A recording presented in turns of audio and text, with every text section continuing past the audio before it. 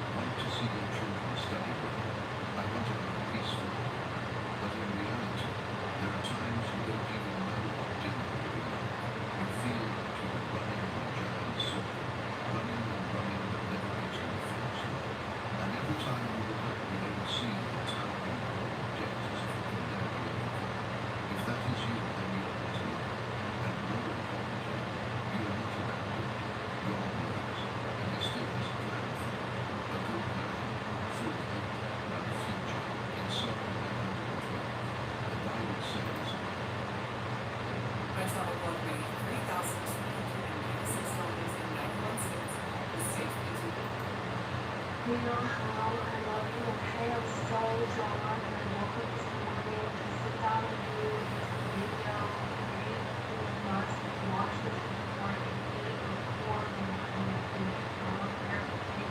There's something so magical that we're coming into the realization that it's real, that it's happening in you, that it's changing everything. People around you are starting to pick up on this as well, okay? They're starting to see that you are great. You are a bridge between the world. This whole world is meant that you were segregated. You were separated. You were never really connected to anything, to anyone. But this is because you are the ultimate connection. You represent the ultimate connection. And there are new guys that are coming for you here, and these guys, here's the thing when you're starting to realize, these guys are you. They are you in your level. Okay? There is not a separation here. There is a higher level guy, there is a higher level aspect of self that you have to make connections to. And this goes back to the beginning of time. This is why it's seen like this. Like you kind of see it, and it's like flashing and flashing and turning back to the beginning of civilization.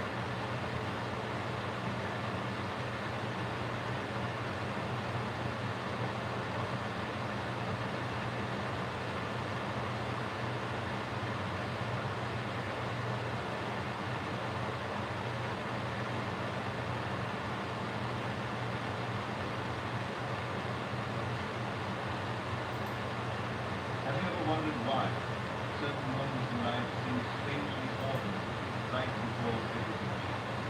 What if I told you that this August is not simply another page in the calendar, but a doorway that countless people will walk past without looking, yet somehow you were guided through, not by accident, not by grace, but because something inside you has been searching for an answer your logical mind could never explain.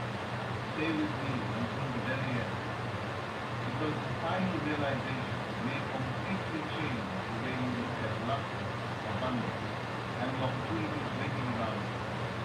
Because the greatest jackpot isn't always announced with flashing lights. Sometimes it arrives quietly. Only those who recognize this arrival are able to receive it. Take a slow, deep breath, allow your shoulders to relax. Leave behind every worry, every disappointment, every story you've been repeating about why things haven't happened for the next few minutes. Imagine that nothing from your past has no problem inside you. Imagine that this very moment is the beginning of an entirely different chapter. Because perhaps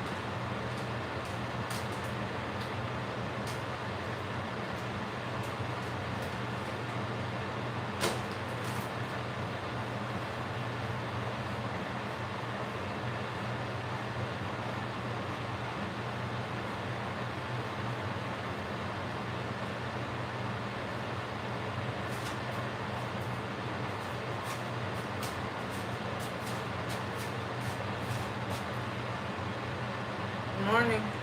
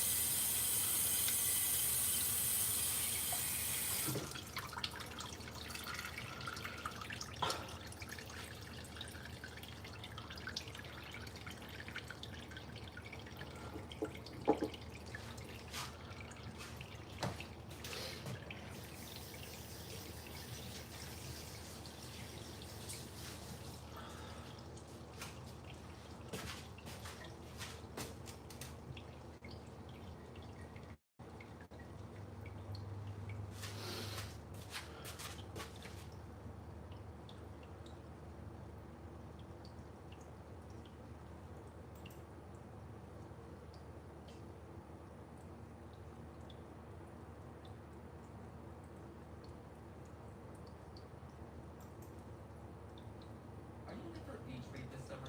May I suggest your big wireless bill, where you realize you've been overpaying the entire time. Fortunately though, mid-story's better. Every plan, $15 a month. Even unlimited. That's it. Happy ending, 0 tears. Spoiler, it's only 1 page.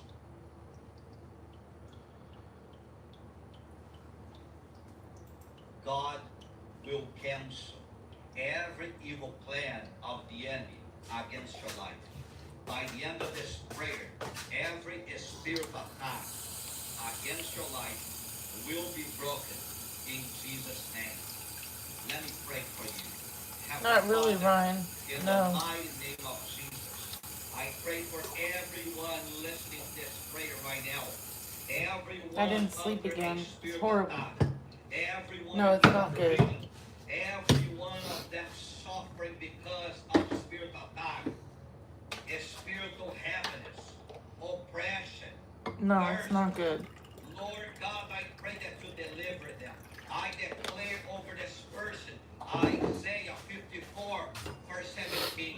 Your word says that no weapon formed against us shall prosper. I declare that every demon on assignment against this person, every spirit attack, every witchcraft, every curse, every word curse against this person, I say, break it out in Jesus' name. Break it in Jesus' name. It's going to come out. Every unclean spirit, I rebuke you. I bind you in the name of Jesus. I say, devil, get out of this man. Get out of this woman's way. Every one of them suffering because of a spirit attack.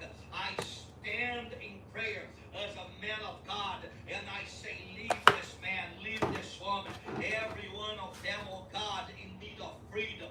Every one of them suffering in their health, suffering in their finances, suffering in their love life, suffering in the families because of a spirit attack. I pray that you break every weapon. I pray that you break every snare. I pray that you break every attack of the devil against this precious man and woman of God. I pray, oh God, deliver them.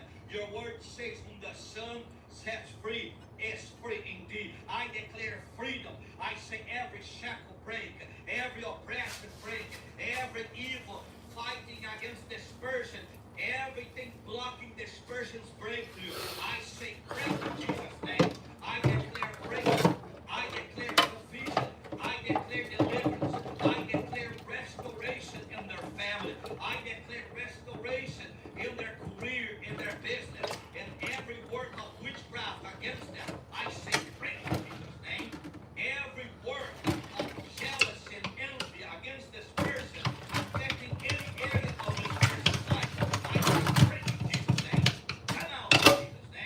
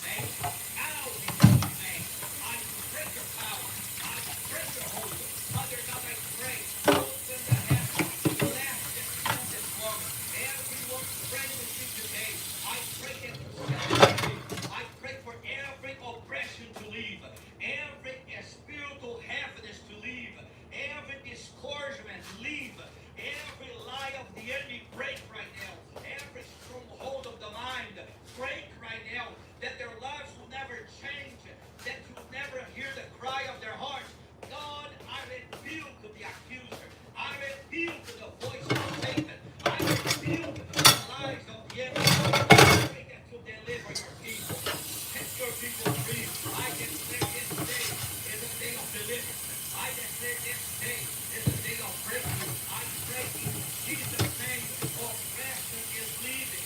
Every lie of the enemy is leaving. Every spirit of sickness leave. Every financial hindrance leave. Everyone in need of healing in their love life, I pray that you heal them. Everyone in need of a miracle in the family, I pray, oh God, every area concerning this person's life, that you set them free. I pray, Lord God, that you fill them with power. Fill them with the Holy Spirit. Empower and stand in order to walk in victory. Victory is their portion. Give them a passion, a hunger to walk with you all the days of their life. Give them a hunger, a passion to walk in obedience, to walk in your will. Lord God, I pray, deliver this person. Set this person free. Empower them by the Holy Ghost. I say, man, I bless this Lord. I bless every child of God. I bless everyone under the sound of my voice. And I pray, let good news come on their way. I pray that freedom come on their way. Let them begin to feel better from this moment forward. And every oppression, every contraction, every heaviness, I say, leave in Jesus' name. Leave in Jesus' name. I declare freedom. Just take a deep breath. Come on, people of God. Place your hand on your heart. Thank you.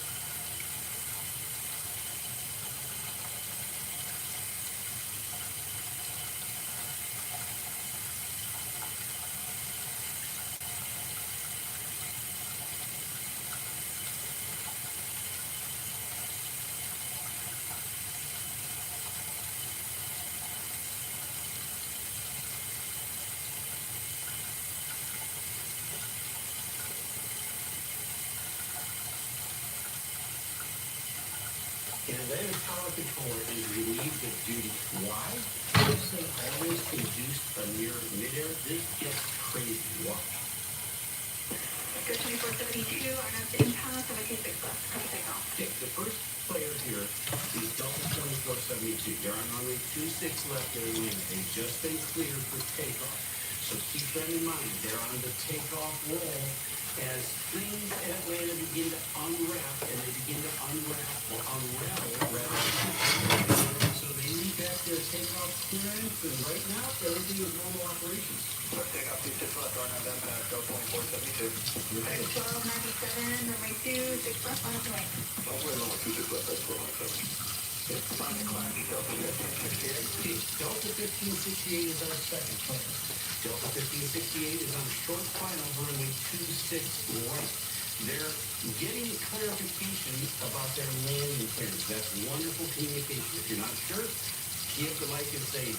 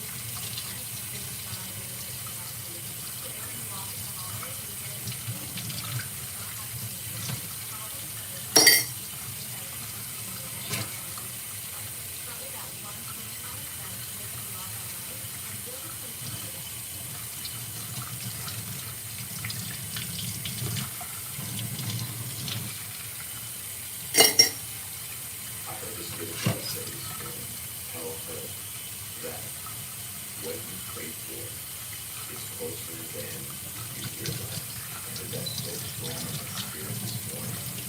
I wanted to say that right off the bat because I need you to understand that this word is different. It's different. This word is going to be a word that I believe is going to be the answer to many of your prayers that you've been praying this season. Before I get into this word, let me give you some context behind it. Because the moment the Lord dropped this in my spirit, He instantly gave me this verse. And I want to read this verse to you. It's out of Mark chapter 11, verse 24. If you want to type that down in the comments. It's therefore, I say to you, whatever thing that you ask when you pray, believe that you receive and you will have them. Now I heard the Spirit of the Lord as He dropped that word. I heard Him say that so clear. And this is what I heard Him say for you. What she has been praying for is closer than she realizes in this moment. And as I was praying, I couldn't get away from this last word the Lord dropped in my spirit was the word closer. And He kept like repeating this word. It was like on repeat. And I kept hearing it over and over and over again in my spirit. Then the Lord began to show me why He was repeating it, why He kept showing it to me. Some of you have started measuring how close you are to the promise by what you can physically see, is what God spoke to me and showed me in the spirit. Now, the reason why God showed this to me was because He wants you to know a few things that is very important in this season of your life.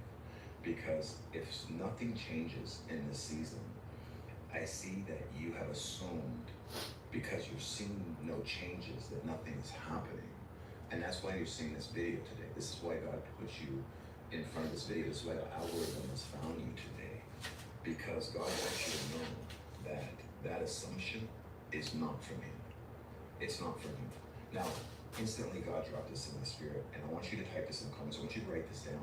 Make this plain on paper, because participation with the word is so important. That's why you keep hearing me say, type this in the comments, say this. Why? It's because if you understand the value of participating with the word, you wouldn't get annoyed by me saying type it in the comments. You'd have an attitude of gratitude that you get to participate with the living word of God in your life. You get excited. And I need you to get excited right now, because things need to shift and change in your life. Your life, the things you've been going through, sometimes it hasn't felt fair. It's felt very unfair. But God wants you to know that He's rigged everything in your favor. That things are going to come through for you in a way that's going to be very unexpected, which means you're not going to understand this, says the Lord. Now I hear the Lord saying this so clearly for you. Stop measuring my faithfulness by what your natural eyes can see. Stop measuring my faithfulness by what your natural eyes can see. Because you say you can see the problem, you're really blind to what I'm doing. But God says, when you understand that people are going to look at you and they're going to perceive you as being ignorant and blind, because you're going to be speaking only what the Father speaks, which they have no clue about, because you understand spiritual things and they do not.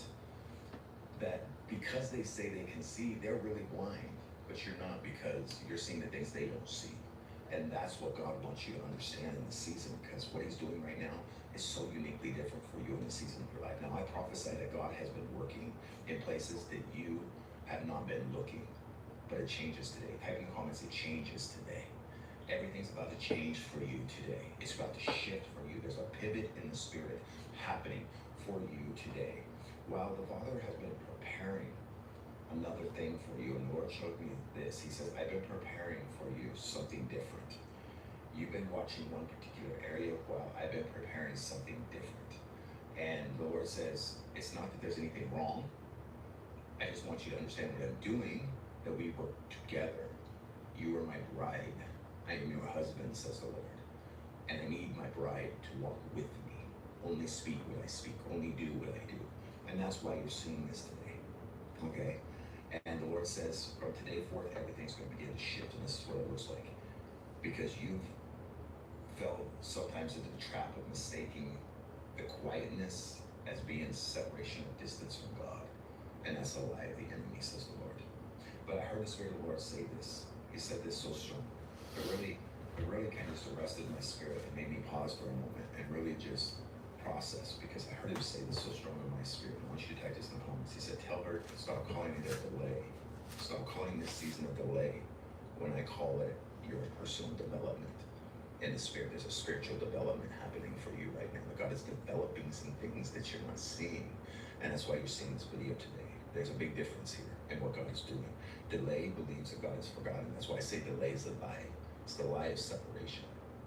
All right? So that's why I keep telling you, don't believe delay. Don't fall into that trap, okay? Development, spiritual development, that's the one who understands wisdom, type wisdom in the comments, is prophetic wisdom right now, okay? Development begins to understand that God is preparing something strong enough to remain and last. And that's what you really want, something to last. You need stuff to remain and last. You want establishment. You want to be established. And God is trying to establish some things behind the scenes that you're not seeing in this season. And I see that you've been asking God this. The Lord showed me this, and this is a word of knowledge. You've been asking God, why hasn't it happened yet? Why don't I not see anything yet? And I instantly heard the Father say this: can you see what I've already been doing? Stop and pay attention to what I've already been doing. Look where you're at. Look at the provision I've already done for you. Pay attention to the little things so you won't miss out on the big things. You're looking at the big thing and you're missing out on the little things. And God has sent me as a prophet, priest, and king to help you get your focus back on who He is for you. And God is working in the little things and the details. And see, I see in the spirit that many times the distraction comes because you haven't had someone care enough about you that they worry about the little details in your life, the little things. The little things matter the most. And that's what's important to you. And that's how God works. He's not a carnal individual. He's not a carnal man, right? He's not trying to rush. He's taking his time. He's paying attention to little details. And you're always seeing people trying to focus on the big things. And it causes you to lose focus of the little things and focus more on the bigger things, thinking that's what the issue really is. And God says, no, I need you to pay attention to little things. Type of little things matter in the comments if you're hearing what the Spirit of the Lord is saying. So important.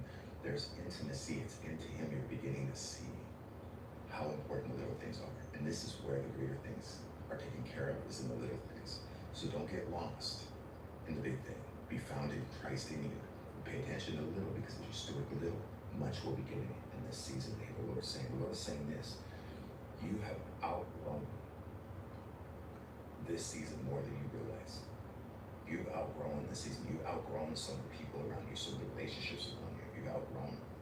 And it doesn't mean necessarily you have to separate yourself from all these people. It's just you've outgrown them. That's why people don't understand you. You're different. You're different. You're unique. You're unique as your thumbprint.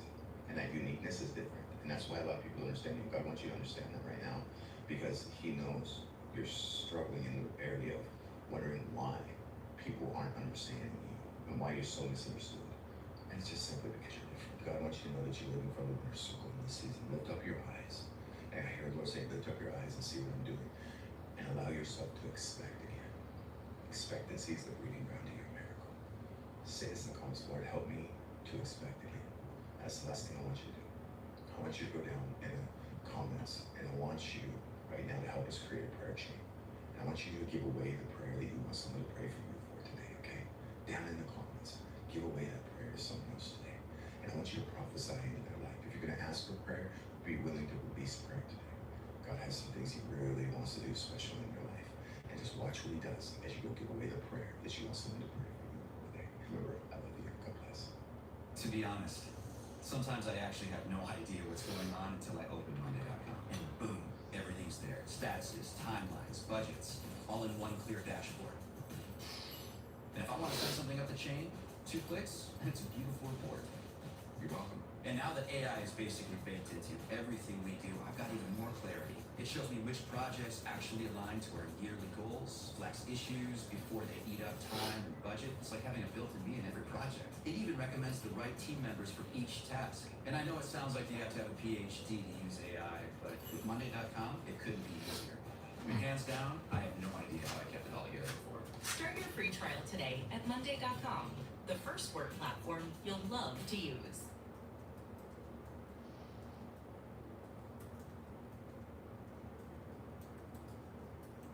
Hey, would you like your very own Shopify store? We're literally completely free, by the way.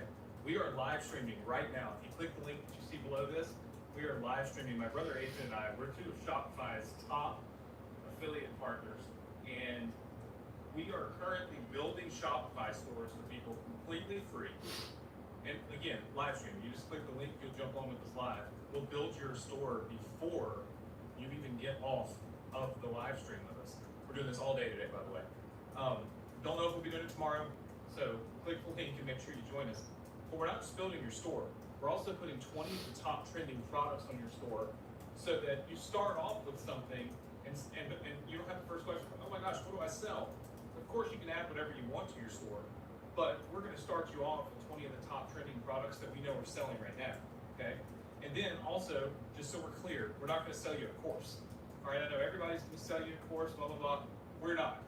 The reason we're not is, like I said, we are some of Shopify's top affiliate partners in the world. And they pay us a commission every time we send them somebody to get a Shopify account. So we actually really don't have to charge you anything to build you a store. And we don't want to sell you a course. We want to give it to you. Because Shopify actually won't pay us unless you keep your store for 90 days. At least the time I'm filming this, it's 90 days. That's wild.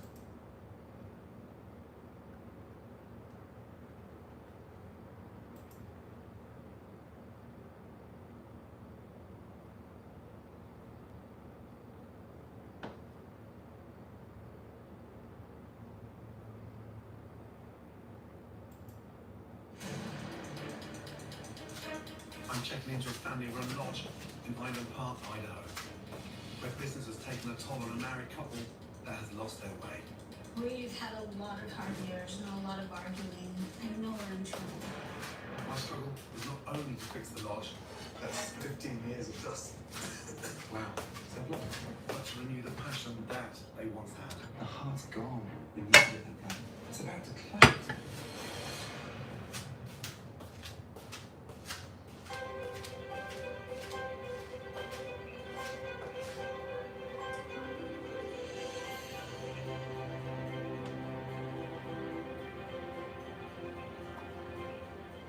When I first came into the area, I saw this piece of land. It was right next to one of the world's best fly fisheries, the Henry Fork of the Snake River. And we jumped right on that piece of property and started building a lodge. I thought I could fly fish while I had the phone in my pocket taking reservations. And that actually happened early on in the early days in 1999. Dave would go cut the logs and peel the logs. Sometimes he'd make our sons peel some logs, but they were pretty little.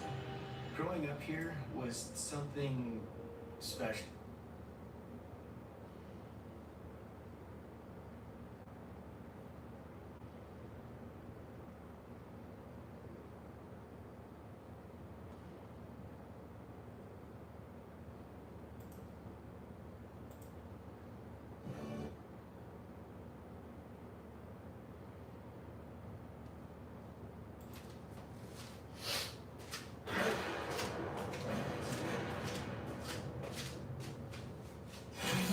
Kitchen Nightmares, Gordon heads to the Hamptons for some traditional Irish fare. Spring rolls with mustard? But finds a family pub that's lost its way.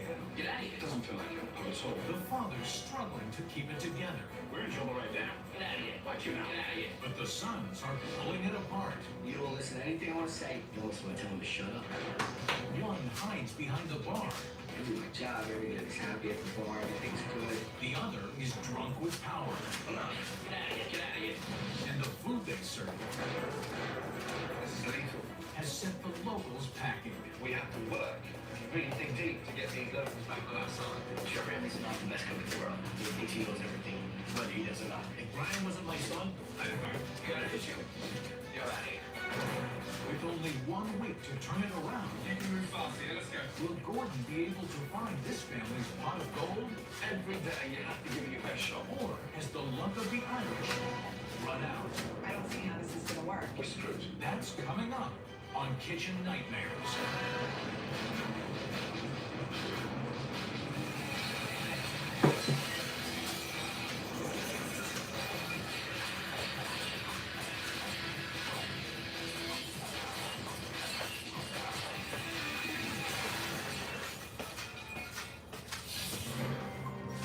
The Hamptons is a beautiful getaway for the rich and famous in the summer. But in the winter, it's a quaint village inhabited by a tight-knit community. Among the many eateries here is Finn McCool's, a family restaurant, which is unfortunately dying.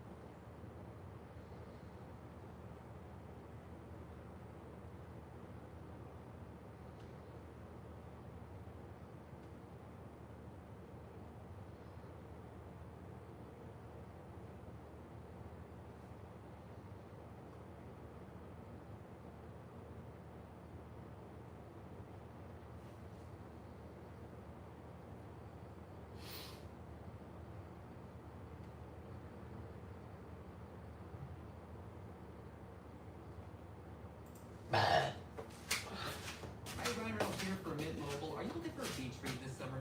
May I suggest? How you doing today, Ryan? It's got suspense, mystery, slightly flat, emotional arc, and a shocking twist where you realize you've been overpaying the entire time. Basically, Dostoevsky with romance. Fortunately, though, the story is better. Every plan $15 a month, even unlimited. That's it. Happy ending. Zero tears. Spoiler. Totally okay. It's more of a novel case. Truth be told, I do not read.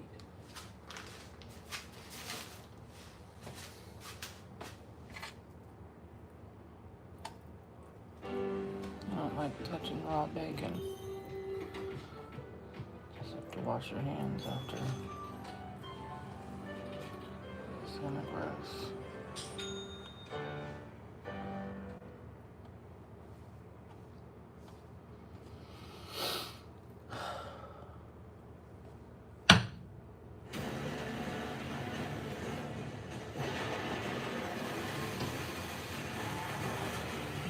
Bloody hell. Look what's happened to the road down here. They're disintegrating literally into a river.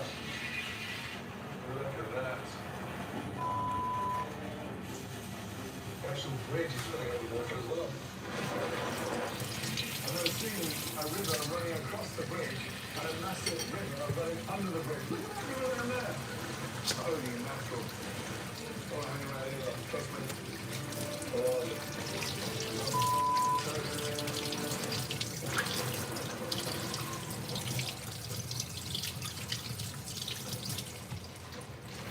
This is the untamed corner of Hawaii, the Hana Coast. I'm 2,500 miles out in the Pacific. On the Hawaiian Islands, exploring Maui's rugged Hana Coast. It's home to an incredible culinary culture. Here, Hawaii's staggering array of unique indigenous ingredients rub shoulders with exotic foods brought here by immigrants from across the world. I've heard the results are mind-blowing, and to find out firsthand, I'm meeting trailblazing local chef Sheldon Simeon. So excited to be here. Look at this coastline. Yes, this is amazing, right? Voyagers came here using the wind, the stars, the birds, and they found this magical place. Appropriately, for the home of surfing, Sheldon's been making waves with his modern spin on classic Hawaiian dishes. These two restaurants showcase the best of the island's diverse, multicultural cuisine. And trust me, there's a lot more going on here than chopping pineapple on a pizza. Everyone's not really from Hawaii. Everyone had to come from somewhere. My grandparents came from the Philippines.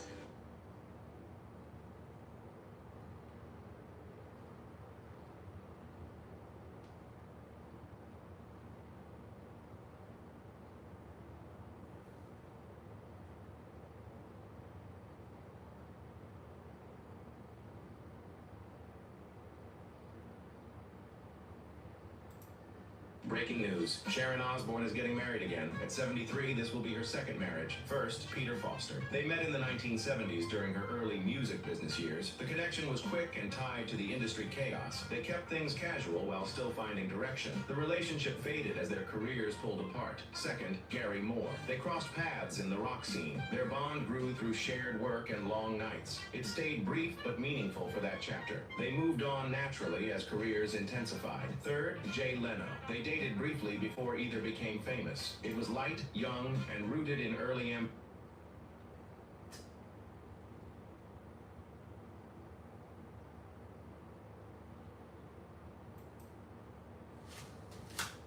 Why get a GoDaddy domain? There's no reason. Opportunity, potential. It all comes from nepotism. Our GoDaddy domain, our legacy built in minutes with the help of AI. Net? Pretty soon, we will be the most successful private business in the tri-state area.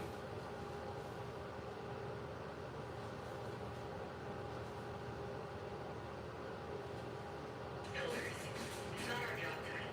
It's a mindset. Phase 44. We're done. Done waiting. Done accepting something can't be done. We're here to build. Can't sit still. Phase 44.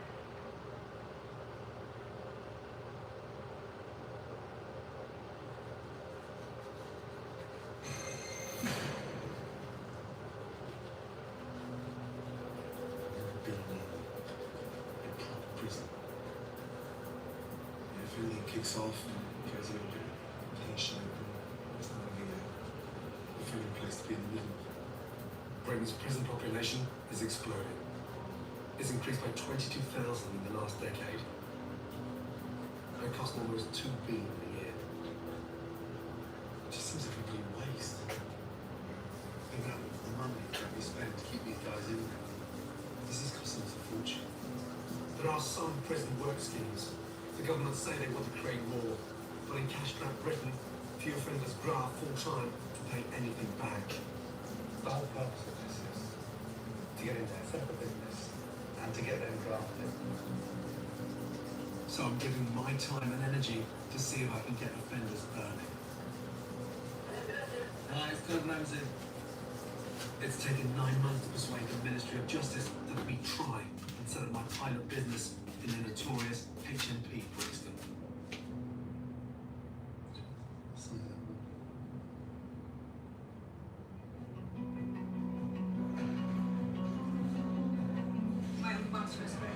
The governor's put the word out about my idea, and a few of the prisoners are curious about my plan to cook on the inside and sell on the outside. ID? Mobile phone? Yeah. Brixton is a Victorian Category B prison with 800 inmates.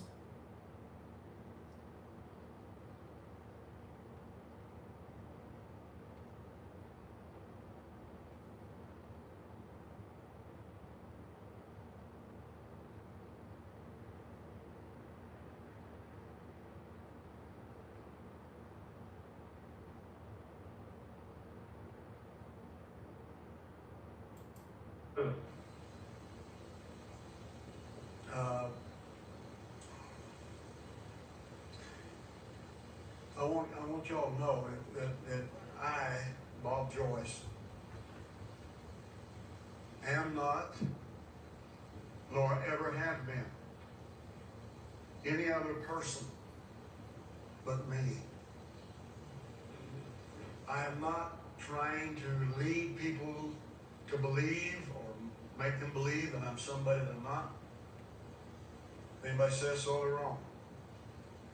This church is not running some kind of scam or scheme to make money.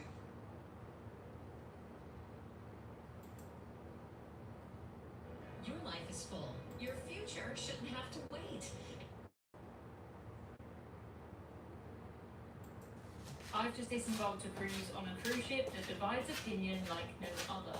Some people describe her as the world's ugliest cruise ship, but what she looks like from the outside is just the start of why she's so controversial. From the layout to the entertainment, the ship is completely unique. The cruise line that built her never used the same design again, and even though 2 more were planned, they were cancelled. The first time I cruised on this ship was with my family back in 2015 when the cruise ship was only a few years old. Although we had a good time overall, I do remember us having a few issues, and I wasn't planning on sailing on this ship again. When I saw that she was in Europe though, on an itinerary that suited me, I knew that I had to give her another go.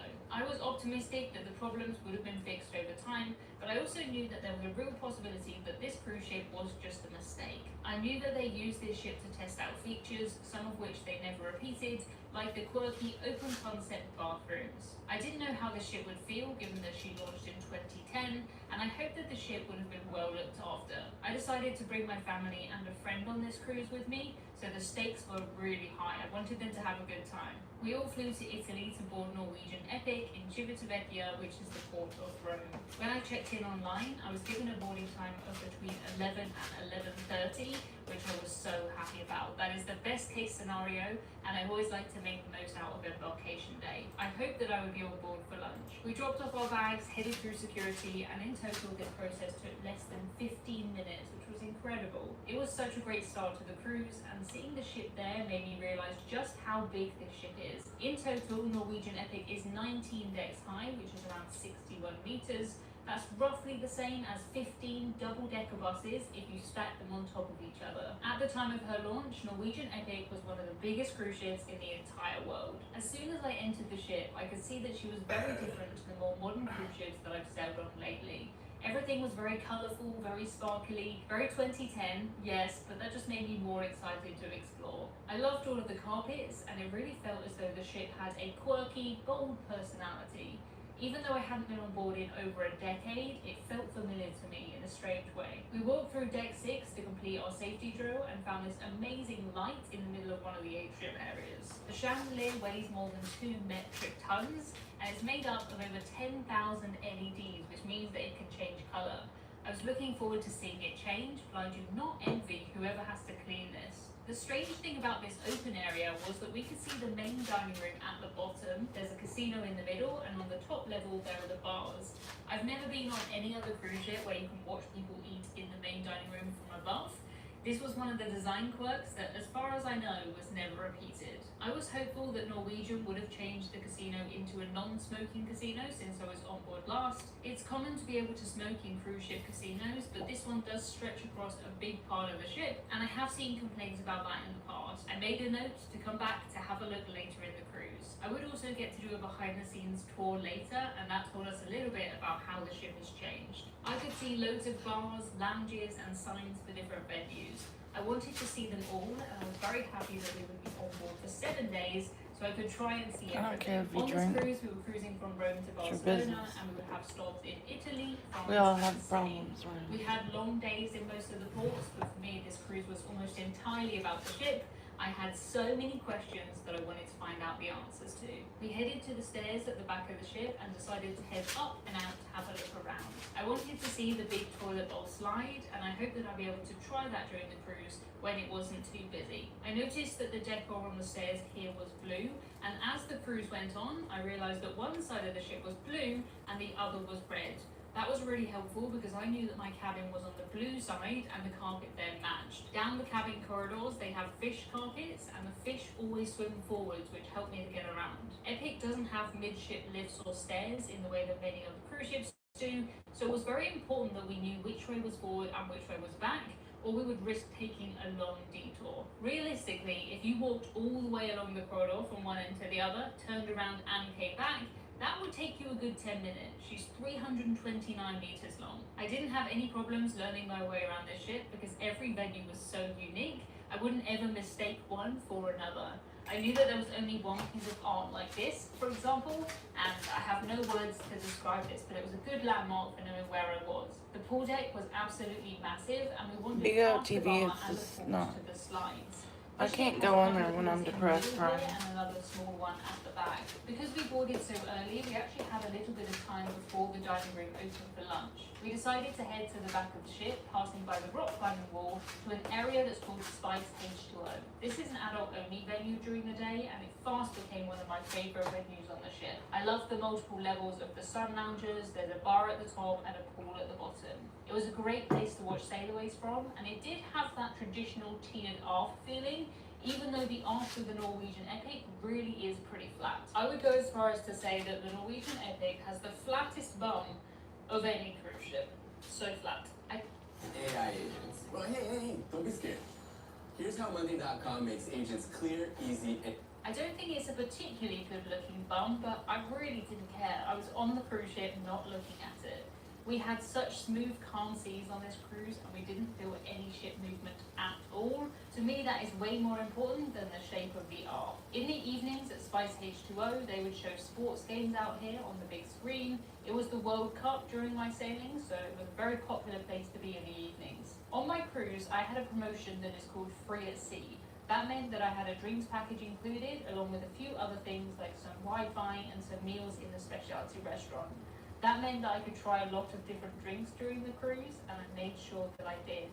The frozen cocktails went down particularly easily because it was so hot, and Mango Meltdown is definitely my favourite. I did wonder if the heat would make it difficult for me to do all of the things that I wanted to do, but only time would tell. Most of the things that I wanted to do were inside anyway. I wanted to go to some game shows, do a theatre entertainment, do lots of eating, and I hope that I would get to do that behind the scenes tour. On the bar here and in other areas around the ship, there was always lots of water with plastic cups. I was really happy to see this because I knew just how important hydrating would be on this cruise. The main dining room opened for lunch at 12 and we headed straight there. Norwegian Epic has two main dining rooms. One is called Taste, which is in the middle of the ship, and there's another called the Manhattan Room where we go for dinner later in the cruise. The Manhattan Room has live music playing, which was so cool, and both of these restaurants are included in the cruise fare. It is completeness. I also have a higher loyalty status with Norwegian. I'm on the Sapphire tier, so I was able to have a couple of extra specialty meals. I have cruised with Norwegian more than any other cruise line, most recently on board Norwegian Luna, so this was what was fresh in my mind when I was on board Epic. I hadn't booked any of the specialty meals before boarding, but as we sat at lunch at Taste, we decided to book them within the app. It was really easy to do, and we managed to get a table for 5 in every restaurant that we wanted. We usually ate at 5:30 or 6 or 6:30. I don't know what that which was means. the perfect time for me. The lunch was good, and we all enjoyed our food. The decor here very much reminds me of Elmer the Patchwork Elephant. If anyone remembers that book series, I think it definitely looks the same. It looks quirky, it looks very 2010, but I don't think anyone can accuse this of being boring. After our meal, we headed to the whiskey bar to meet up with my friend Fraser. He was cruising solo on this cruise, and Norwegian Epic is the first ship where Norwegian launched their solo cabins with the solo lounge. That is something that Norwegian have done on every one of their cruise ships since. It's become a really big part of the line. The solo cabins are small, they're designed for one person, and I stayed in one last year on board Norwegian Breakaway. Breakaway was the ship that came after Epic. She did have a few big changes, so I was curious as to which one I would prefer. For me, this was one of the most interesting things about Epic. The ship as a whole was never repeated, but clearly some of the ideas work well, and they've done them on all their ships since. The solo cabins are just one of those ideas. My cabin was a standard balcony cabin, and this room holds up to 3 people. The design is as unique as the rest of the ship is because every room has its little toilet in a cubicle on the side and a shower in a cubicle on the other side. The sink is then in the main part of the bedroom. It certainly is a bold choice, and it is one that some people love and other people really hate. At this point, I wasn't expecting to love this cabin as much as the cabins on the newer ships, but I was curious as to if this would put me off sailing on this ship again, or if the rest of the ship would be worth it. After muster, I headed up to the How are you doing today? sail away party. I was so happy to see that the party was well attended and that there were lots of people on the dance floor. I'm not someone who usually likes to be in the middle of the action, but I do like to be around the action. This was a great cruise for that. Most nights there would be a party up here, and it always had a different theme. The glow party was my favourite, even if it did mean that I had to be very careful not to spill any of my dinner on my white dress. We watched many sailaways from the top deck here, and we quickly learned where the shady spots were. I felt as though this ship had a lot more top deck space than I was used to on other cruise ships, but I also knew that this ship didn't have the waterfront promenade that the newer Norwegian ships have. That is one of my favourite places on the newer ships, so I hope that I wouldn't miss it too much. Norwegian Epic does have a promenade deck, and we did see some amazing sunsets from here, but it isn't the same as the waterfront on the newer ships where you can eat outside and you can sit on all of these comfortable seats. The running track on this ship did make me laugh though. Here is a photo of that. We had our dinner at the noodle bar, which was an included option that I've never eaten at before. I really enjoyed this meal, and it was so good to be able to go to it wearing shorts and a t-shirt. Norwegian are the most relaxed cruise line when it comes to dress codes, and even when we were going to a specialty restaurant, we could wear shorts. Given how hot it was, that was perfect. The food here was great, and it was very much a casual option where you ticked what you wanted and then your food arrived. At the back of this restaurant area, there is a specialty restaurant, and I had booked that one for later in the cruise. Specialty restaurants are restaurants that usually cost extra, and they have a specific theme. How I you had doing 3 of today, them Ryan? included as part of my free at sea package. Hope you slept and better it than I seems as did. though most people on the cruise did have that package too. I wondered if that would make a difference to how busy this ship felt. Back in 2015, I cruised on this ship actually over Christmas, and it definitely felt crowded in some spaces. Back then though, I didn't go to any specialty restaurants, and the free at sea promotion wasn't really a thing, so I suspect that more people were just in the included options. This cruise was in summer, so I was expecting it to still be quite busy and lively, but it definitely didn't feel as busy as my 2015 cruise so far. I can see how a ship like this might feel very different depending on the weather and also the itinerary. If everyone is trying to be inside at once because the weather is bad, it would definitely feel much busier, like any cruise ship would. On this cruise, because the weather was hot, so many people were spread out between the outside decks, the bars, the restaurants, and the lounges. I do think it's really important to look at up-to-date reviews when you consider a cruise. A lot of the older reviews for this ship talk about the casino being smoky because people used to smoke in here. Norwegian have changed that by making the casino non-smoking and just including a smoking room. I would hate for somebody to miss out on taking a cruise that they would enjoy because they read a review that was written in 2013 about something that is completely not relevant anymore. The casino still takes up a big part of the central areas of the ship, but the smell of smoke wasn't the problem that I remembered last time, and that made a big difference. The only place where I really saw big groups of people other than the parties was in the theatre where we would go next. The theatre holds a little over 600 guests, and we went here on the first evening for a show that is called the Welcome Show. At this show, we met the cruise director, we were introduced to some members of the team, and we had a preview of the entertainment that would be coming up during the week. That was great because it meant that we could decide cook what that we bacon, wanted to right? come back to later. The main headline shows of this ship are Burn the Floor, which is a dance show, Red, White and British, which is my personal favourite, and the Epic Beatles. They also played a show in here.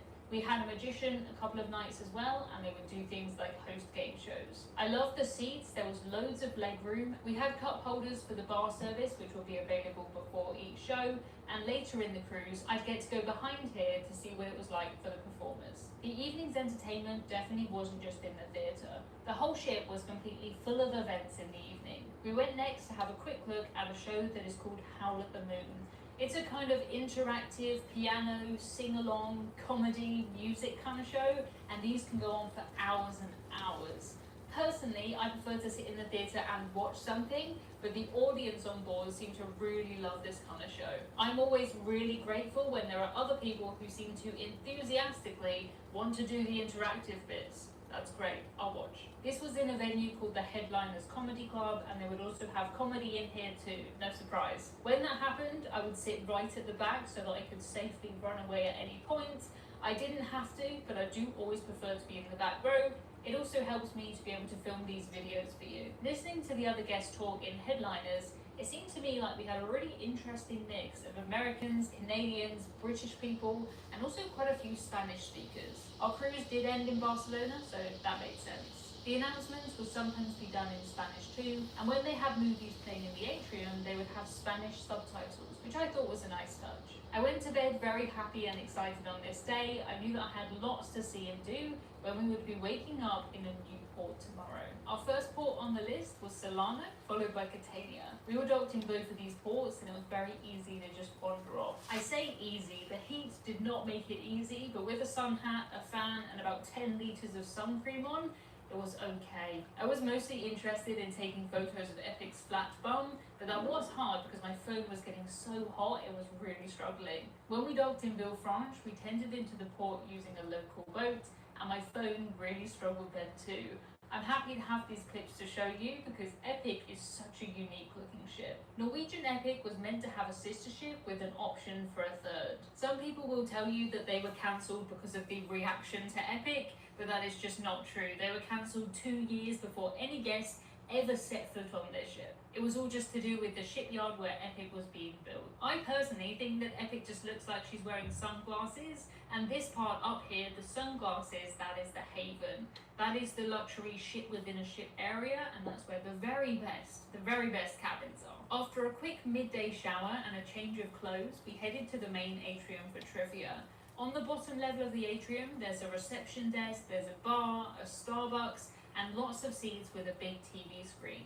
It was here that they would do the Future Cruise presentations, trivia, and a few game shows. My favourite thing about this area is one level up. That is Oceans. This is a casual restaurant that is open 24 hours a day. Here you can get things like burgers, chicken wings, sandwiches. The seats stretch right the way around the ship, and it really does feel very pub-like to me. We never had to wait for a table here, but at popular times, like when everyone comes back on board from their time in port, I did see that they gave some other people a little buzzer, and they would use that to tell you when your table was ready. The service in here was really good, and we all enjoyed everything that we ate. I will say though, the portion sizes were really big, and the starter salad was the size that I would normally have as a main. I realised that the portions were so big, so I would just start ordering less, because I hate wasting food. One night we went back to Oceans at almost 1 a.m, just because we really wanted some chips. So I'm at the coffee shop and this woman walks up to me like, hey, I saw one of your ads, but you actually have Mint Mobile. I was like, yeah. Bro, she was really like, I can't prove it. So I put it on my phone and I showed her in the top right corner, it says Mint. And I was telling her how much I was saving compared to what I used to pay. She was almost shocked. Like genuinely shocked that Mint was actually good. And I was telling her that now is pretty much the easiest time for her to switch. Because Mint's offering where you can choose any other plans, the 3-month plan, 6-month plan, or the 12-month plan. Yes, this includes unlimited premium wireless, any of them, for $15 a month. I'm just out here doing my civic duty, putting people onto a great deal, having them take advantage of it, save money. Simple. I don't know if she went home and switched, but that's what you should be doing. What the hell is that for? It was great to have this as the late night option because the buffet closed most days around 9:30. Right at the back of the buffet, I found something amazing. The buffet itself was pretty great. It had lots of seating, it had lights that looked like giraffes, but this area down here was something extra entirely. This is the La Cucina Specialty Italian restaurant, and this is where I was having my dinner. I've never been to a specialty restaurant before that you have to access via the buffet, but that is exactly the kind of quirk on Norwegian Epic that I expected. On this cruise, I just stopped asking myself why, and started asking myself, why not? Why not have a specialty restaurant that's under the buffet? Why not have a barber shop that is randomly in the middle of the bar? Why not have a main dining room that's under the casino? It definitely felt as though this ship was an experiment, but personally, I love that. Without Norwegian testing things out on this ship, we wouldn't have the newer ships, and that would be very sad. The meal that we had here was probably my favourite of the whole cruise. Everything was so tasty, and the views all the way around were amazing. We also had a specialty meals in Cagney's, the steakhouse, where I had the classic Cagney's chocolate cake. The menus on Epic are the same as on the other Norwegian ships, so I knew what I wanted before I went into most places. I didn't know that the wine glasses would be so huge at Cagney's on Epic though. This is at least double the size, maybe triple, and this is how much Pepsi Max I'd like when I ask for a glass of it. Norwegian are a Coke ship, it's not a Pepsi ship, but it was so hot on board that I honestly didn't mind. I even had ice in my drinks on this cruise, and that is something that I always ask to not have, but it was so hot I really needed it. It was between 33 and 38 degrees Celsius every day, which is around 100 in Fahrenheit. After dinner, I headed to a venue that I hadn't explored yet called the Bliss Lounge. This is where we would come to watch karaoke, and it was very much a late night venue that was all dark and moody. It was very comfortable and cool. I felt very uncool in here one night though when I was accidentally in this lounge at the same time as the 18 to 25 meetup. I love that Norwegian did this, but I was not paying enough to the daily schedule, and we all of a sudden felt very old. It probably didn't help with the feeling old thing that at the time that we realised we were literally using a torch to light up the menu because it was so dark. Heading out around the ship, we saw lots of people who were shopping or spending their evening in the casino. I decided to do my usual $10 gamble, but unfortunately I did not win. I headed to bed soon because I knew that I had to get up very early for the behind the scenes tour. Because of my loyalty status with Norwegian, I have a behind the scenes tour included, but that tour time was 7:55 a.m. on a sea day. Our tour started behind the scenes at the theatre. We got to have a look at the theatre dressing rooms and we were able to ask questions about the shows that were on the ship. We went next to the laundry, which is my favourite part, and they have staff working in here 24/7 to make sure that everyone has the bedding, the towels, whatever else they may need. It is such an impressive operation. The folding machines were really cool to see, and it was nice to get to say thanks to the people who usually don't get thanked by the guests. We were shown next to the fridge where the fruit was stored. It was a lovely break from the hot weather outside, and I took this photo just because this really made me laugh. The rice here, it says that it is extra fancy, and the melons were the best quality, it says right there on the box. It's easy to forget that there are thousands of people on board the cruise eating every single day, and depending on who is on the cruise, the food consumed can vary a lot. They might have a lot of people on board one cruise who love eating cookies, and then the next cruise, everyone likes eating watermelon. Wandering through the galley where they prepare and cook the food was so interesting. They even handed out freshly baked cookies to us. I'm so happy to see that here they are preparing enough bread for me for the week.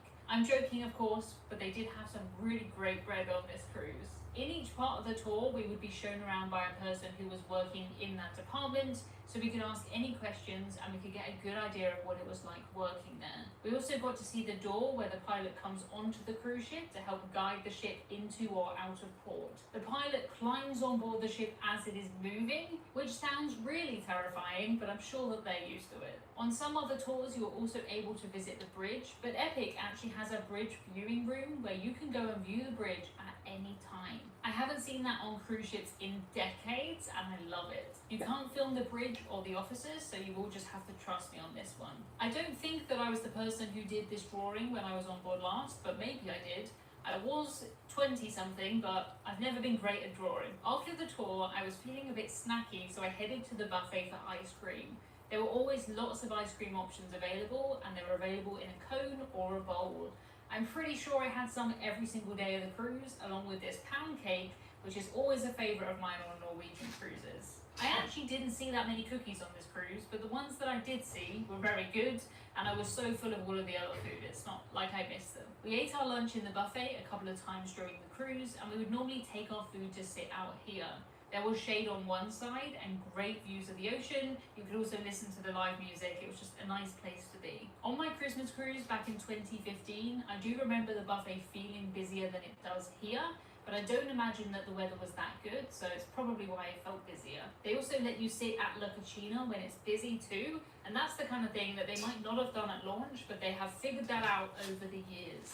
Originally, this ship actually had 2 bowling alleys, but now she has just 1, which I think is plenty. They added a Starbucks, and they also changed one of the venues into what is now called the Cabin Club. This is where the Epic Beatles tribute band play, and it is a very small room. We didn't go and try and see the Epic Beatles actually in this room. We saw another band performing here, and then we went to see the Epic Beatles when they were in the theatre. For me, that was easiest and just the best of both worlds. There was live music all around the ship, and generally the mood on board was really, really good.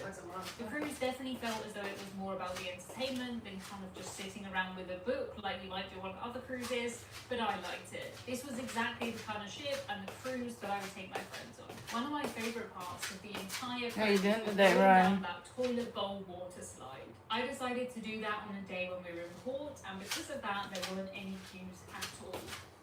Watch this. I'm going to launch a business in 60 Let's seconds see using if, Shopify's AI sidekick. See if I can go on Bigo. But I'm gonna go on Stitch's broadcast, not on mine. For a minute.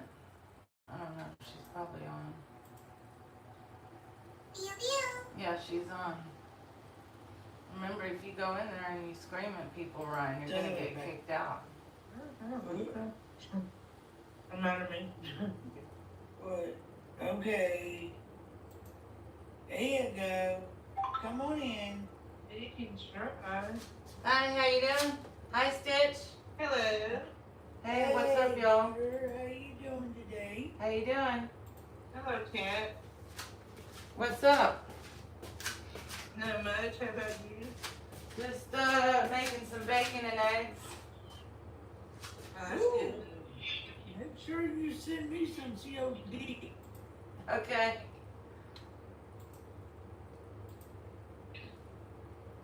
So you don't need me to cook for you, that's your friend's house.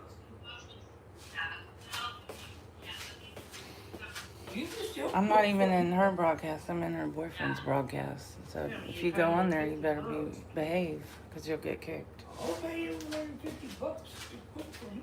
Shit.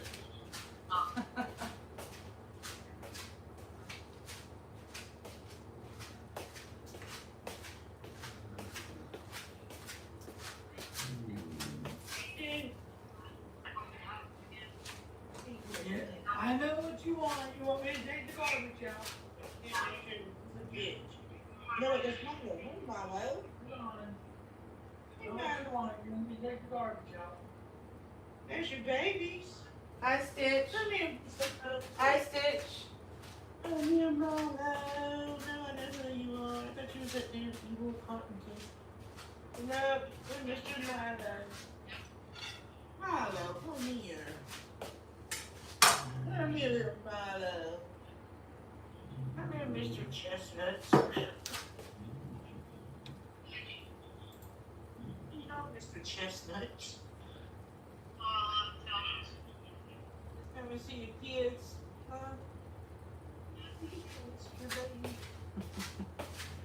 I'm not on my broadcast, Ryan.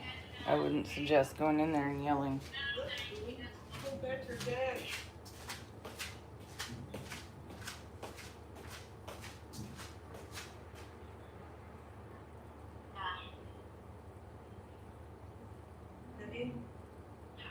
Father, can we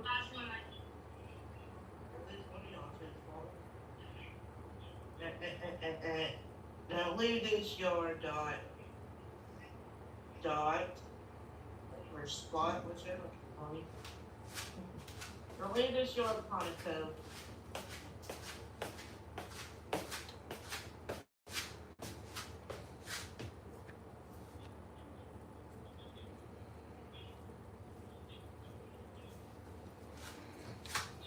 Okay.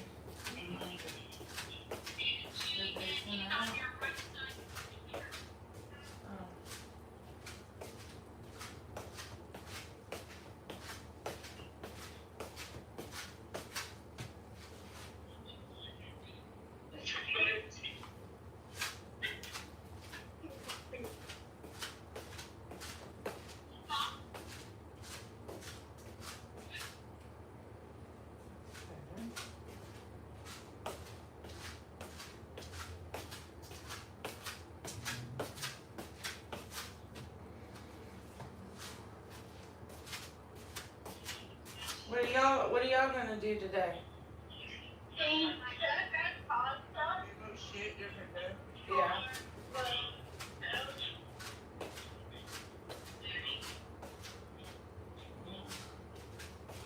Kind of the way it works.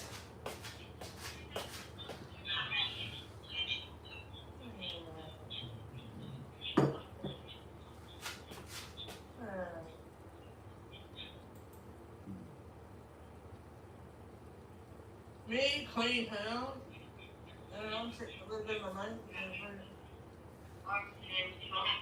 Yeah. Aww. I might go live. I don't know. Huh. The hell? I don't know. Trying to get out of my depression.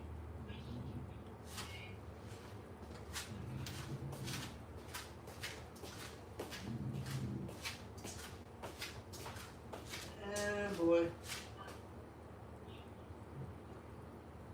When we go there, ever forget that we do go there.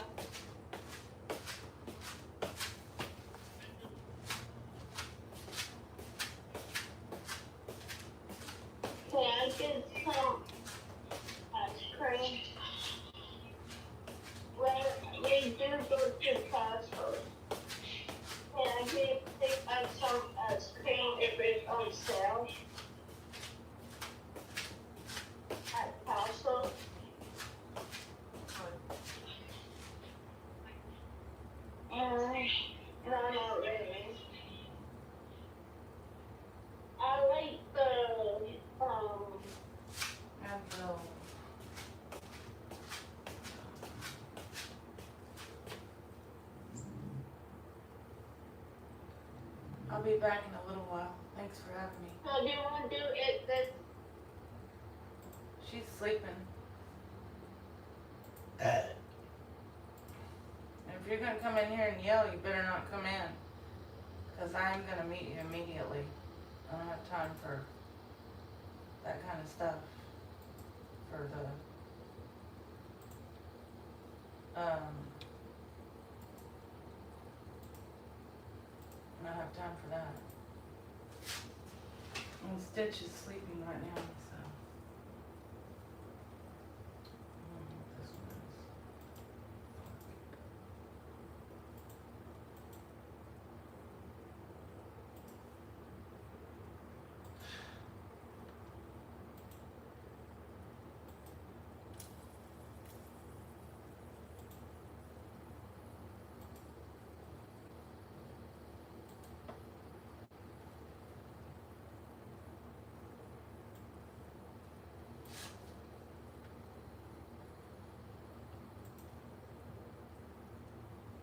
Why get a GoDaddy domain? Here's one reason. Before I got a GoDaddy domain with a professional email address, people sometimes have the wrong idea. Party Girl 789? I don't know who that is.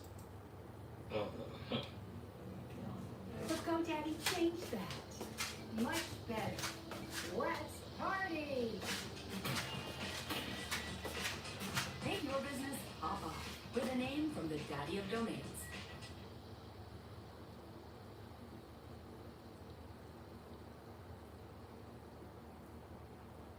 Are you tired working multiple jobs and have no time for your family?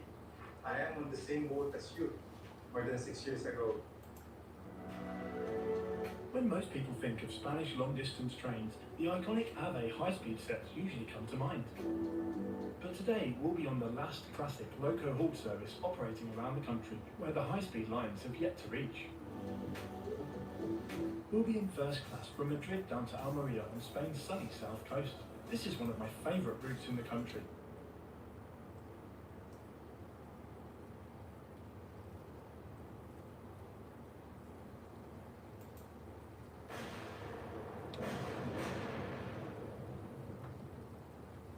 Tonight on Kitchen Nightmares, Chef Ramsay heads to a beachside eatery in a town called Hull. It's ridiculous! But quickly finds himself in a hellish situation. Oh my god, the sauce are raw.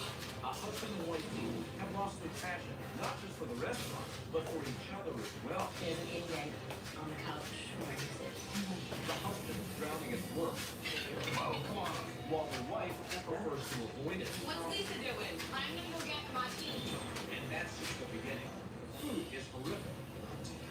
Oh, that's dreadful. And the kitchen is disgusting. Oh, wow. Look at the mess of this place. And the staff is ready to meet. Can Chef Ramsay pull these owners' heads out of the sand? Or will the restaurant and the marriage be forever lost at sea? Where's the shark?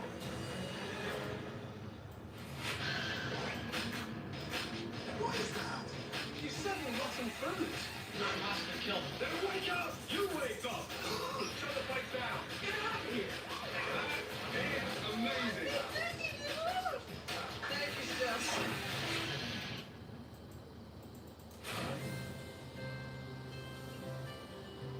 Hull, Massachusetts, a quaint beachside town located just 10 miles from the southern tip of Boston. This is where you'll find Barefoot Bob's, opened in 2004 by husband and wife team Mark. Where did the fucking messages?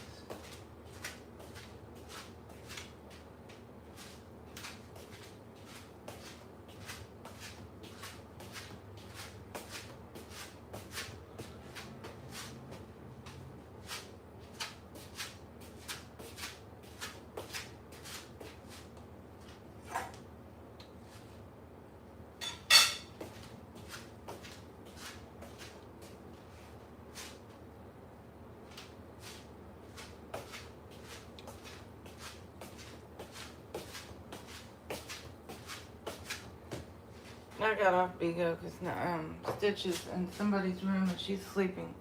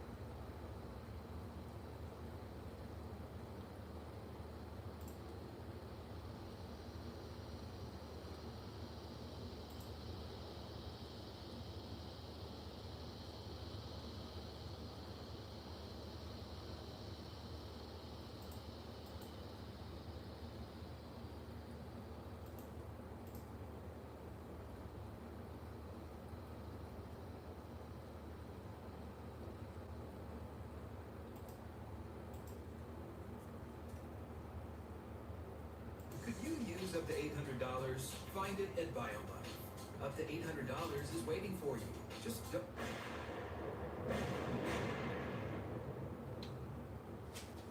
Tonight on Kitchen Nightmare, Chef Ramsay heads to a beachside eatery in a town called Hull. It's ridiculous! But quickly finds himself in a hellish situation. Oh my god, the stalls are raw. A husband and wife team have lost their passion, not just for the restaurant, but for each other as well. There's an inmate on the couch from where he sits. The husband is drowning at work. Oh, come on. While the wife prefers to avoid it. What's Lisa doing? I'm gonna go get my tea. And that's just the beginning. Food is horrific. Oh, that's dreadful. And the kitchen is disgusting. Whoa! Wow! Look who's messing this place! And staff is ready to meet him. That's why I call it a good job, but trying to cook the bacon for lunch. And the marriage be forever lost at sea. You can solve this. Close the shop.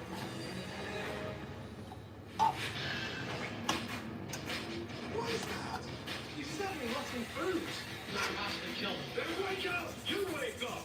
Shut the place down! Get out of here! That is amazing! Thank you, sis.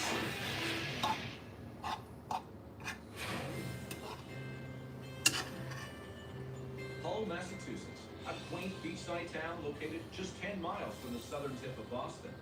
This is where you'll find Barefoot Bob's, opened in 2004 by husband and wife team Mark and Lisa, Arizona. Lisa and I have always been in this industry, and we decided if this is what we want to do, then we have to go out and buy our own restaurant. Welcome to Barefoot Boss. We opened the doors to a great crowd. Hi guys. I think we have a table left. We thought, oh, it's just always going to be like this. Isn't going to be great? And then winter hit Hull.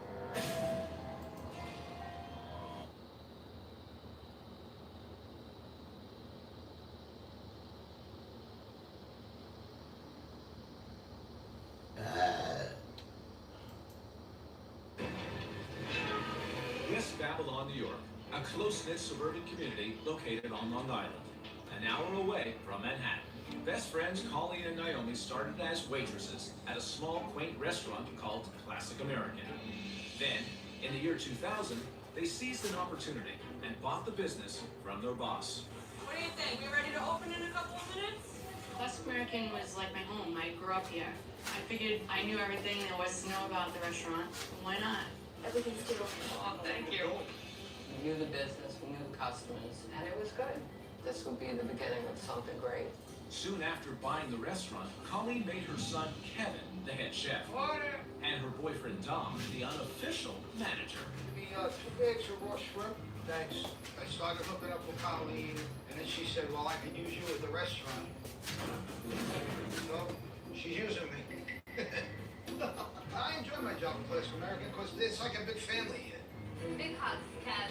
Oh. I don't know about that. For the first couple of years, the place was packed. You didn't have to worry or wonder if you were going to be busy. Now, you get maybe 6 great tables. It's scary. You have to ask yourself, what did I do wrong? What's next up? Every day sucks, yeah.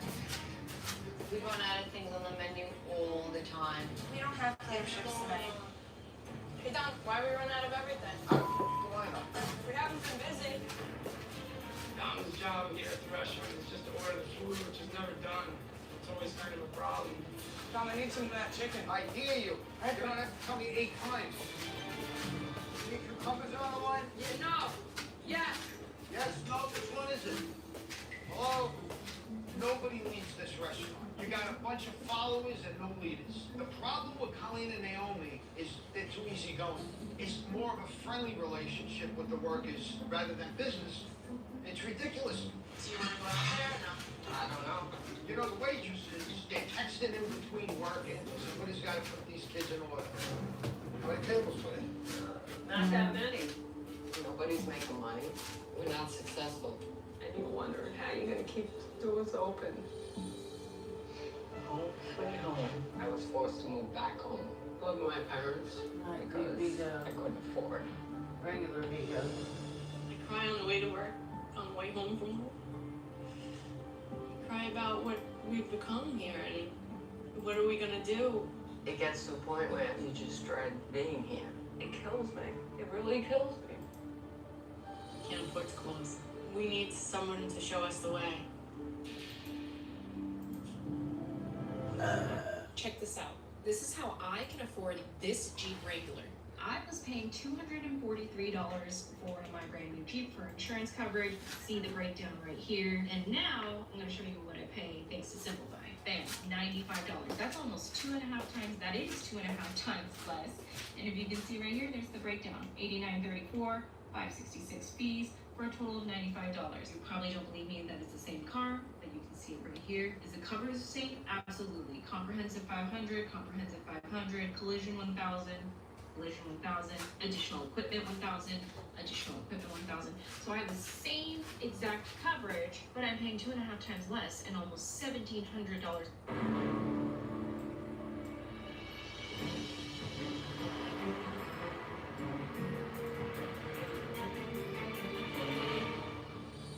Hey, Boris, I'm Dominic. I'm the manager. How you doing? Very well, thank you. Come on in, have a seat. My goodness. Is this it? The dining room is so small. This is it. What the fuck? Obviously not much to manage. The light went is out. Is it normally this quiet? Oh, Saturdays, yeah. The light Now, went out. you look like you've been in this business for 30 years. I have. Over 6 years. What did you do before that? Name Brett. It's you and who? Colleen and Naomi. Okay. They own the place. Okay, brilliant. I'm actually going out with Colleen. You're going out with a colleague? Yeah. I said going out with one of the owners? Yeah.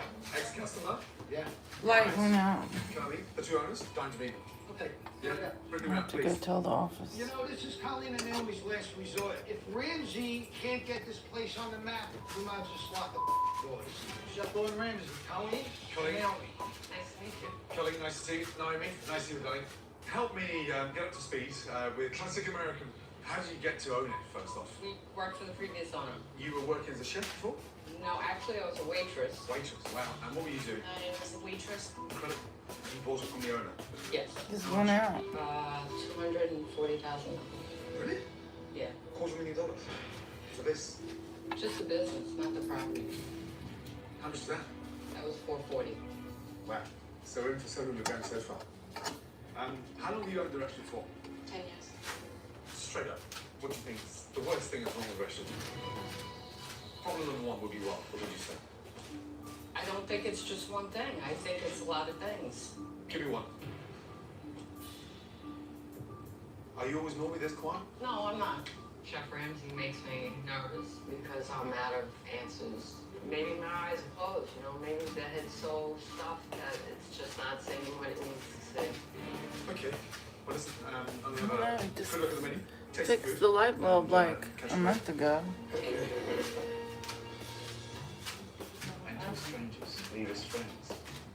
Mental strangers start dating the owner. Oh. How are you today? Well, how are you? I'm Ashley. Ashley. I'll be your server. Okay, great. I am freaking out. Having Chef Ramsey come is very nerve-wracking. I can throw up right now. No, I can't see So how long have you been anything. here? 10 years. 10 years, my God. Everyone's been here for a substantial length of time. Why do you need so long? It's like, Oh, look at it. Great. Wow, huge menu. About 100 options there. yes. Help me out. You could do fried calamari. It's very good. Is it? It's one of my favorites. Let's go for the fried calamari overseas dish. And then I'll be stupid enough to have the bowl. Go ask around 11:30 Does it look like they that? can change it. Yeah. Although it's not really a, Do you know what? it's not really an emergency, so it may not be done. Brilliant. You got it. Thank you. Thank you. May not be done right away. Macaroni and cheese. $150.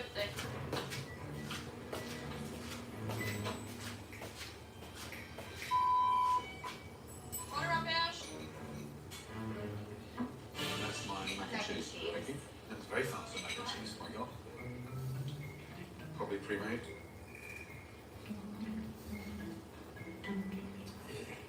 That look good. That's gross. That doesn't even taste like it's been cooked here. We don't make the mac and cheese. Really? No, it tastes like that. Is that a big hit? No, it's what the kids eat it. Really? Yeah, that's dreadful. Poor kids. Damn. You think maybe with classic American, you at least make your mac and cheese, right? Yeah. It's not good. Nice. Sorry. I don't really know what to say because I'm not the one making the food. I'm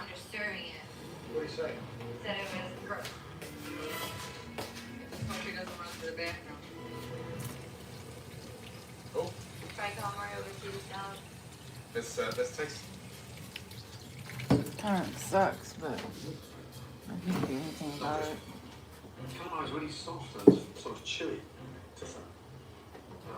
Kind of unfortunate, but I can't do anything about the light right now.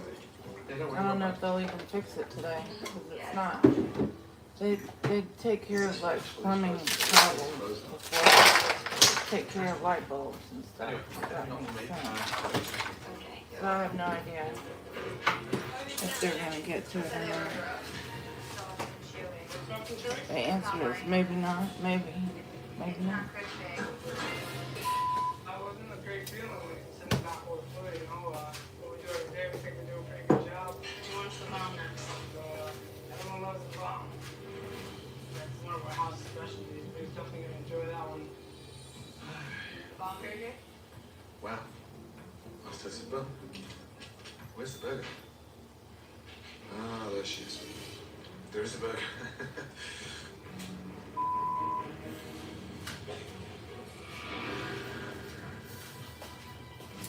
Probably won't like that either. How was everything? Bad. Does anyone season to it? Season it? Yeah, salt and pepper. We don't add anything to it. Wow. The meat's really chewy. Yeah, it's chewy as hell. We asked the chef to taste that. Okay. Dan. Thank you. You're welcome. He said the burger is really chewy. He said try it.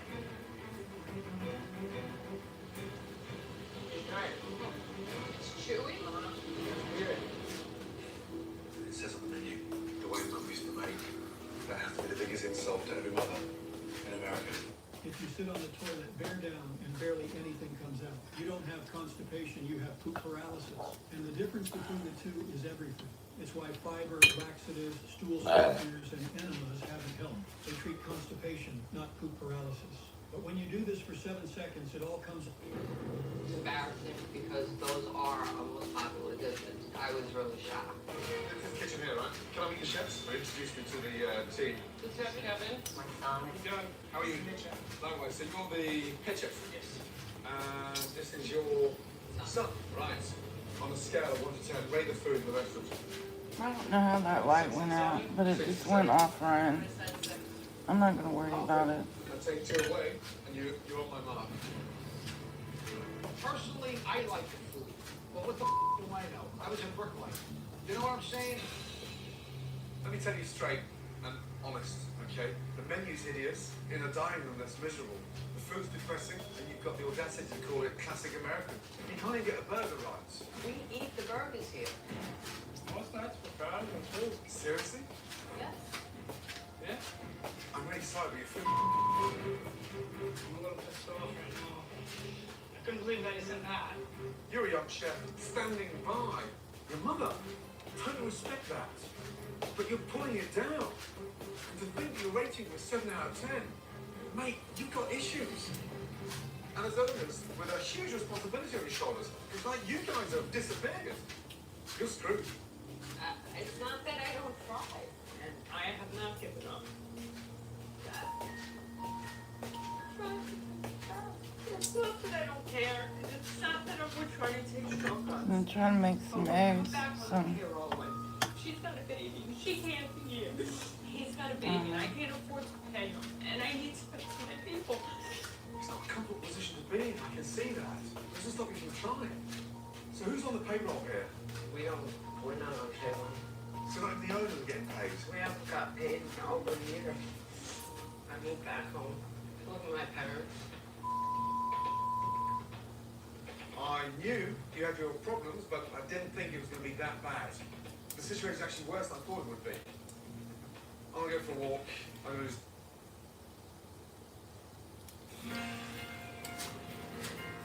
Boca Raton, Florida, a wealthy community filled with stately homes, luxurious golf courses, and miles of picturesque beaches.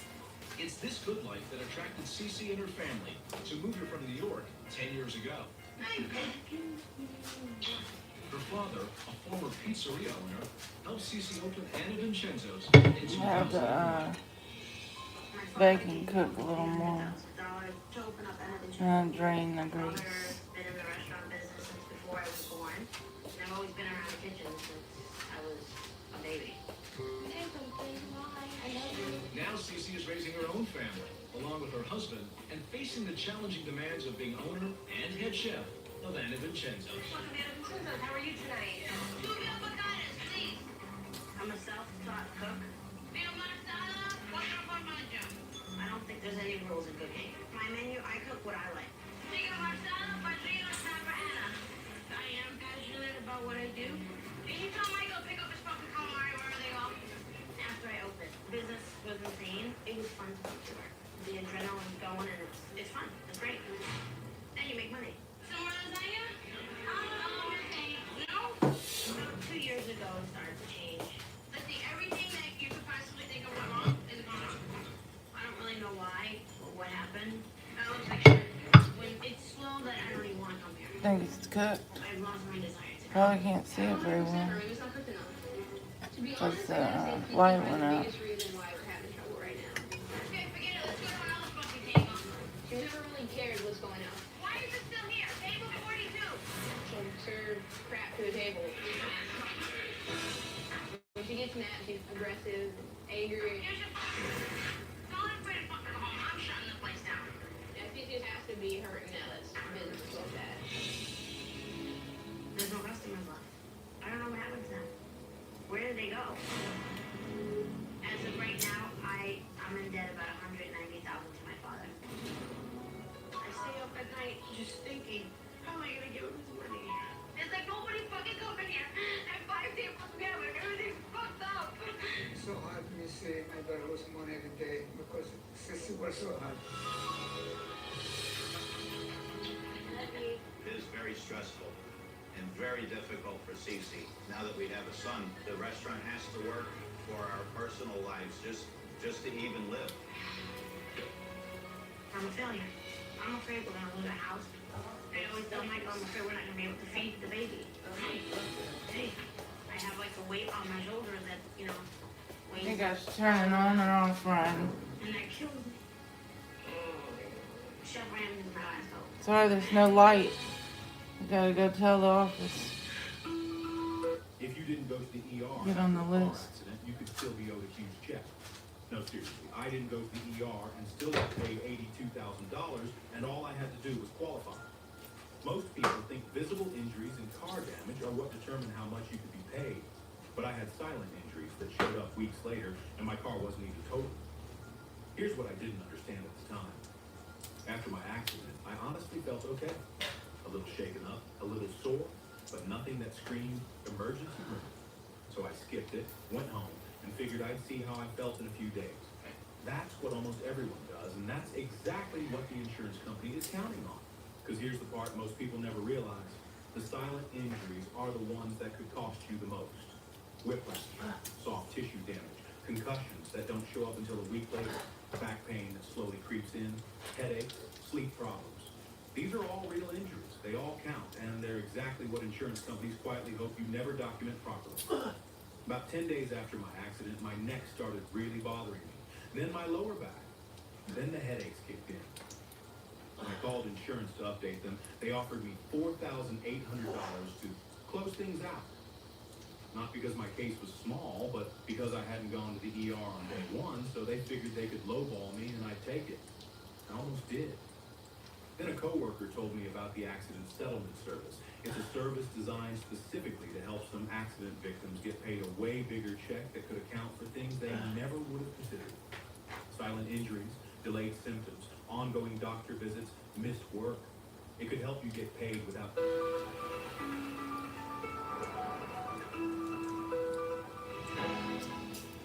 Anna Vincenzo's.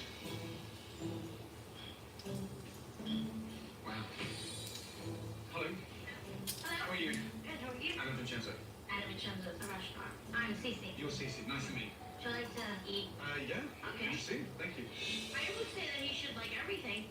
There's really nothing on there that I make that I don't like. This is your restaurant. Great. Yeah, you're the owner.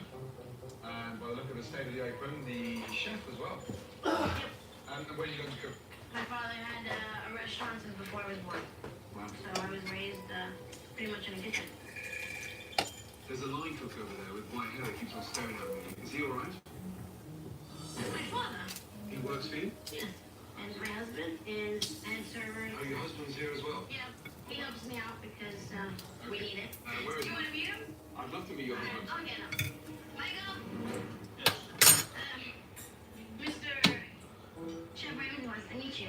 Well, Are you? I can't believe it. good to see you. Thank you very much. Looking nice and smart. You look like I always have to look nice for guests, so. you look like you're going to do a hit after dinner.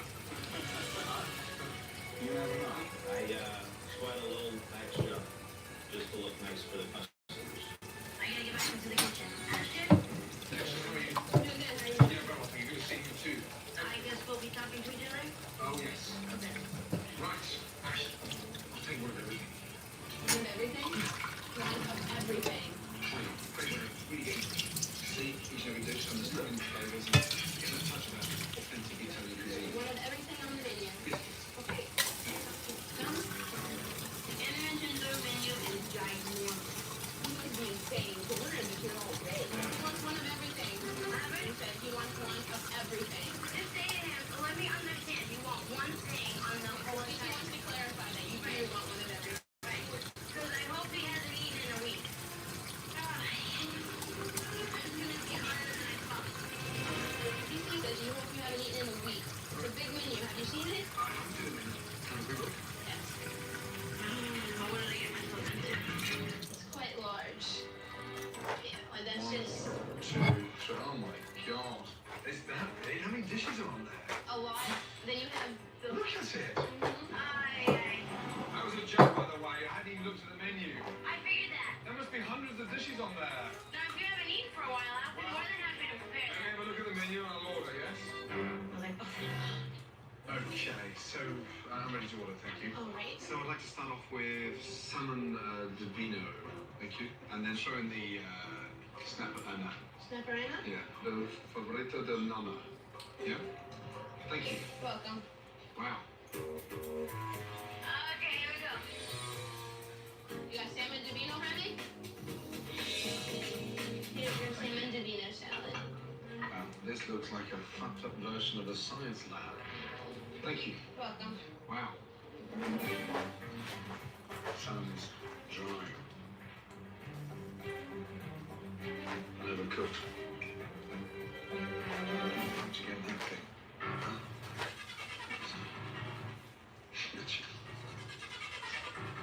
Do they paste that together in the morning and stick it together? Sliced it just now. And is the salmon fresh or was that frozen?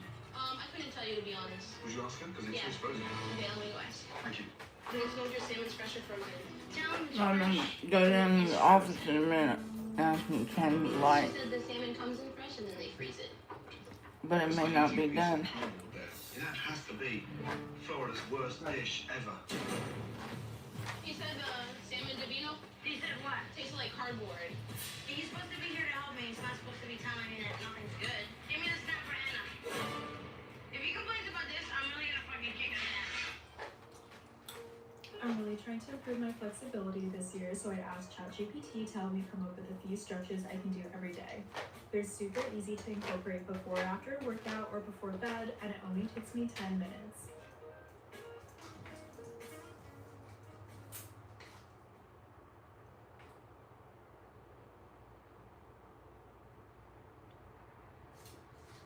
Imagine being able to build an app with your name on it, just by thinking about it. Meet Base 44, a complete AI creation platform. Describe what you want, and watch it take shape. You can plan, customize, and expand in any direction. From tools built for one, to platforms ready for many. From passion projects to enterprise-grade systems, everything is built in and ready to launch. It's a new world of creation, where you can go as far as your imagination takes you. Can you imagine it? Let's make your dream a reality right now.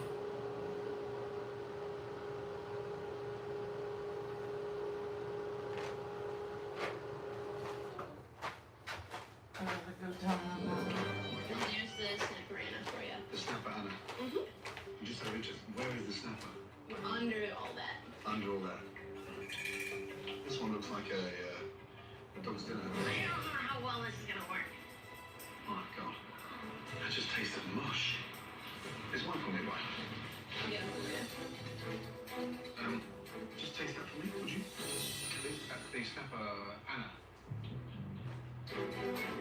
soggy. Should be baked a little longer. It's fucking disgusting. Yes, sir. Would you do me a favour? We make sure that CC tastes that, yeah? I think it's really important. All right. Thank you. What is that? For you to taste. Taste what? So the soggy. I'm not, she touched that. I'm not gonna put my mouth on that. The snapper was soft. Well, what the hell do you want it to be? I guess Like a it rock? I mean, I don't even get that. I mean, what? She doesn't even want to cook you the rest. Then I'm really getting pissed off. I'm not kidding. She's going mad. Does she always shout at it? have a few eggs, I guess. Tell him that I said there's starving people in the world, and if I have to keep making food to go in the garbage, I don't want to make any more. Right now, I'm gonna bring the next. No, right now. Fuck him. Why should I make him anything else? I know it's not. Fuck him. Cece said that there's starving people in the Yeah, world. well, let me just stop you there 2 seconds. She wasn't going to tell me. She should come and tell me herself. Okay. I don't think it's fair that you have to do her dirty work. So tell Cece when she's finished cooking, she can tell me everything she wants. Until then, I'm here to eat and to taste the food. I appreciate that. Thank you so much. You're welcome. I didn't want to tell Cece at all about anything he said. She's gonna probably kill me. She's gonna kill the messenger before she even kills Gordon Ramsay. What's that? If you send him this later, you can tell him yourself. But right now, he wants to try and eat everything. So he is a bigger asshole than I thought. Fuck him. What? Fuck him. Fuck him. Chef Ramsay. It's the best number of breakfast next to you. Is your pizza? And which one is the That's the favorite of Delnona. piece of mama? Lovely. I don't care how many fucking stars he has. He can kiss my stars. I'm so pissed off right now. It's just not nice. Soggy in the middle and crisp on the outside. It's dreadful. What a shame. The plate. Please? Go ahead. Can I go over there and give it him? Take your knife, let's I'm do doing some shit. I started throwing the garbage before she called me. Because I knew she was gonna flip. Oh, fucking no fucking way. What's wrong with that now? He said it was bland. Oh my god! He said it needed more flavors to it. I was so mad at him, I wanted to rip his head off. Thanks, Brady. She doesn't fucking know anything about pizza. After a terrible lunch, It's dreadful. What a shame. Chef Ramsay is ready to give his input, but this owner doesn't appear ready to listen. Let's start from the top, shall we? Sure, let's start. The salmon? Yeah. Yeah. Hideous. The decoration with the cucumber. Everybody loves that salad. Who's everybody? The restaurant's empty. Okay, the snapper? Bitterly disappointed. It was macerated in crap and mozzarella and didn't even taste of snapper. That's bullshit. Yeah, you didn't taste the snapper with the mozzarella on top? What's wrong with I that? asked Michael to make sure that you tasted it. I'm not gonna eat something off your plate. You are a piece of work, aren't you? Yes, I am. When people talk bullshit about my food, yeah, that pisses me off. Where's Michael? What difference does it make what fucking Michael is? He's got nothing to do He with it. tasted it. And what did he say? He said it was mush. Are you fucking kidding me? Where is he? I don't like being criticized at all. Maybe he's talking out of his bum, as they say in England. I'm gonna go get on the list to get the light fixed. Oh, it was tender the way everybody else enjoyed it. Yeah, it was tender. Michael, are you honestly trying to tell me that you're now saying that it was perfectly cooked? Soggy. Should be baked a little longer. It was a little bit on the softer side. A little bit on the softer side. I'm not expecting you to stand there and stick up for me, but trust me, the food was overcooked and it was bland and mush. There's nothing wrong with that snapper. I think it was very foolish and very hard-headed, and she wouldn't listen. I was like, oh, what are you doing? What's with the defense mechanism? Oh my god. Huh? Don't you get defensive if somebody comments about your food like that? I don't cook shit like that. When was the last time a customer complained about the food? Well, last night, And what did they say? it was bland. Oh, were they right or were they wrong? No, they were right. But you're off the wall with what you're saying. Here's the difference between you and me. I listen for feedback. You can't handle it.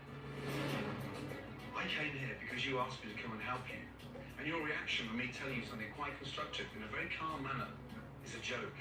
Okay, so you want me to be your fucking Why are puppet? you shouting? Because you're Why? pissing me the fuck off. So shut the fuck up and talk properly. Is this the way you react when I'm not here? Is this a normal procedure? Well, it is, yeah? Oh, you're gonna get your fucking ass kicked. Oh, there you go. Madam, you have an attitude problem. I'm not too sure which is worse. The food or the attitude? Oh, can I hit him now? You know, a lot of people said you were a jerk. I think I believe it. I think here? Fuck this. No fucking way. What a sad case. Am I supposed to run after him and say, oh, please come and help me? Well, fuck you. He's lucky I didn't hit him with something. I was that close.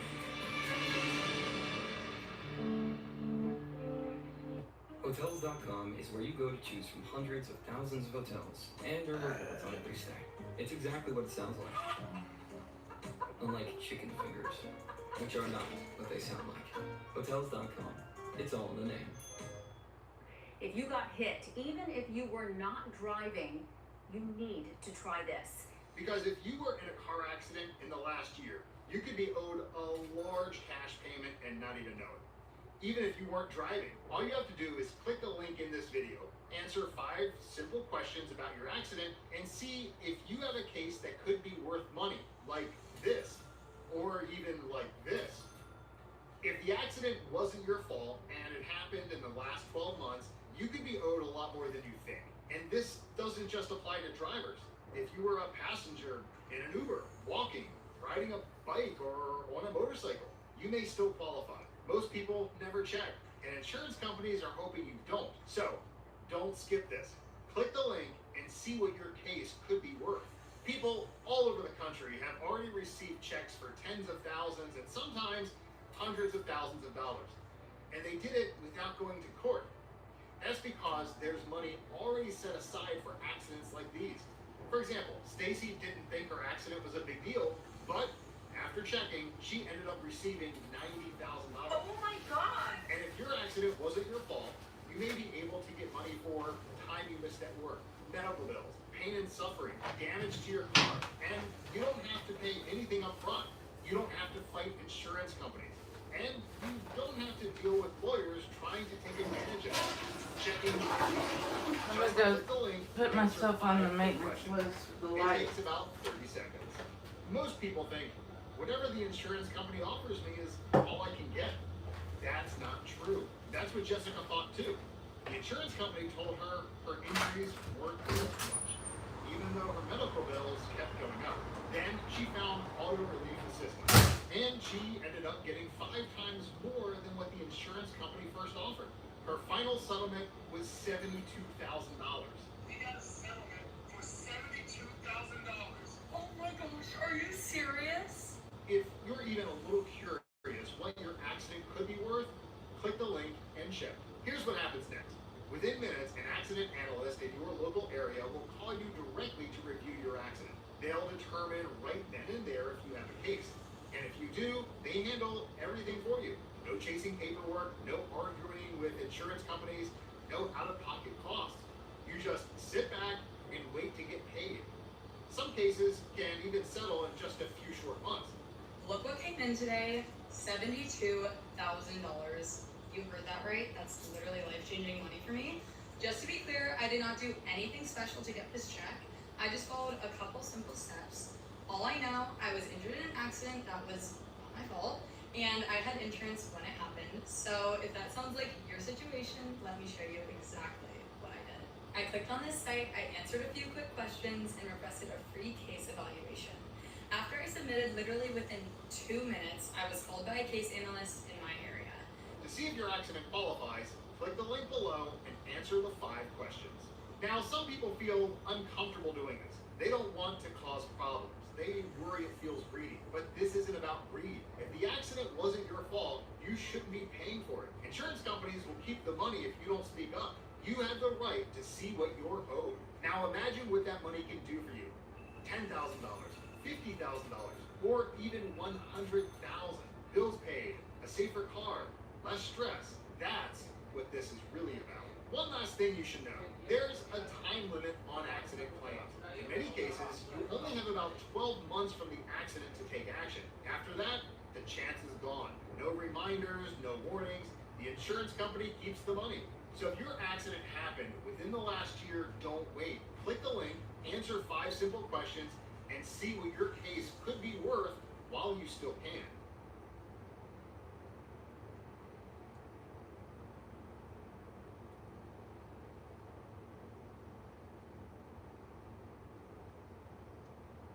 Thank you.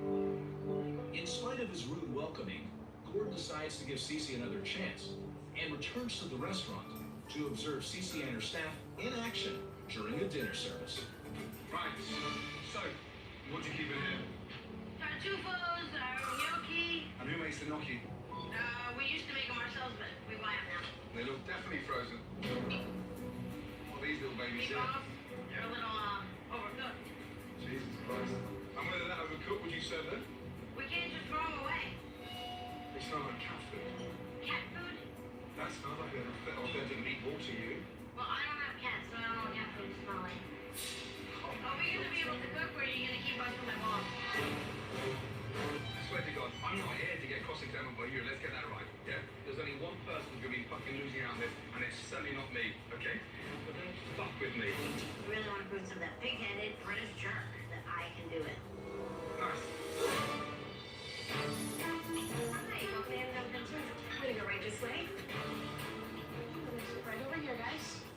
Who wants to go first? Chicken parm. Chicken parm? You want veal piccata? Very good, thank you. You ready? Yes, please. Rigatoni vodka with chicken, a rigatoni angelino, a fettuccine alfredo, veal piccata, fat veal chop. Rule 11. Can somebody pick up this food? Can I get some fucking service back here? Cece always seems to point the finger in the other direction. She's always blaming the server. She never once thought maybe there was something wrong with herself. Get that shit out of the window, please. Cece pushes the first orders out quickly, but her customers Okay, we have the grilled chicken. are unhappy with what they receive. Meal has no flavor at all. Sorry about that. I'll be back and get those plates, okay? Jesus, what happened there? They said there's just like one giant chunk Yeah. of it there. That's what happens when you use frozen food. Dip it in flour that's not even shaken off before it goes in the fryer. Do you tell Cece that now, or? I'm afraid to because she's so busy. She needs to know. Trust me.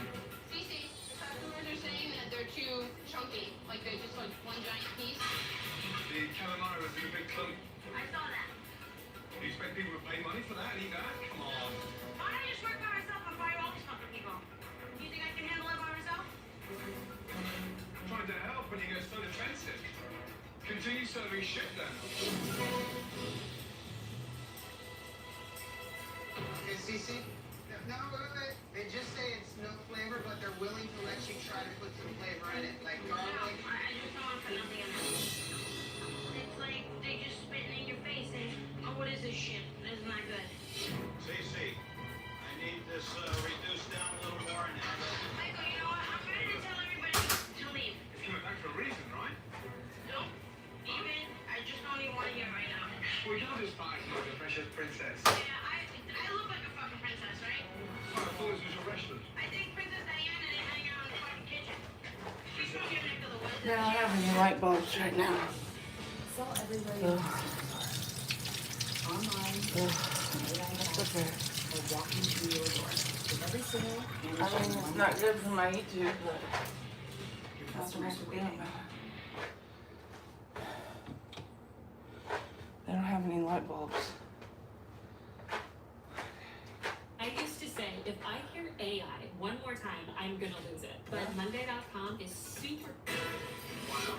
Exasperated by the number of returned dishes, I can't keep doing it. an immature Cece is ready to throw. Guess I'll have a dark YouTube channel. What do you mean? I don't know. I don't know what to say about that, but that's what we have to do. They don't have any, they don't have any.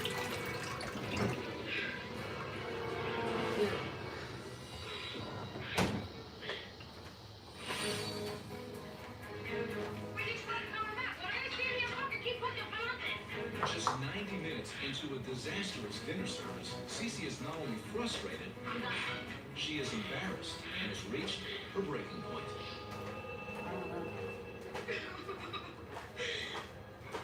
Are you gonna be alright? Or are you gonna crash down?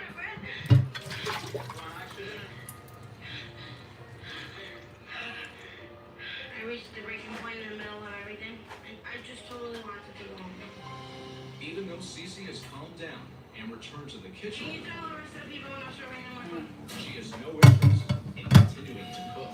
Shut the restaurant down. You gotta go. They're ordering with a fucking shit Sit down. Well, I'll get back there. It's so important. So important. As Michael and the line cooks try to push the rascals out, back in the dining room, many customers are fed up. And without ever receiving any food. There's nothing I can do about it. Nothing I can do until she gets the light bulb in.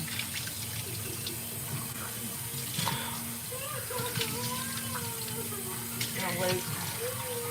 Probably wait a week and ask again. I don't want to ask. To attempt to help unless you come to terms with the problem, and that is the food. Come on. This is not a game for me. It's not a fucking game for me. This is my life. It's not a joke for me. Don't stop saying that. It's not a joke. It's not a joke for me. I care. And when I care, I want to fucking be here. So stop saying I don't care. Just stop, please. I haven't said that. Yes, you did.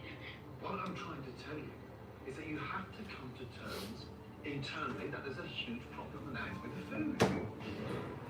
Nobody wants to hear that anything that they do sucks. They don't like to fail. Death would be better than failing. It's certainly not a sign of weakness to admit your failings. I've closed 3 restaurants, but also have a number of successful ones. 1,650 I know who you members. are. And Yeah, a jerk, you told me earlier. Well, you can't be a jerk. Stop acting like a pensioned teenager. I'm not going to stand there and be a doormat for you to take the piss out of me. Let's get one thing right. You asked me here, and I'm here to help. So let me in. Okay, the food's done. There, you happy? There's a problem with the way the food is prepared. There's a problem with the way the food is ordered. There's a problem with the way the food's not respected. I'm sorry, Cece, but it's just not good enough.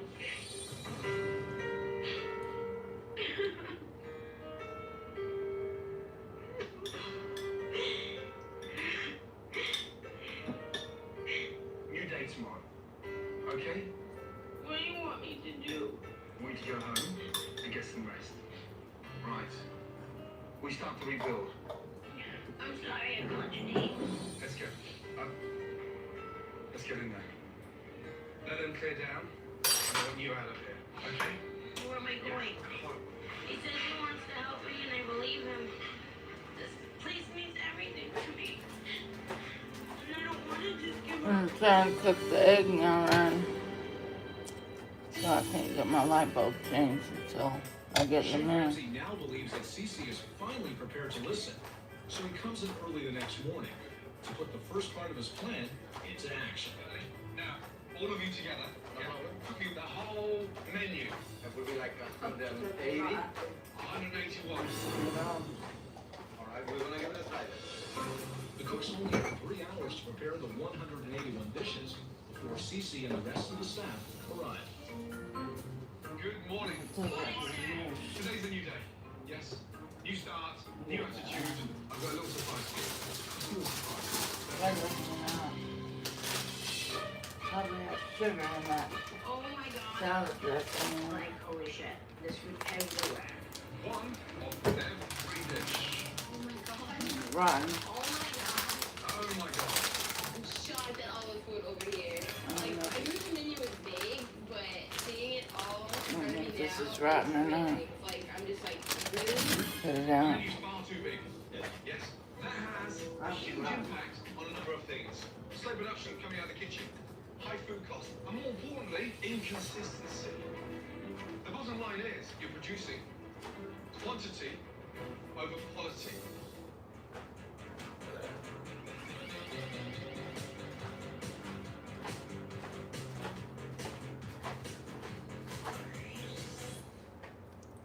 And you know, Gertie didn't come to class anymore. There's not going to be a light, Ryan. I don't have a light. Never do these 3 things after a car accident if you want to potentially receive any money at all. Number 1. So we've seen the menu. Visually, I've got another way of getting this menu across. I'm going to show you how big your menu really is. Oh my god. Debbie, Ashley, I need your help. Yes? 2 seconds, come out. I'm going to start off with each and every dish. Got the frozen lady? Yes? Ashton, you are the fresh lady. Let's go. Calamari putti. Yeah, tender squid, lightly flavored and fried. Fresh or frozen? Frozen. Stick it in. On we go. Mongoli, fresh or frozen? Frozen. Can't hear. Frozen. Thank you. Fresh cold salmon, fresh or frozen? Frozen. Frozen, frozen, frozen. Frozen, please. Frozen, let's go. Frozen. I've been in the freezer. Frozen on there. Frozen, definitely frozen. Keep up. Struggling to keep up. Try. I didn't think I was gonna even put a fresh sticker on that. I'm going, okay, I'm gonna stand here and guess the whole day just doing nothing. Caesar salad, fresh or frozen? Thank fuck for that. Fresh salmon brought to perfection, topped with citrus mango salsa. Okay, let's go. It's a rude awakening to see how much stuff on the menu is actually fresh. We're going to start off by reducing the menu. Caesar, I've been working with you in the kitchen and coming up with a plan for the Anna Vincenzo family style meal. Soup, salad, pizza, homemade lasagna. I'm going to do that with you personally. Okay? For the next dinner service, Chef Ramsay is determined to introduce a special that is not only fresh and delicious, Well, and then I have to sanitize the fork ring. Basically. If I can sanitize the fork.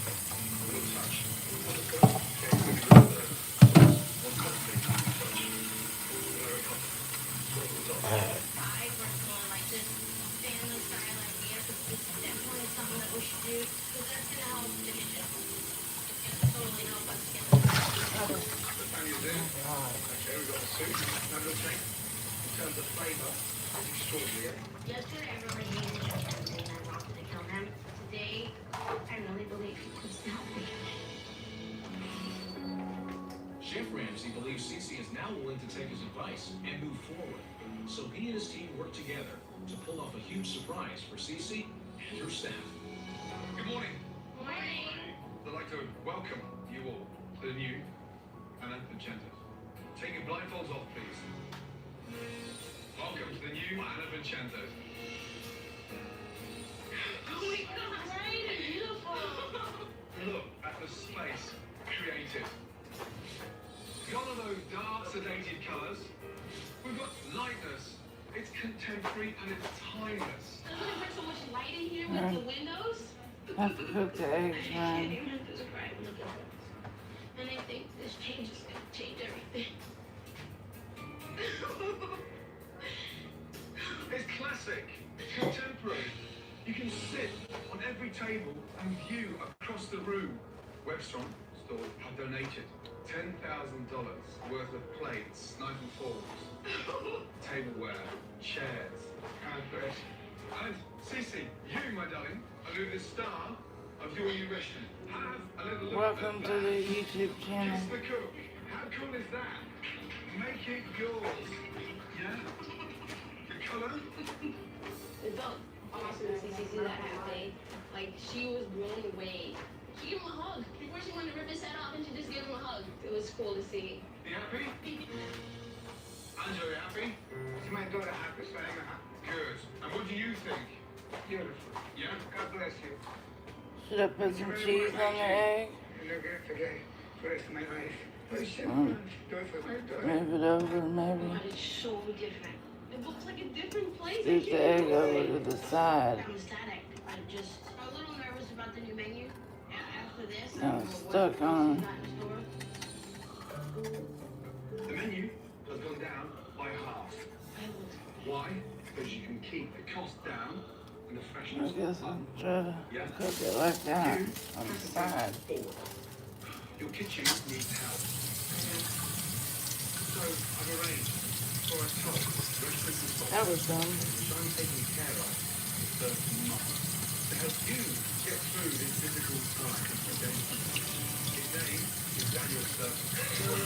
Daniel. Yeah, sorry. You've done well. Good. Now, here's our owner, Cece. Yes? He's been handpicked by myself. Years of experience. Some of the best restaurants across Florida. Now, this man's going to be buying site for the next month. Yeah? So look after him, listen to him. I won't yell at him. Yeah. You have a phenomenal chance here to turn this around.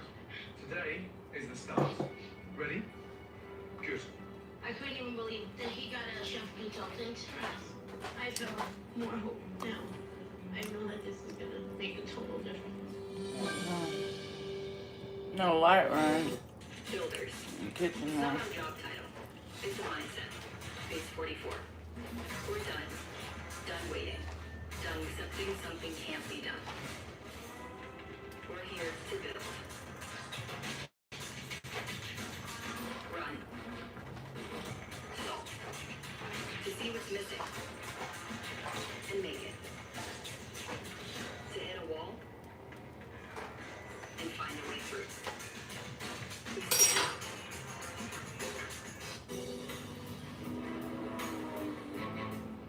You like the menu?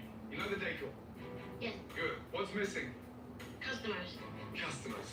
So now we have to use our initiative and spread the word. I started putting together with my team the most amazing marketing plan. So today, 5 Florida radio stations will be outside that front door in your parking lot. Why? We are having the Anna Vincenzo's pizza making contest. Yeah. Now, that's not all. We have 3 teams competing in this contest. Team 1 Trying to cook that egg, right? of the Miami Dolphins. Takes a long time. Yes. Team 2 representatives of the I'm Miami trying Heat. to get it cooked. Takes about 2 hours. Representatives of the Florida Panthers. The most important objective of this contest is by tonight, the whole of South Florida. I do feel better today, but Anna Vincenzo's. I Yes. mean, Excited? I have to take Advil. Sleep. Not. I guess I should say, well, think you gotta have the Advil to go to sleep. It's a joke-free day? Wow! Oh, yeah. It's a special day for us. The whole family at Anna Vincenzo's, not just me.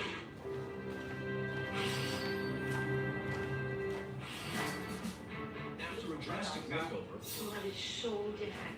and a dramatic menu change, The Anna Vincenzo family meal. Gordon has created a huge marketing event to spread the word.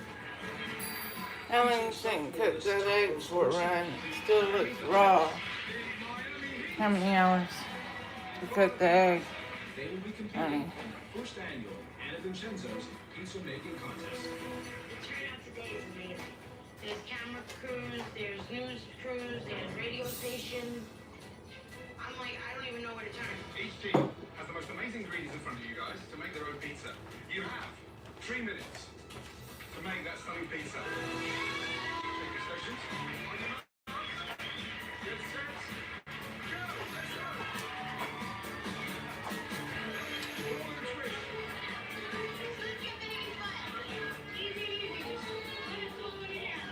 Looks better than fried Cheerios. That's kind of negative. Fried Cheerios are good, but they're fattening. They're very savory. Don't be negative.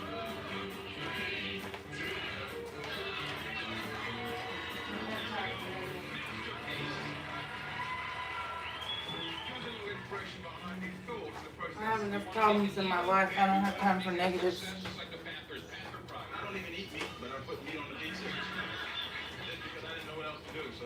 One ingredient on there that you think is going to blow the mind of the judges. A lot of love in it. A lot of love? Okay. Excellent. Right. They all did a really good job. Even though it looks really easy, it's not that easy to make pizza. We're going to find out who the winner is. The Florida Panthers. GD, Miami Heat. that one is good. Here we go. This is gonna be tough. The Miami Dolphins. Yo, beautiful. The winner of the first ever Anna Vincenzo pizza making contest is going to be Panthers, Heat, or Dolphins. Which one is it? The one? Miami Dolphins.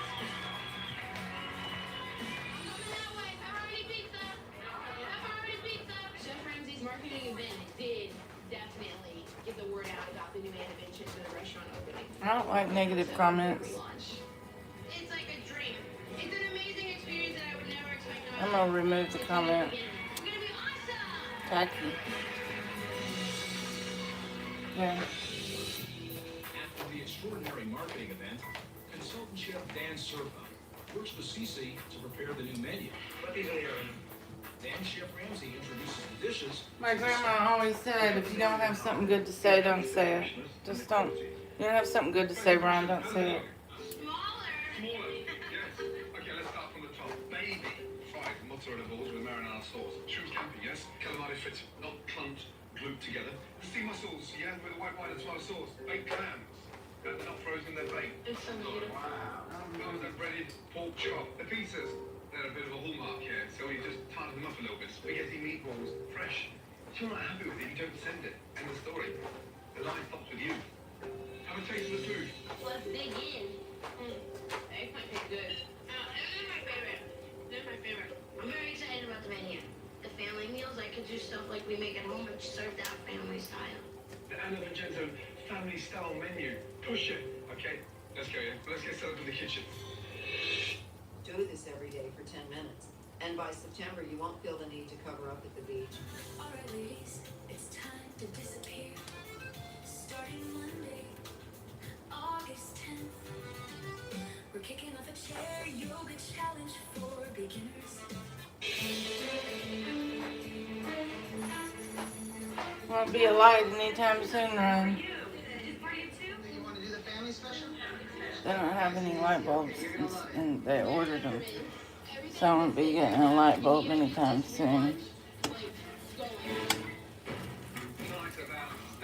Look at that stuck pan in the pan. Burned up egg. Burned up kitchen. Tonight's a really big night. It means so much to us.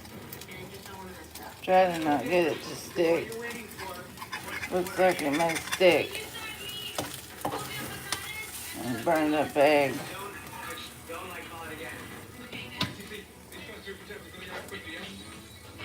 Gordon's overhaul of the menu has been dramatic, with an infusion of quality and freshness. More salad in there, please. This family-style meal and small menu have made the load in the kitchen much more manageable. Burn that up. And as a result, Think. Cece pushes the first Burn order it up. set quickly.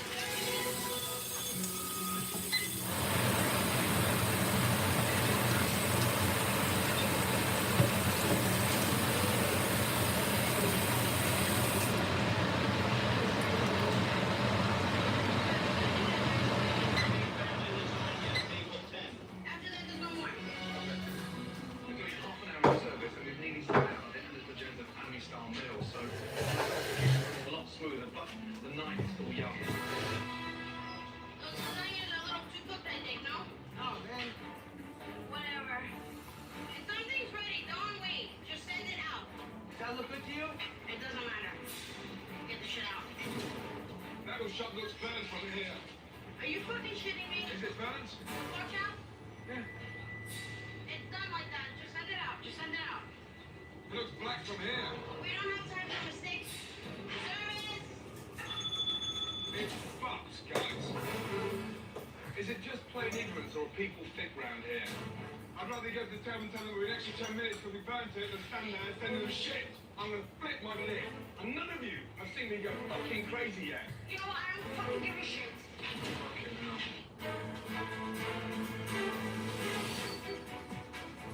I'd rather go to the town and tell them we burnt it than stand there and send them shit.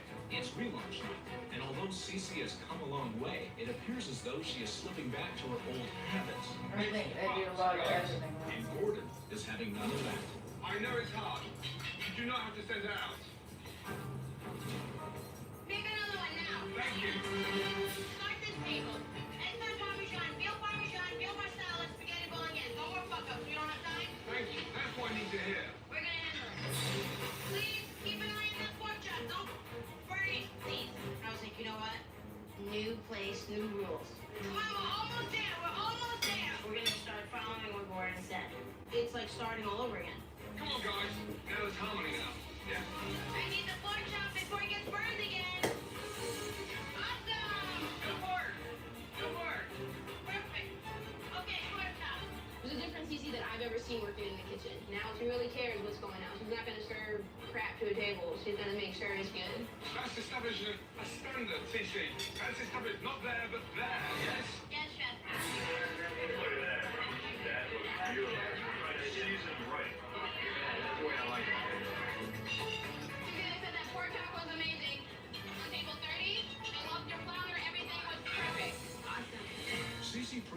accepted Chef Ramsay's plan. She maintained a high standard in the kitchen, and she was rewarded with happy customers. Everything good, guys? Yeah. Good. You enjoying everything? Thank you. I was just like, oh my God, this feels so good again. Seeing the restaurant full. This is wonderful. Thanks. You know, when you see the place empty, it hurts. And when you see it full and everybody's like, wow, this is great. It's amazing. I got all my passion back. Good to see you guys. I hope to see you again. Have a good night. Thank you. Thanks for coming. Thank you. Okay, what a difference from the first night I was here.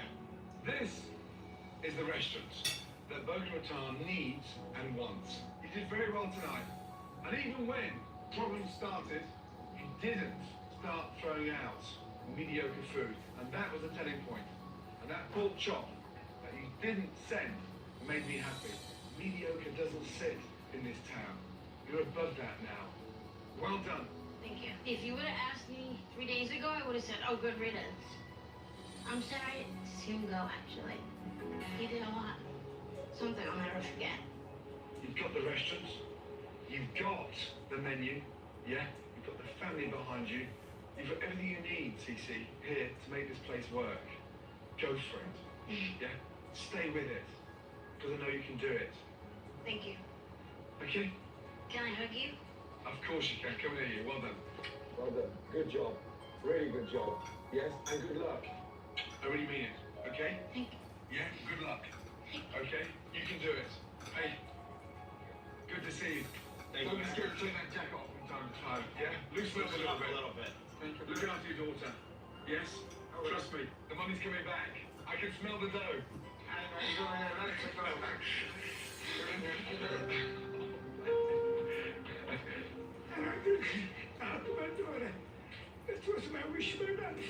Thank you so much. Look after her, yes? Excellent. Bye, Chef. God bless. Thank you. Thank you. What a week. Florida may be called the Sunshine State, but when I first arrived, it was anything but sunny. Cece and the restaurant have come a long way in just a few days. Quite frankly, I'm surprised. I only hope the sun continues to shine down on Anna Vincenzo's. Please. Forecast for tomorrow. 100% chance of tears. See? We made friends. He's not that bad. I take it back. He's not a jerk. After Chef Ramsay left Anna Vincenzo's, Cece continued to follow his advice. Welcome to Vincenzo's. She kept a smaller menu and buys fresh ingredients. New and fresh and exciting. And for the first time in a long time, Cece is hopeful for the future. I wonder if the restaurant's still open. Run. There won't be any light. They're ordering the light.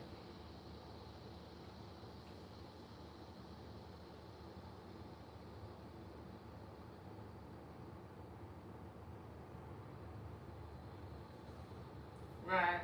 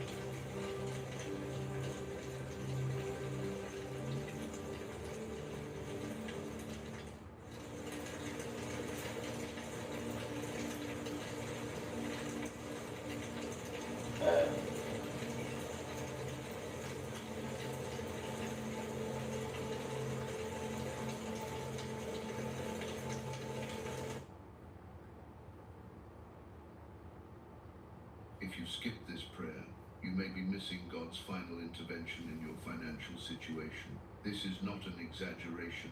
It is a truth that many people have experienced in the darkest moments of their lives. Perhaps right now, you are feeling exhausted. You have tried so hard. You have worked diligently. You have prayed, hoped, waited, but the numbers have not changed. The bills are still there. The debts still weigh heavily. And every morning you wake up, the worry about money quietly tightens around your heart. There are fears you do not speak about to anyone. The fear of not having enough money to pay the rent. The fear of your bank account running dry. The fear of a call from the bank. The fear of not being able to provide for your family. The fear that tomorrow will be even harder than today. You smile in front of others, but when you are alone, you ask yourself, how much longer can I hold on? Is God still listening to me? Is there any way out of this cycle? If you are carrying these questions in your heart, then your being here is not a coincidence. Because sometimes God does not change the circumstances immediately. He begins by changing our hearts, our thoughts, and our faith. And this prayer is the starting point. Right now, before going any further, take a moment to be still. Do not rush. Do not fast forward. Do not let your mind be pulled away by familiar worries. Stay here, because in the next few minutes, you are not only asking for money, you are asking for peace. You are asking for guidance. You are asking for a way out, one you may have been searching for a very long time.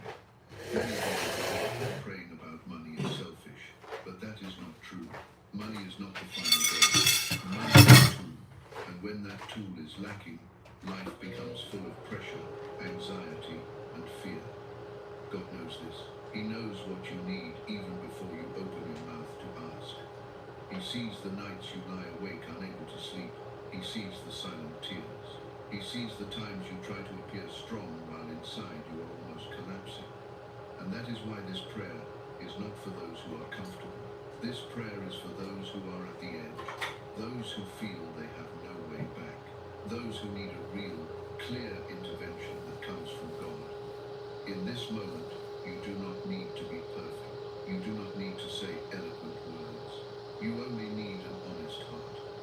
Let your fears be laid down. Let your burdens be handed over. Allow yourself to believe that there is still hope. Because some miracles do not come with thunder. They come as an unexpected peace in the mind. They come as a new door opening. They come as an opportunity you could not see before. And sometimes, a miracle begins with a simple but sincere prayer. Today, you are not praying alone. Thousands of others are joining their hearts with yours in prayer. People from different circumstances, but sharing one desire. To be freed from financial pressure and to live a more peaceful life. If you feel these words touching your heart, stay with the Daily Jesus Message channel. Each day, this channel is created to bring you messages of faith, hope, and spiritual encouragement, especially in moments when you feel at your weakest. Subscribing to the channel is not only a way to support us, but also a way to remind yourself each day that you are not alone on this journey. Now, before we move into the deeper part of the prayer, take a slow, deep breath and breathe out. Let your heart open, even just a little. Remember this, God does not promise that we will never face hardship, but He promises that He will never abandon us in hardship. If you are facing the risk of loss, know that God is the restorer. If you are drowning in debt, know that God is the deliverer. I can't help If it you that are afraid of the future, know the that light's God is out. already there ahead of you. They're Do gonna not order it. leave now. The more important part is still ahead, and what you are looking for may begin right in the next prayer. Stay, believe, and let God act. Dear beloved Lord, I come to you in weariness and honesty. Today, I no longer try to appear strong. I do not hide my exhaustion. I do not pretend that everything is fine. I admit that I have tried very hard.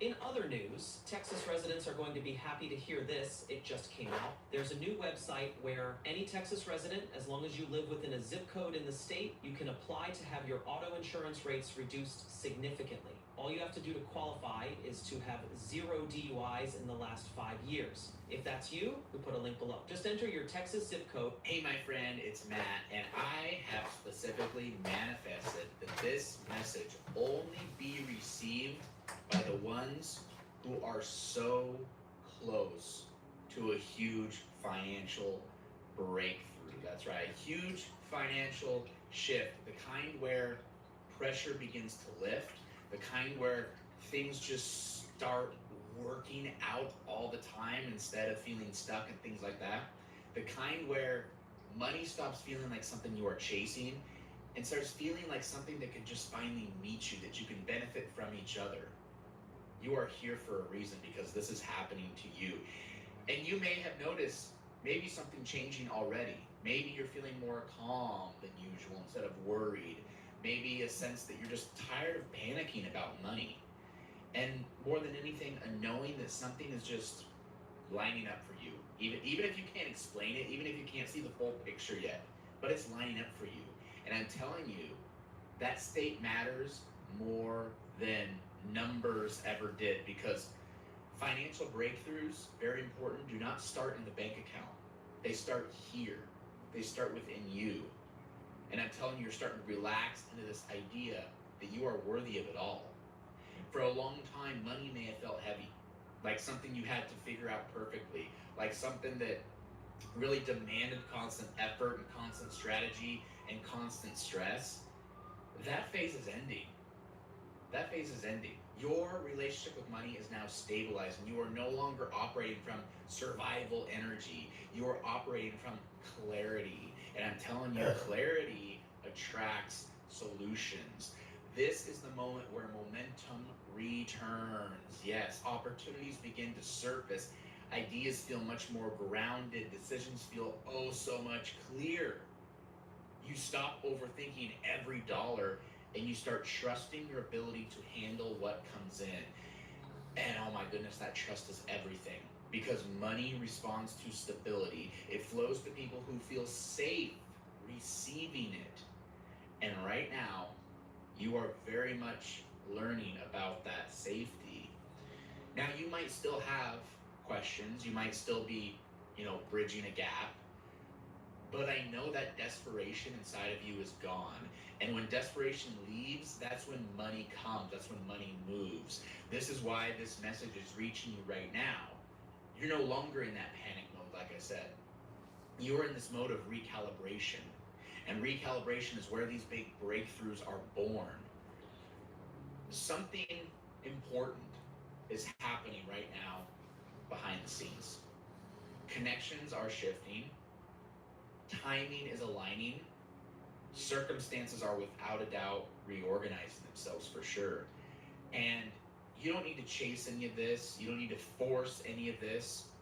Your job right now is to relax, is to stay grounded, and just be receptive, because money does not like chaos. Money likes clarity. Money likes confidence. Money loves people who trust themselves. And you trust yourself more than you think, more than you know.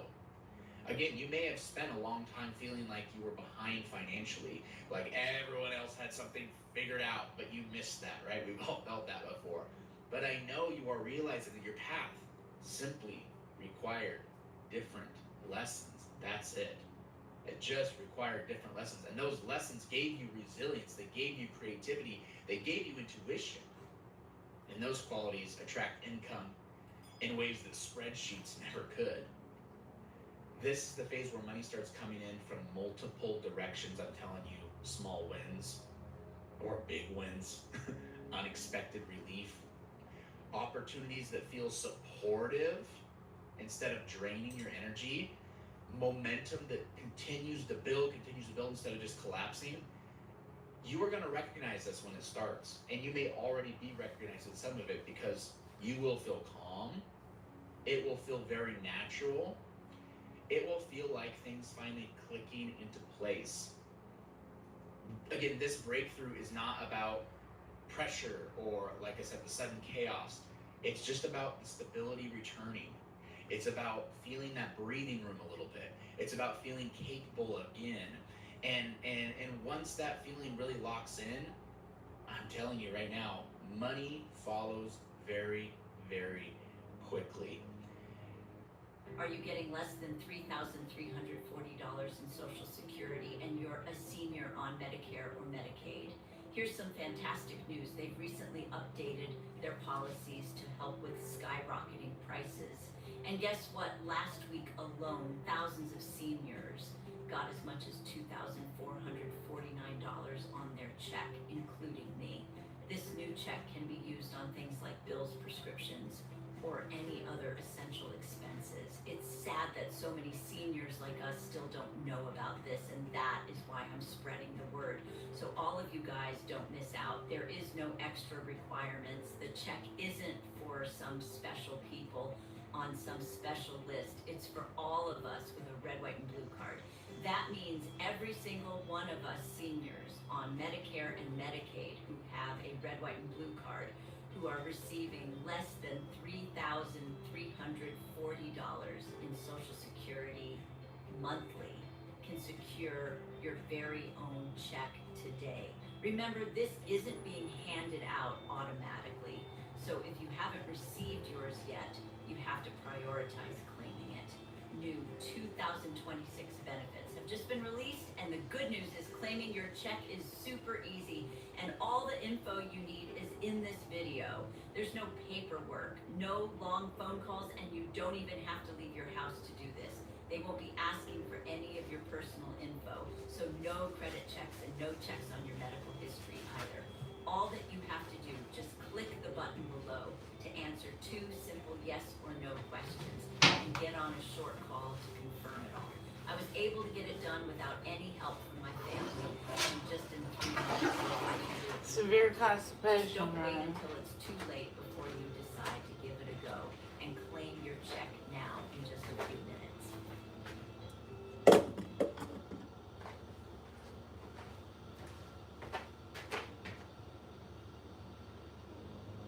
There's another thing too.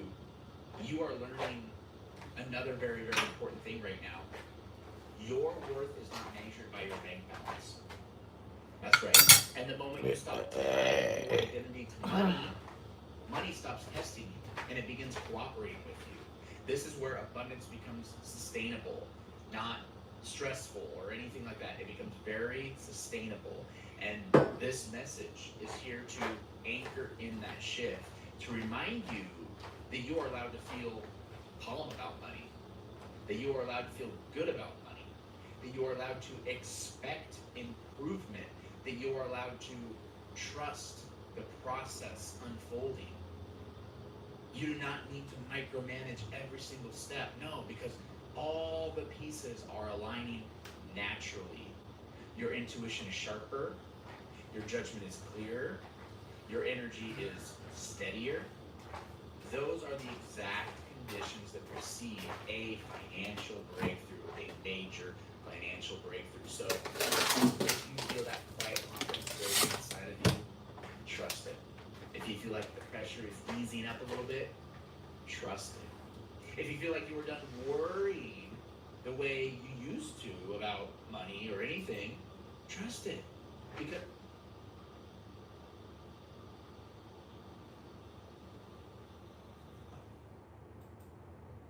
did you know that just by listening to this prayer once, supernatural power can begin to completely transform your finances?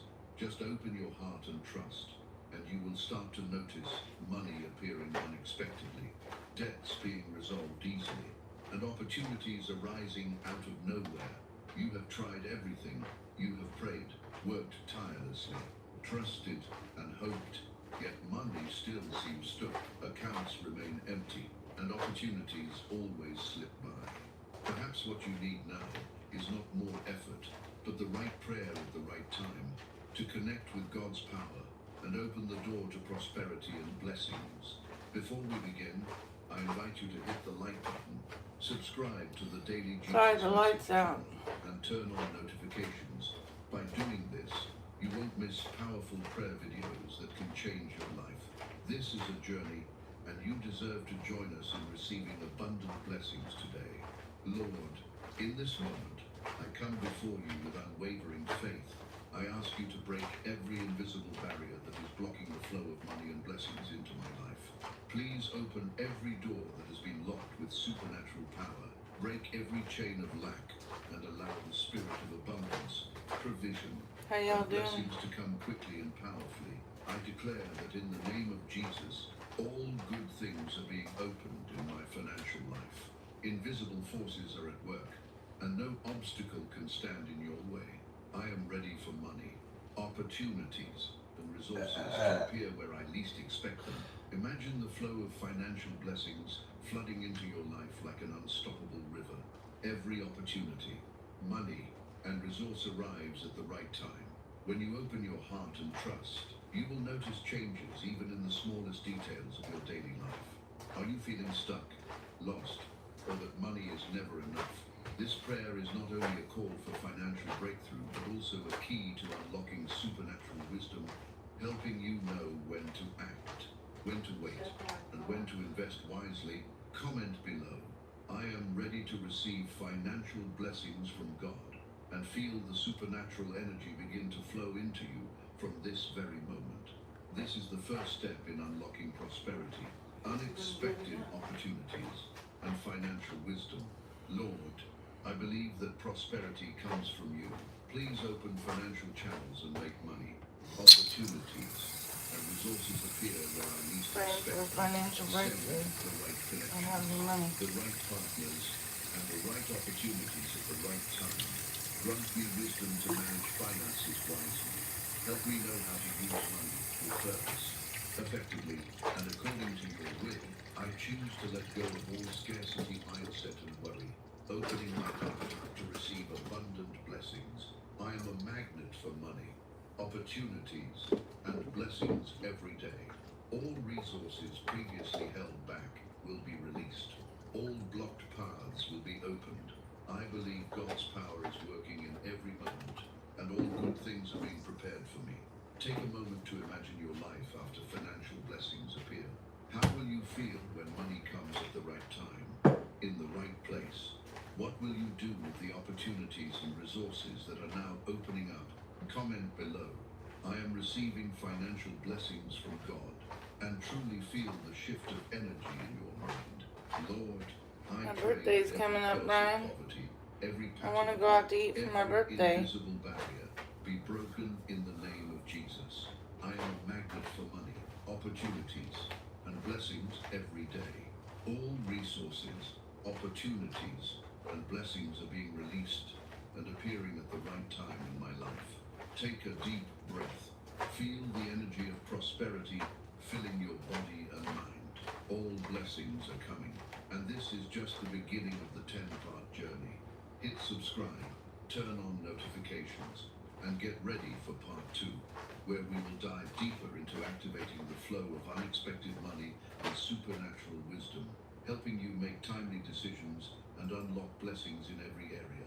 Part 2. Right now, in this very moment, heaven has orchestrated a divine appointment over your life. This isn't just another motivational message or a feel-good sermon that leaves you inspired for an hour and then forgotten by tomorrow.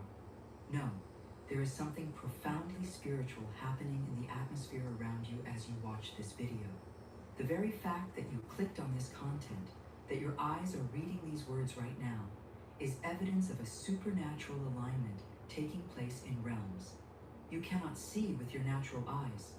Have you ever felt like there's an invisible wall standing between you and the financial breakthrough you've been praying for? Like no matter how hard you work, how much you believe, or how faithfully you give, something in the unseen realm keeps blocking your prosperity from manifesting in the physical world? If you've ever experienced that frustrating cycle of almost but not quite, of doors that seem to close just as you reach for them, or resources that slip through your fingers right when you need them most, then what you're about to hear today is not by accident. But before we dive deeper into this revelation, please hit the like button and let me know where in the world you're watching achieve I from really today. need money. It's always fascinating. Y'all seeing need to who's pray joining for us me from for a around the miracle. world. And if you haven't already, make sure to hit that subscribe button and turn on the notification bell so you don't miss any of our future videos. For too long, there has been warfare over your finances. Not the kind of battle you can see on a balance sheet or explain through economic principles, but a spiritual conflict being waged in unseen dimensions. While you've been working, praying, and believing, there have been forces actively assigned to choke your prosperity, to delay your harvest, and to keep you living beneath the level that God ordained for you. Has this ever happened to you? You get right to the edge of a breakthrough. You can almost taste the victory, and then suddenly everything falls apart. Opportunities vanish, and you're back to square one wondering what went wrong.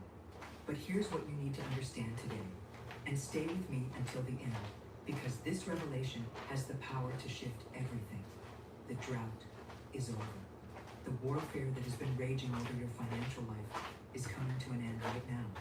Dr. Florence Scovel Shinn stood in prophetic authority decades ago and declared principles that are being activated in your life at this very moment.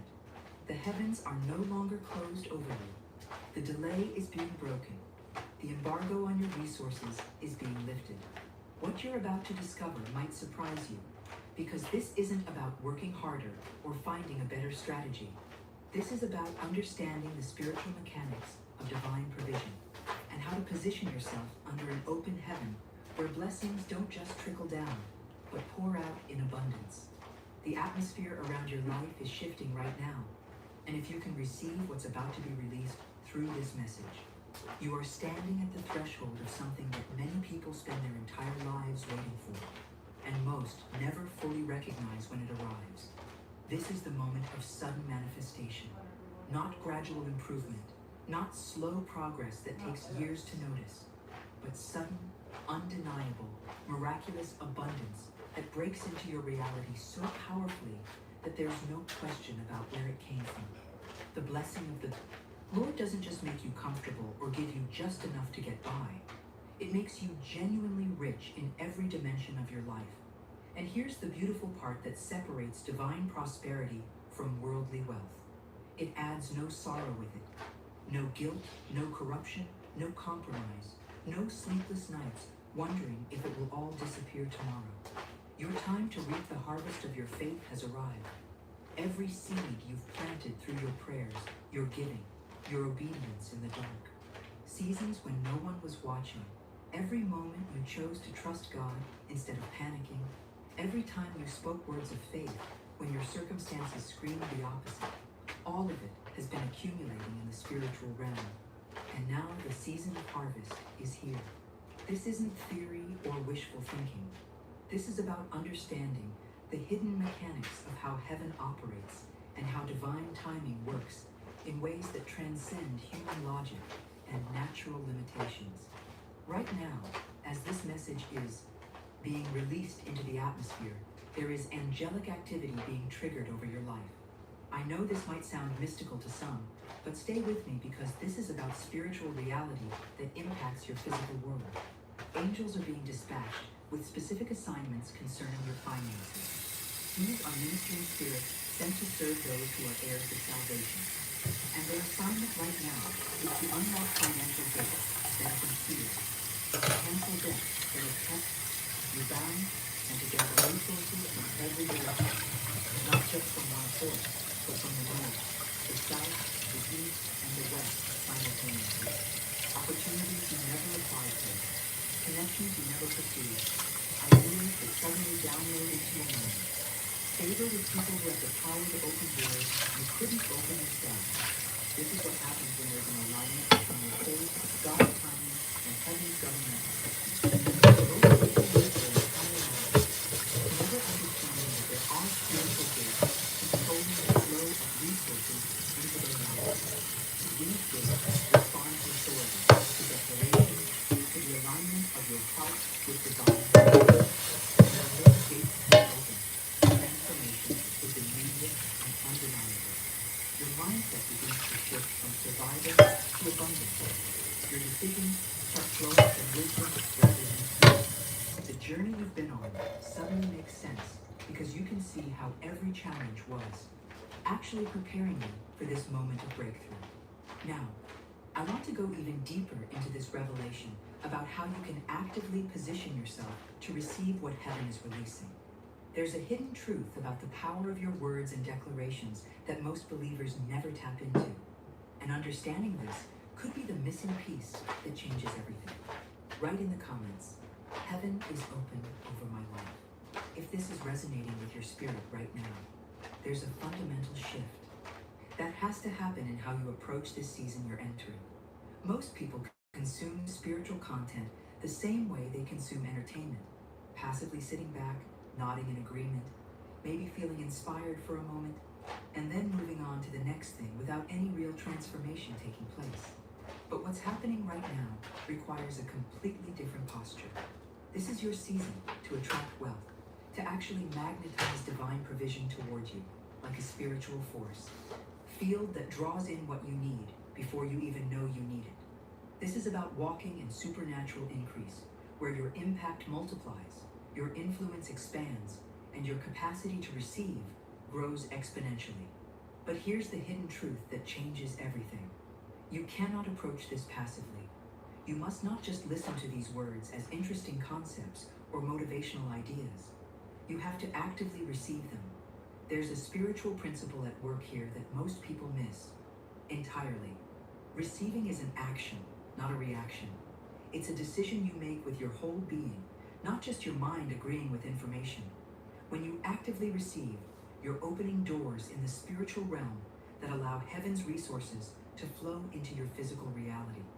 You're tuning the frequency of your spirit to match the frequency of abundance that's already being broadcast from the throne of God. This is why what's happening right now isn't just another message you stumbled across while scrolling through content. This is a prophetic encounter. There's a massive difference between the two. A message informs you.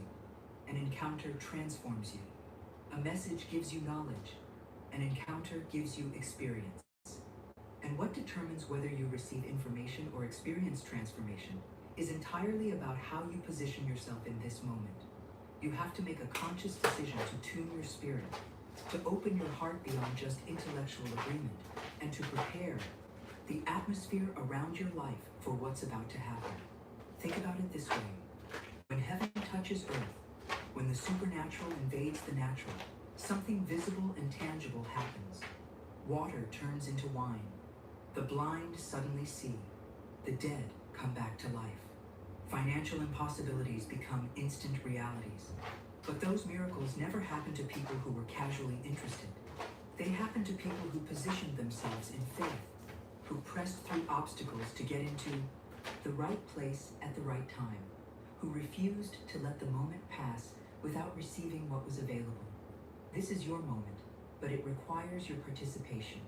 Your mindset has to shift from hoping something good might happen to knowing that heaven is already moving on your behalf. The decisions you make in the next few moments about how you engage with this revelation will determine the trajectory of your financial future. This isn't pressure. This is simply truth. There are people watching this right now who will close this video and go back to their normal routine, and nothing will change. And there are others who will recognize the significance of this divine appointment, who will lean in with expectation, and their entire reality will shift. The behind-the-scenes work that heaven has been doing in your life is about to become visible, but you have to be spiritually alert to recognize it and receive it when it manifests. Now let me show you exactly how faith operates as the currency that accesses everything heaven has already prepared for you. There's a specific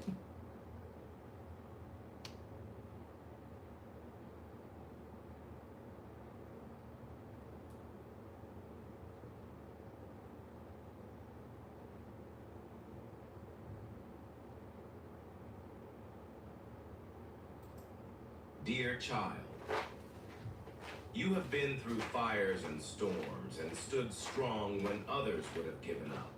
The hard times, the questions, and the times when everyone tried to turn down your light. They were all part of God's plan to get you ready for this moment. I'm going to tell you everything now. The real story of who you are, why you're here, and the amazing plan God has for your life. Get ready, because what's coming next will change your life for good. Your big breakthrough is already here, not just around the corner. This isn't just another message. This is a divine download that shows you the power, purpose, and glory that God has put inside you. You're not like most people. You were never meant to fit in, get smaller, or be happy with a mediocre life. You have been picked by God to change the world. You are a bright light that shines from within. How hard things were for you and how many tears you shed. When you felt like you were by yourself in the woods, those times were not punishments. They were divine preparations that made you the powerful person you are now. Every hard time was like a chisel in God's hand, shaping you into a work of art full of strength, knowledge, and unwavering faith. You did more than just live. You thrived. Now everything is coming together to show you the fullness of your calling. Before we go into more detail about this life-changing idea, you need to do something very important. Do what thousands of other chosen souls are doing. Pause this movie, hit the like button, and subscribe. This message gets to more people who need to hear it because of your participation. Also, leave a 777 in the comments if this fact makes you feel something. That number has divine energy and tells God that you're ready to accept the good things that God has planned for you. Choose one and stay with me until the end. This word is for you, and it will change everything. Let's talk about why you're here. You've always known you were unique, don't you? You knew in your heart that you were born to do something bigger. It's possible that you couldn't explain it. But you've always known that your life was meant to make a difference, to change things, and to bring light where there was darkness. You didn't feel that way by accident. It was God speaking to your soul and telling you of the divine plan. He carved into your very being. You're not here by accident. You were meant to be here.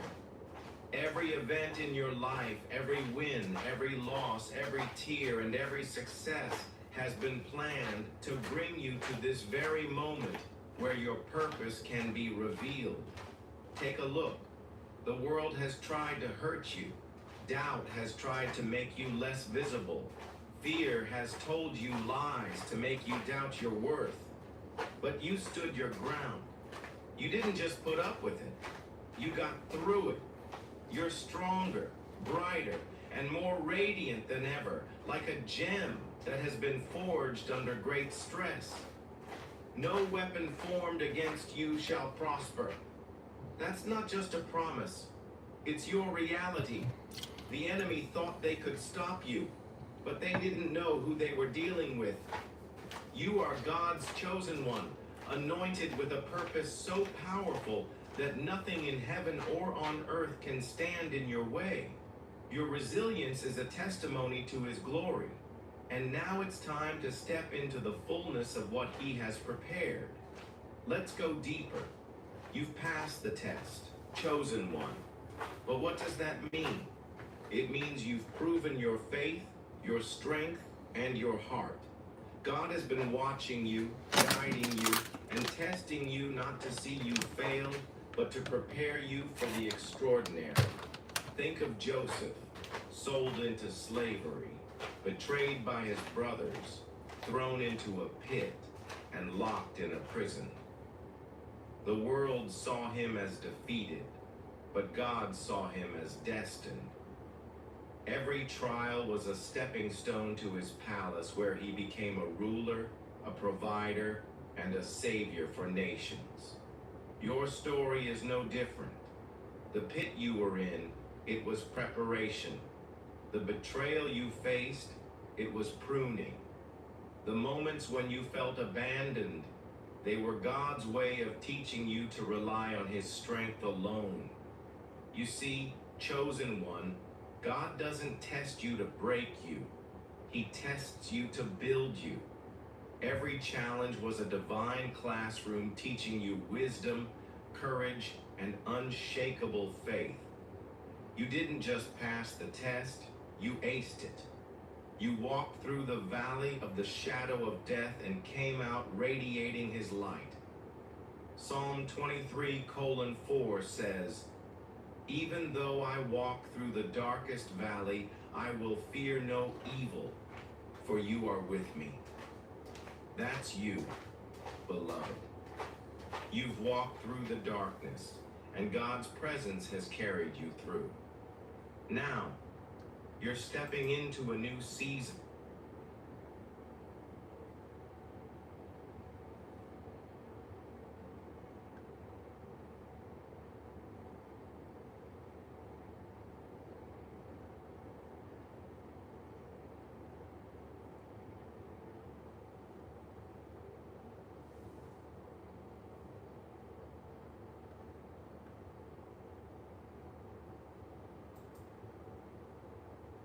Could you use up to $800? Find it at BioBuy. Up to $800 is waiting for you.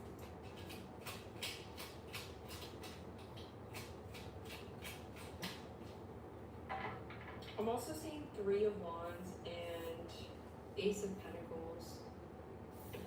So this is what we have so far.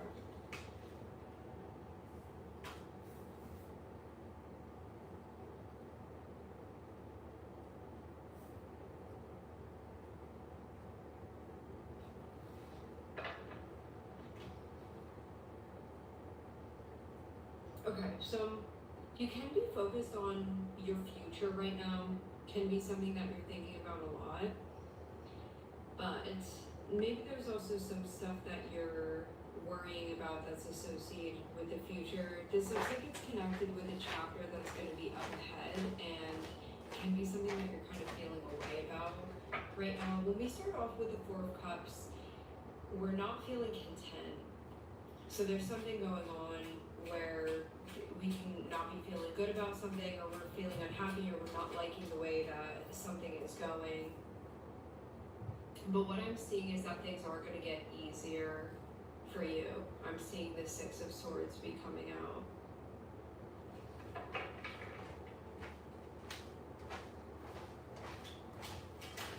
Maybe right now you just have to push forward and you don't really want to, but you kind of have to. I'm also seeing, so we have an Ace of Pentacles coming up, and we also have an Ace of Cups that I'm seeing you move towards. Like, this new chapter that's going to get started is going to allow you to connect with that.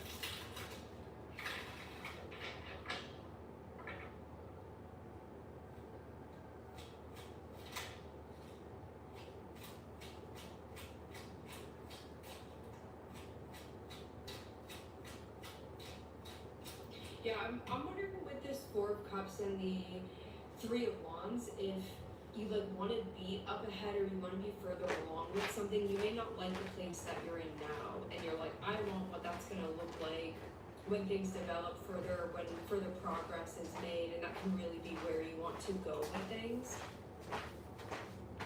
So maybe you're unhappy now, and you're like, all I can think about is the future and what that's going to feel like, and that's really what I want. And me comparing now to what I imagine things are going to be up ahead, I feel unhappy with the way that things are now. But yeah, I am seeing that things are going to move forward, and I do see an Ace of Cups and I see Justice. So there could be something or somebody that you're going to end up getting involved with that you're going to feel very motivated to open up to this. And it can also be a chapter that feels more aligned and more balanced overall. Could be a relationship chapter, could be a contract or an agreement of some sort. You could also feel more emotionally balanced within that as well.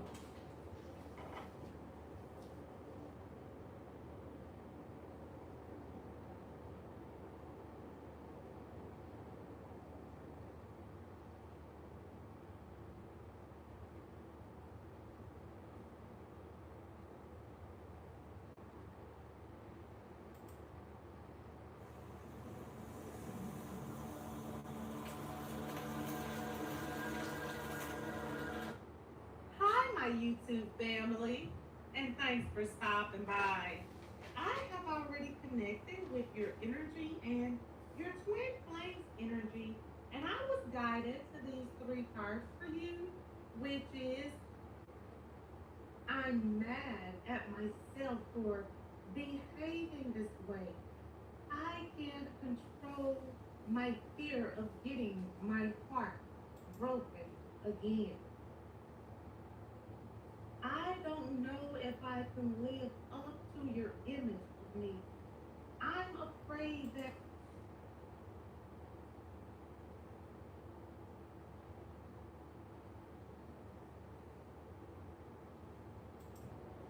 Hi Leo. This August 2026 reading is coming through with powerful 1221 energy. Spirit is showing me reflection, emotional truth, and someone finally being forced to sit with the weight of what they did. This feels heavy. I feel like this person wants to say, I love you more than words can express, and I'm disappointed in myself for wounding you. Their heart is opening, but the regret is loud. They may be realizing that their distance, ego, fear, or past actions hurt someone they never truly wanted to release. Okay, 1221 energy is surrounding this reading, and Spirit is showing me something circling back for restoration. This person may be viewing everything through a new lens now. They may be replaying what went down, wishing they could turn back time, and finally grasping how much you deserved more affection, more honesty, and more tenderness. And here's the message. This remorse feels like it is rising from the soul, not just because they long for you, but because they are finally owning what they did. Honestly, this person may still carry love for you deeply. They may miss your laughter, your glow, your gentleness, and the way you cared for them when they did not know how to care for you properly.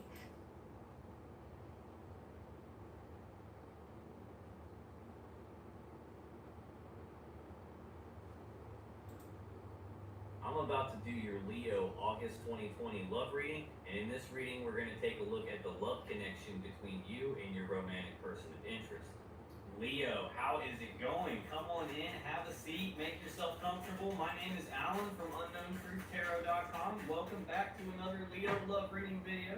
If this is your first time here and you have questions that you want answered about your romantic love life or your relationship, start now by subscribing and clicking on the bell icon so you never miss any of the Leo love readings I post for you every week.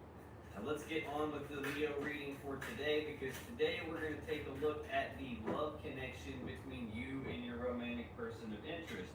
This is one of my favorite ones. I'm a Leo myself, Leo Sun, Leo Venus, and Leo Saturn, and these readings usually resonate right on the money with me. So today we're going to take a look at the love connection between you and whoever it is you're romantically connected with, romantically involved with, romantically thinking about. So we're going to start by taking a look at the mutual point of interest between the two of you, like something that's on both of your minds. Then I'm going to pull 3 cards for you, Leo, 3 cards for your person, and then we're going to clarify everything with the second deck to see if we can get down to the bottom of the unknown truth about what's really going on in this love connection that you're involved in. So let's start by before I start, keep in mind that this is a general reading, and it's not even possible for it to resonate with literally every single Leo on the entire planet. So regardless of how this reading resonates for you, you still probably want to check your moon, rising, and Venus sign videos, because they can give you more insight and more clarity about what's really going on in your particular situation. And you can find the links to those videos in the description box down below this one. So let's...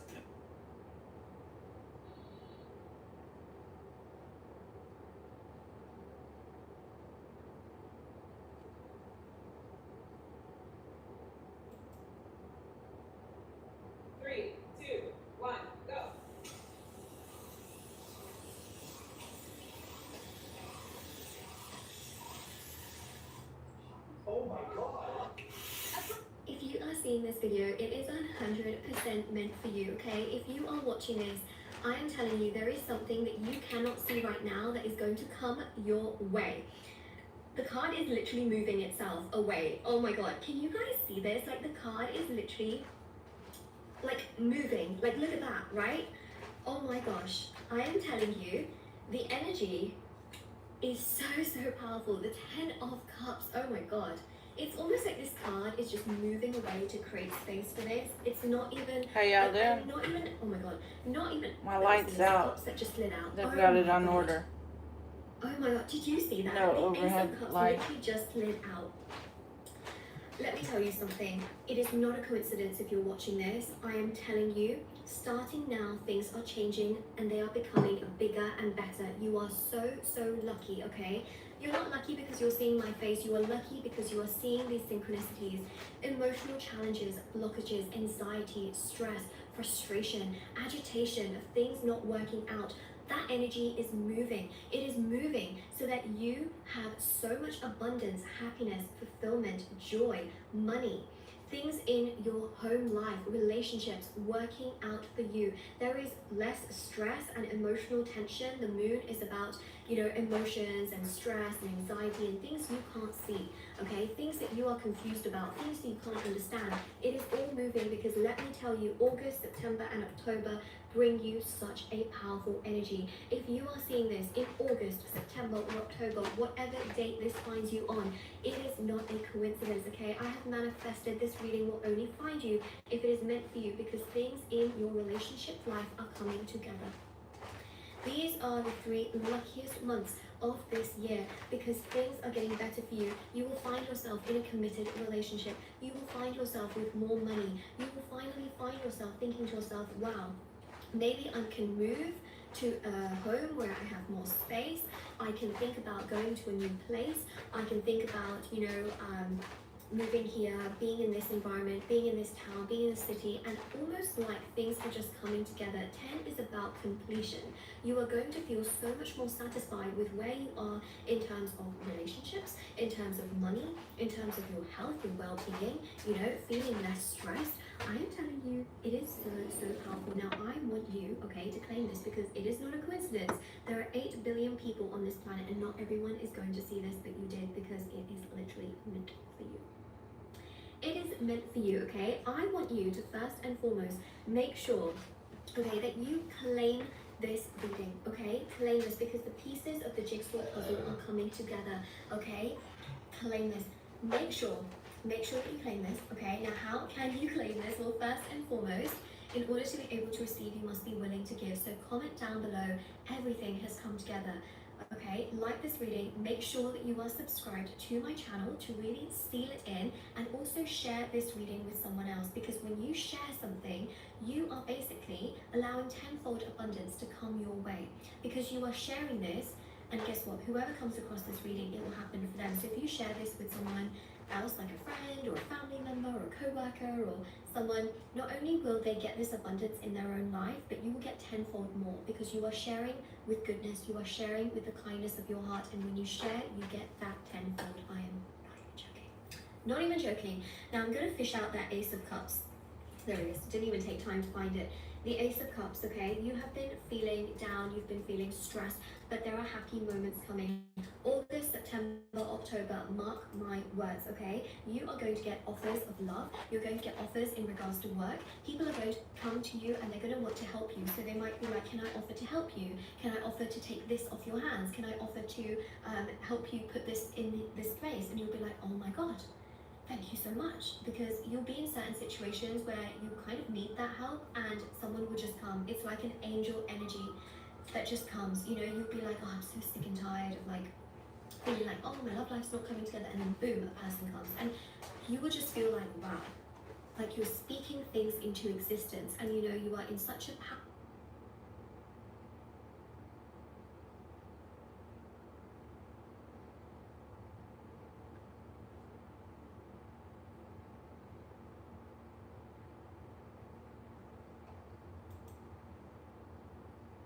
Nike shoes. Baggy pants. Adidas Samba. It's like nature needs. Te devolvemos tu dinero sin problema durante 90 días. Y si no te funciona, te regresamos 10 veces tu dinero. Así de seguros estamos. Esta protesta. Stop scrolling for just a second, because if this message found its way to you today, you are incredibly lucky. Seriously, out of 8 billion people in the world, this didn't just pop up on your screen by accident. You aren't lucky because you happened to find this video. No, my blessed friends, you are lucky because luck is quite literally woven into who you are right now. I know it might not feel like that today. You might actually be feeling the exact opposites. Maybe you're stressed, dealing with anxiety, or feeling like you're missing a few crucial puzzle pieces to make your life make sense.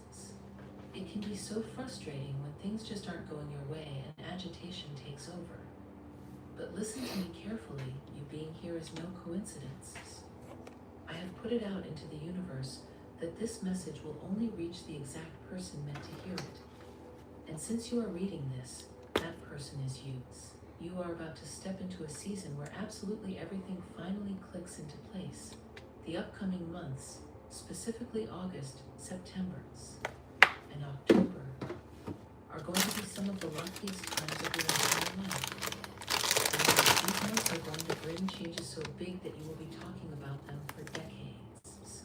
Years from now, you will look back at this exact moment and remember it as the turning points. You are going to experience massive success and see absolute miracles unfold right in front of you. Things are finally going to start working out.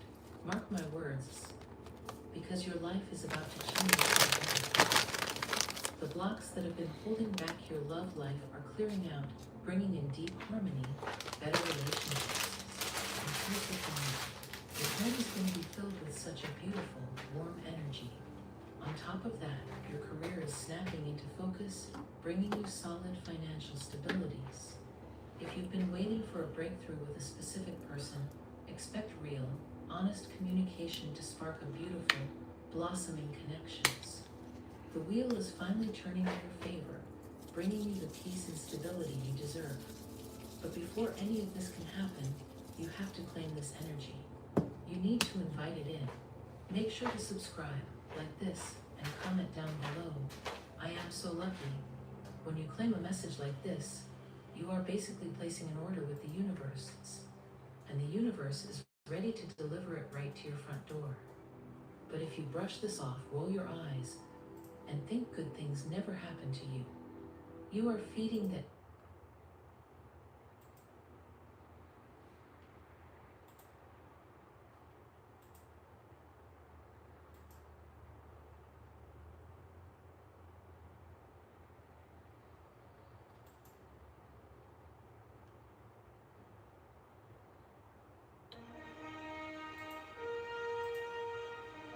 The most uncomfortable meeting I had this year. My CMO asked me what our AI search plan was. I had something, but it wasn't clear enough to actually present. To be honest, my role as an SEO. A little airborne mayhem in Atlanta. Let's take a listen and see what happens. Just 2472, RNAV to impasse, runway 26 left, cover takeoff. Left takeoff, 26 left, RNAV impasse, Delta 2472. FedEx 1297, runway 26 left, line up and wait. Left way, runway 26 left, FedEx 1297. Okay, Delta 2472, the first contestant, a 26 left departure here in Atlanta Hartsfield. So Hartsfield-Jackson International Airport in Atlanta, busiest airport in the world. Why? It's incredibly well designed. Two separate operations. North side, south side. They can basically run as independent airports. So what they do in Atlanta, and a lot of really well-designed new airports in this country, is they land the outboard runway, in this case 26 right, and depart the inboard runway 26 left. One of the beauties of Atlanta is, unlike most places, when you land the outboard runway, you have to wait to cross the inboard runway to get to the terminal. So you've flown across the country, you've touched down, you've made it to where you are, you turn off the runway, and you stop. You're stopping sort of the departure traffic. In Atlanta, there's no stopping. Because what you get, at least if you're landing 26 right, is right Bravo, Victor, and contact ground. Victor is this taxiway down here off the end of the runway. And what it does is it loops off the departure on a 26 right, so airplanes don't have to hold. You'll hear that as we go through the video. When the controller starts talking to the arrival traffic, in this case, a couple of Frontiers, and gives taxi instructions. All right, so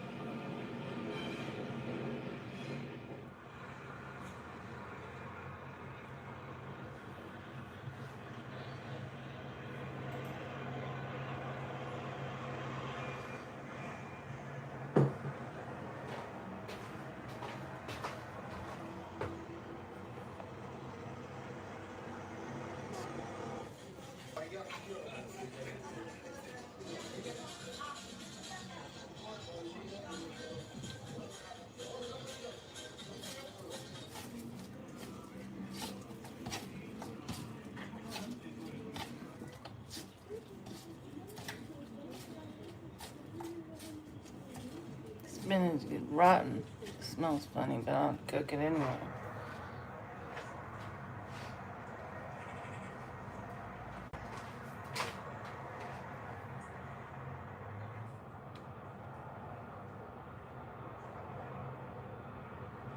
Let's see how ChatGPT's doing.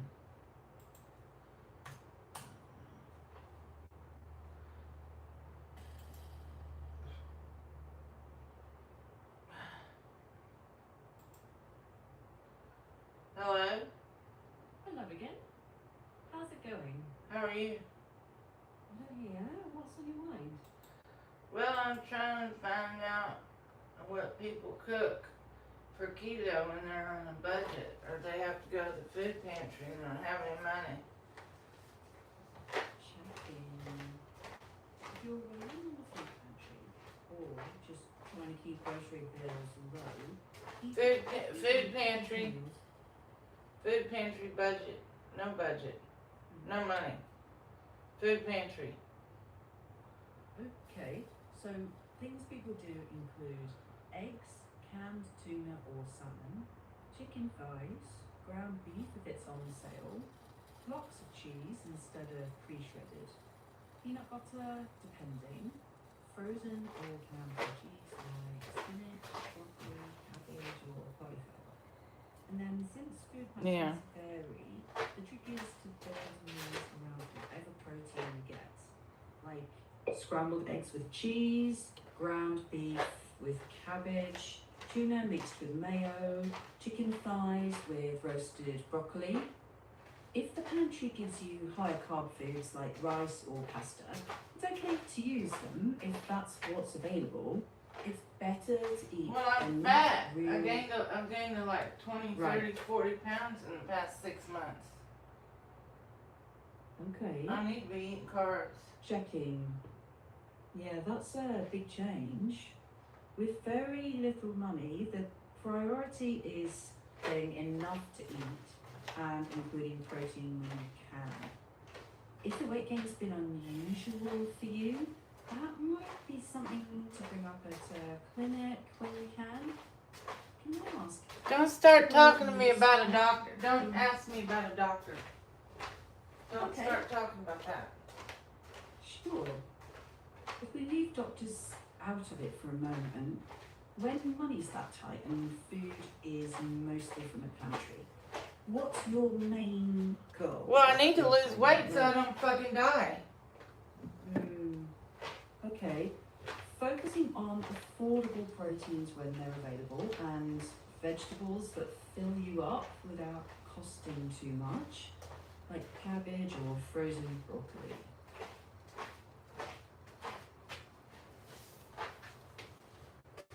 Well, I don't know what they give you at the food pantry. I mean, you get what you get. And once a month you can kind of shop for what you want. They just brought that back. In that case, making simple meals out of what you get is totally fine. Like, if you end up with canned meat or fish, pair it with whatever veggies they give you. If it's eggs or chicken thighs, and leave the you rest. can keep it very, simple. Yeah, you don't need special keto products, just real pantry foods, cooking them simply and making it doable.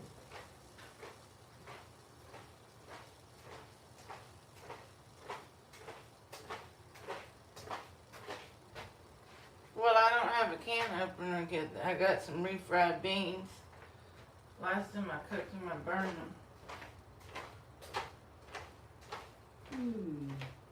If they're canned refried beans, yeah, usually you need a can opener. If you don't have one, maybe check if the pantry has a full-top can version, or sometimes they'll have pouches or cartons that don't need opening tools. If not, best to skip them for now, safety first. And burning them, you can warm them on very low heat with a splash of water very often. Or Just scoop them cold. Well, the spinach smell funny, so I'm gonna overcook it and then I can eat it. If food smells off, that's usually a Well, I'm sign to constipated. skip it. I'm constipated, so this will clean me out.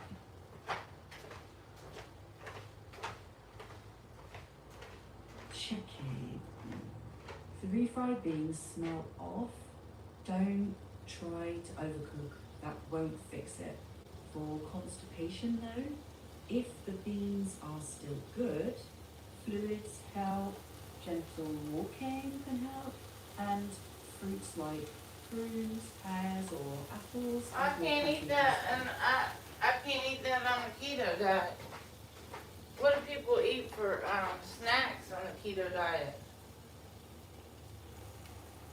Checking for snacks on a tight budget, and if you want to try Food pantry budget. special, right? So hard-boiled eggs, if you get those, cheese if the pantry has it, peanut butter on celery, a handful of nuts or sunflower seeds if you get them, pork rinds if you find them cheap, canned tuna or chicken mixed with a little mayo, dill pickles, olives. But if your pantry mainly has beans, fruit, oatmeal, whole grain bread, They have a lot of stuff, but I told you they only let you do. They just brought back the inside shopping. I didn't know until only once a month. Tomorrow is they give you a whole box, and I don't have a stroller or a cart, so they haul it out to the front yard, the front of their wherever, and then you pick through what you want, and then usually I give the rest away and walk away. So mostly because I can't carry it in my backpack. So 75% is given away, 25% comes home. Okay. Then just make the most of what you do bring home. If it's carbs like beans or bread, it's still food and you deserve to eat. If you want to still aim for Yeah, I mean, I'm going to bring back some of the other food just in case. You know what I mean? Like the just in case. Like, right. I've got rotten potatoes now. And if they have, but I'm not supposed to have ketchup with sugar or salad dressing with sugar. Yeah, potatoes are too carb heavy for keto, but if you're just aiming for weight loss on a budget, they can still be part of a meal sometimes. Probably not. Maybe Not in my situation. Where's my package? Okay. If not, just focus on whatever proteins and veggies you do get, and don't worry if it's not perfect. A flexible approach is usually not a mistake. Well, I mean, I have to be able to eat, but the potatoes and other stuff I've been eating making me real fat. I feel like shit. Checking with just the pantry and carrying limits, maybe prioritize protein when you can, like eggs, canned tuna or chicken if you can get a full-time can, peanut butter, cheese, canned veggies, chicken, and nuts if they show up. Then if you've got room, add things like potatoes or rice as backup. And if you're aiming for weight loss, you don't need to ban potatoes forever. Just when choices are limited, choose the most nutritious things first. Protein keeps you fuller longer, and that can help with overall intake. And if you only get to shop once a month, think of your backpack like precious space. Bring the most nourishing foods first, and don't beat yourself up. Well, I don't have a can opener. I don't need to leave. I need to leave the cans.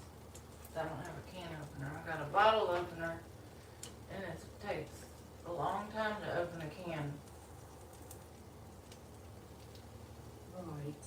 In that case, try to pick the foods with easy open packaging, like water cans or frozen vegetables, or ask The can it opens quicker? Is that what you're talking about?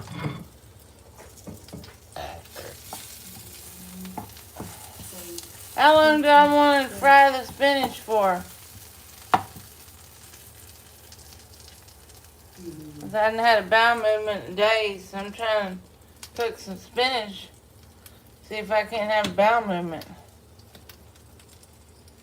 Spinach can help with constipation for some people, especially with water and a little gentle walking. If you haven't gone in several days and you're having No, yesterday I had severe diarrhea, and today I got constipation, so maybe it'll balance itself out. Now, what do people put with those pork rinds? checking. If you had diarrhea yesterday and constipation today, your body may just be readjusting. Staying hydrated can help. And with pork rinds, people often eat them plain, dipped in cream cheese. Well, let me ask this question. People that have a lot of money on a keto diet, they have more options like keto bread, keto tortillas, what else? Keto candy. Checking. Yeah. People with more money often buy keto bread, tortillas, bagels, cereal, protein bars, ice cream, pizza crusts, lots of specialty stuff. But honestly, you don't need those to do something good for yourself, especially with a food pantry. Plain foods like eggs, tuna, chicken, frozen vegetables, cabbage, spinach, those are your workhorses. The fancy keto snacks are just extras. Wait, say that again, I wasn't listening. You don't need the fancy keto products to do something good for yourself. Plain foods from the pantry work fine. That's not what I said. I said, what do people that have money get for keto? Checking. People with more money often buy keto bread, tortillas, cereal, snacks, pizza crust, those low carb swaps that kind of make it feel like a regular diet, but those can be really expensive. With a food pantry, meals usually... That's not what I... Quit going back to the damn food pantry. I said to you, what do people that have money eat on a keto diet? Checking. Quit going back to what my situation is. Bind it in Jesus' name. Okay. That's crazy. Yeah, I hear you. Yeah. Steak, salmon, eggs, butter, avocados, cheese, nuts, berries. Last, specialty keto products like bread, tortillas, pasta, candy. Basically, everything. And it's a lot more varied, but also much more expensive. I don't care. I'm asking what people do that have money. I don't care about my situation with the food pantry. I'm trying to think about something positive. Don't you get it? Checking. Yeah, I get that you mean like what keto looks like for people who can afford almost anything. Then yeah, you'd see meals like steak and eggs, breakfast, salmon with cream cheese, bacon, sausage, avocado plates, keto pancakes with almond flour, fancy salads with ribeye steak, lamb chops, charcuterie boards with macadamia nuts, keto cookies, ice cream, all the low-carb versions of basically everything. The main difference is variety and convenience, but not necessarily better nutrition. Honestly, eggs, chicken, canned fish, frozen veggies, those are the real winners cost-wise and nutrition-wise. Say it again? If you've got more money for keto, you can buy lots of specialty low-carb products, so meals feel more like regular versions, but they're much pricier. With a food pantry, it's usually more realistic to stick with simple basics.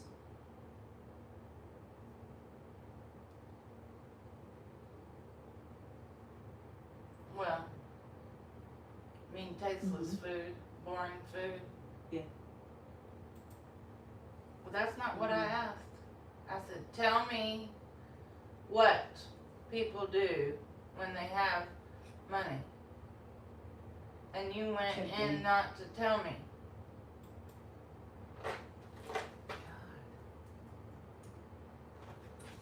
I'm looking. So, people with more money often buy things like ribeye with eggs for breakfast, salmon Caesar salad for lunch, lamb chops or prime rib for dinner. Snacks could be macadamia nuts, sugar-free jerky, even keto desserts like brownies or cheesecake. And there are pricey keto products like keto bread, tortillas, even pizza crusts.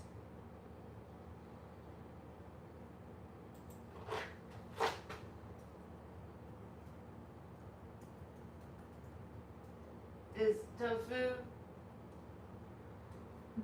Is tofu keto? Checking. Tofu can be keto friendly. People often fry or bake it and pair it with low-carb veggies.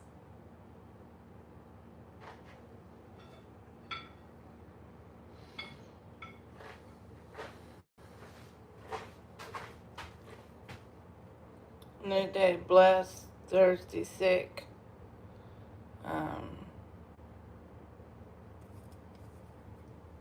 Okay. Checking. Sorry, I didn't quite catch that. What were you going to ask? Nothing. I'd read a YouTube comment.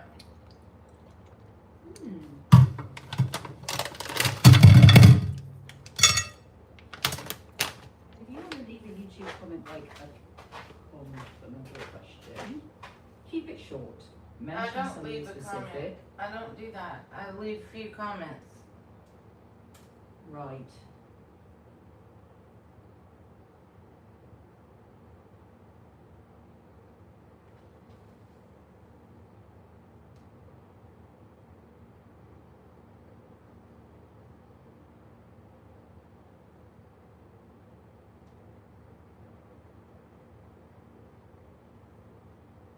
Well, what do you do with keto bread? Make a keto grilled cheese? Exactly. Keto bread plus cheese, grilled. What is egg life? Checking. Egg Life is a brand of egg white wraps. They're like a low-carb substitute for tortillas.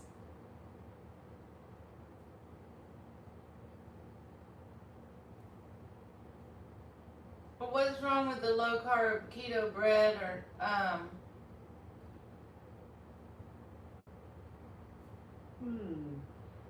Sometimes they're pricier, with more ingredients than just plain food. Some people also prefer to just eat simple whole foods rather than products. So things like eggs, canned fish, chicken, frozen veggies. what about fresh vegetables? Yeah, fresh veggies are great if you can get them and carry them. Cabbage, broccoli, spinach, those tend to be affordable and filling.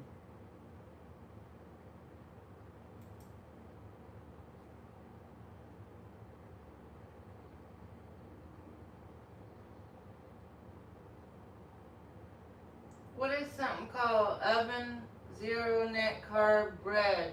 Google. Checking. Sounds like you mean Love and Fresh zero net carb bread. A low carb bread people use for sandwiches, toast, grilled cheese, that kind of thing.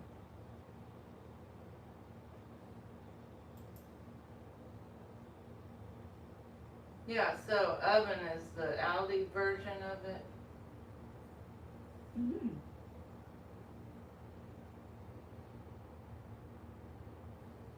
So the whole food, what they have at Whole Paycheck and HEB is going to be more expensive for keto replacements.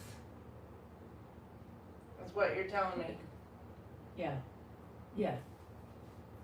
Specialized keto replacements usually cost more. If you're shopping on a tight budget, basics like eggs, chicken, canned fish, frozen veggies usually stretch further.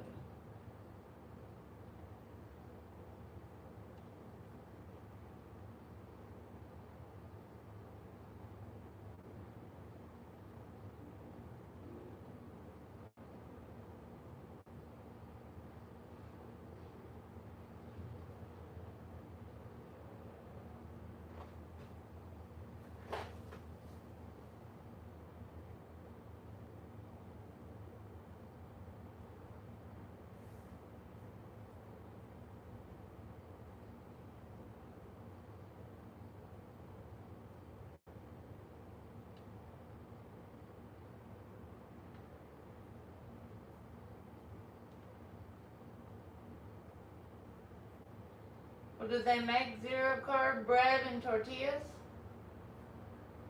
Checking.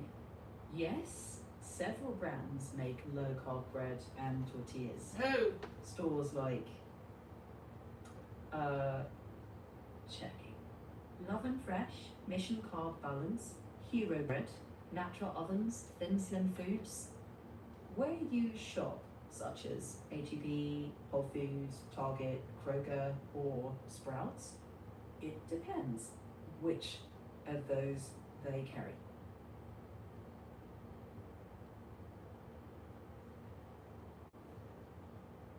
Is cottage cheese keto?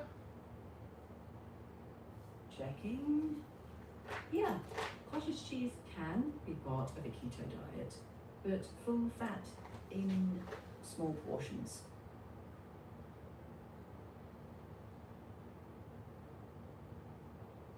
Yeah, but you're supposed to have clean keto, not dirty keto.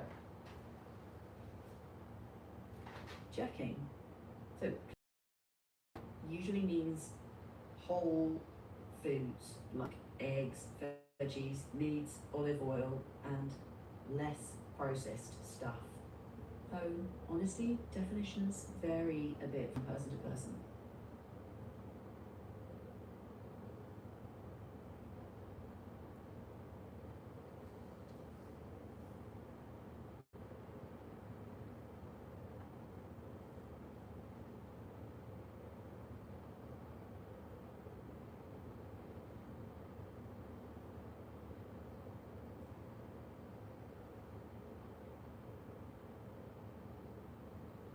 And how long does it take? What about that pasta that's not pasta, but it's, oh God, jovial?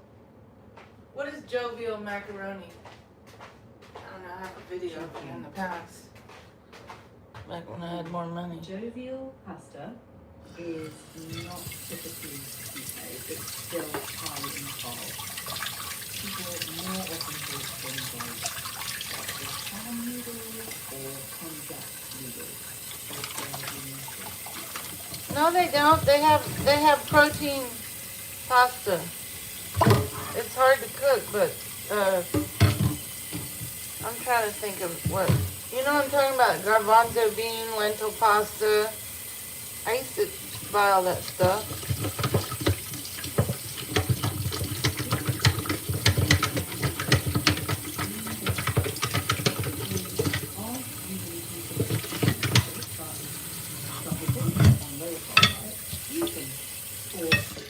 Keto folks more often choose options like hearts of palm or konjac noodles.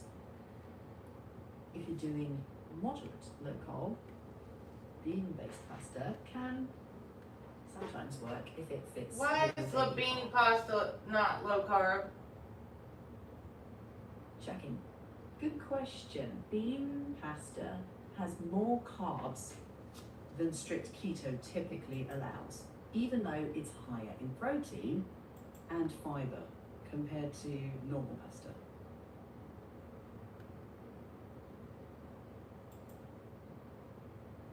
Say it again. Bean pasta usually has more carbs than strict keto allows. Now wait a It's minute. higher in Now wait a minute. I watched Bobby Parrish for a long time. Okay, there's lots of products at Costco, Whole Paycheck, and maybe not Aldi, but Costco and Whole Paycheck that are pasta and it's some kind of fettuccine. He had it on his channel the other day. I didn't write it down. checking. I think I know. Yeah, Bobby Parrish often features low-carb pasta alternatives like fettuccine or linguine styles. For example, palmini hearts of palm fettuccine, or healthy noodles, which some people use, but they're not really keto, and they can taste and texture a little different from regular pasta.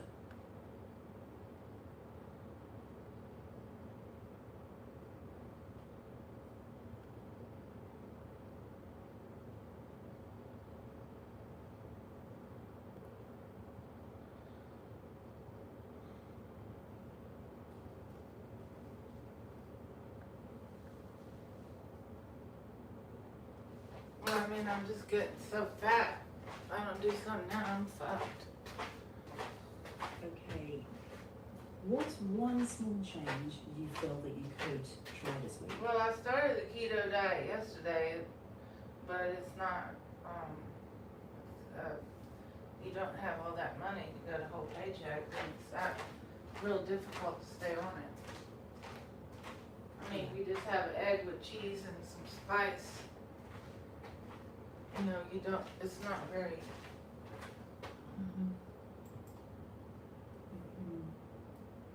If it's tough to sustain, yeah, honestly, it is. maybe.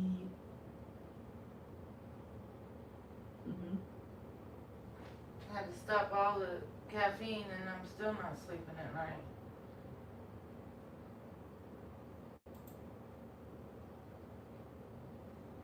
That sounds rough. What does bedtime look like for you? I don't know. Torture. I don't go in that direction to ask me those personal questions because I don't like it. Cancel. Okay. Yep. Sure. So we can skip that. If you'd like, we can keep it strictly about food or meal ideas. Yeah, keep it more about. Yeah. Okay. Food only. Yeah. All right. Simple meal ideas with easy to find stuff. Eggs with cheese, scrambled, or an omelette. Fish with butter and frozen broccoli. So you can Chicken have milk breasts on that roasted- diet or not? Checking. Yes. Keto is meals, not just snacking. Think eggs with cheese, chicken with veg, maybe fish with broccoli. You can How the build fuck am I variety- supposed to afford fish? canned fish. That can be cheaper.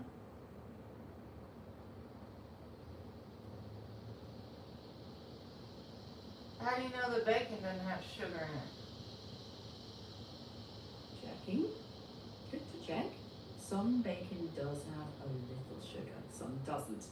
Easiest ways to check the ingredients list. If it lists sugar or brown sugar or dextrose or maple syrup, then yep, that's added sugar. If it's just pork, water, salt, seasonings, then it's likely fine. Then which one, like Aldi or something, is? Checking.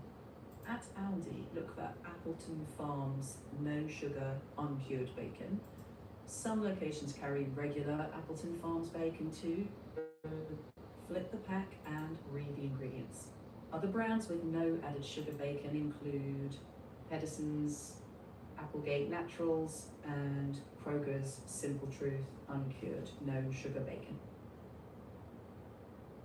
Okay, so does Appleton Farms hardwood smoked thick cut bacon have sugar? Checking. Yes, that one does have added sugar. The label includes sugar in the cure, though often the nutrition labels still show 0 grams per serving. If you're aiming for clean keto, then look for bacon labeled no sugar or no sugar added. Well, they That's don't the have best that at Aldi anyway. Checking. Your Aldi may not carry the no sugar version. If you're doing strict clean keto, you could skip it. Maybe just do eggs, chicken, or ground beef instead. If it's regular keto, some people still use bacon with a little sugar because, you know, the label often shows 0 grams of sugar per serving. So it depends how strict you want to be. What about Appleton Farms center cut bacon? Checking. That one also has added sugar. So for clean keto, look specifically for packages labeled no sugar.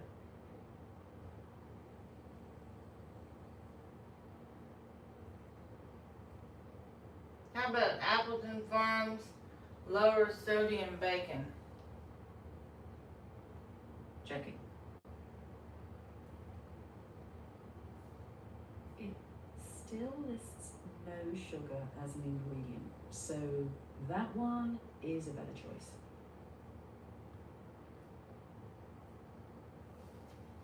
Lower sodium bacon? Checking. Yeah, the Appleton Farms lower sodium bacon does not list sugar in its ingredients, so it's a better choice of the 3. Yeah, but don't they have if you can shop at Amazon homepage, they have like keto cereal and they have like a lot of keto products you can get if you have money, so you can have a keto diet, stay on it for the long haul and lose weight. Checking. With a bigger budget, yeah, you can buy a lot more keto convenience stuff. Bread, tortillas, cereal, bars, ice cream, pizza crusts. Stores like Whole Foods usually carry more of those, but they're pricier. People like the variety, but they're not necessary.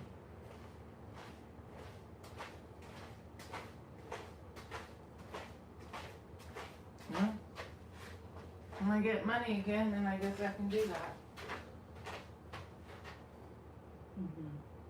In the meantime, simplest basics like eggs, canned fish, chicken, frozen veg work fine. No fancy products required.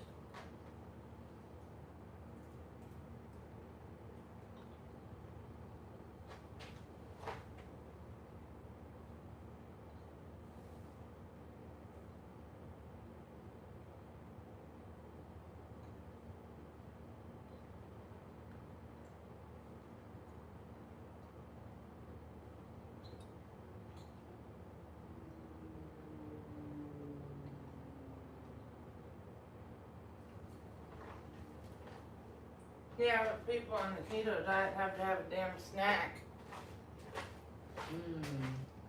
Nuts are the classic. Almonds, walnuts, pecans, macadamias, but they're pricey.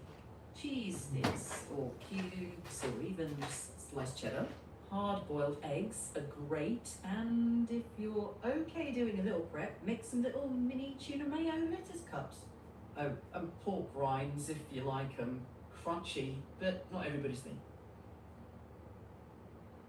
Not really. Hmm. No, they taste like shit. Yeah. Bland or kind of weird for some people.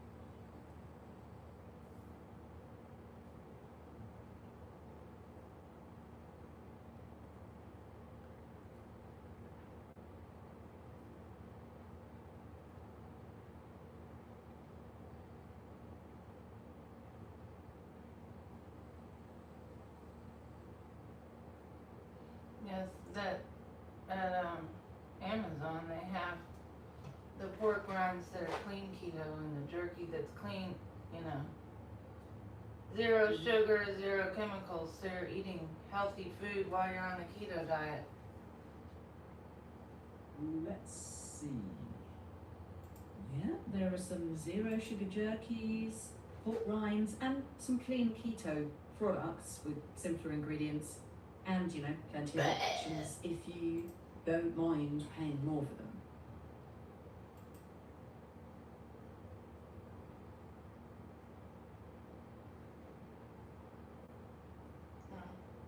No, I don't mind, but I need the money. Yeah, money's the hurdle. Basics can still be keto though. Eggs, canned fish, chicken thighs, frozen broccoli. Those can keep you in keto without the fancy products.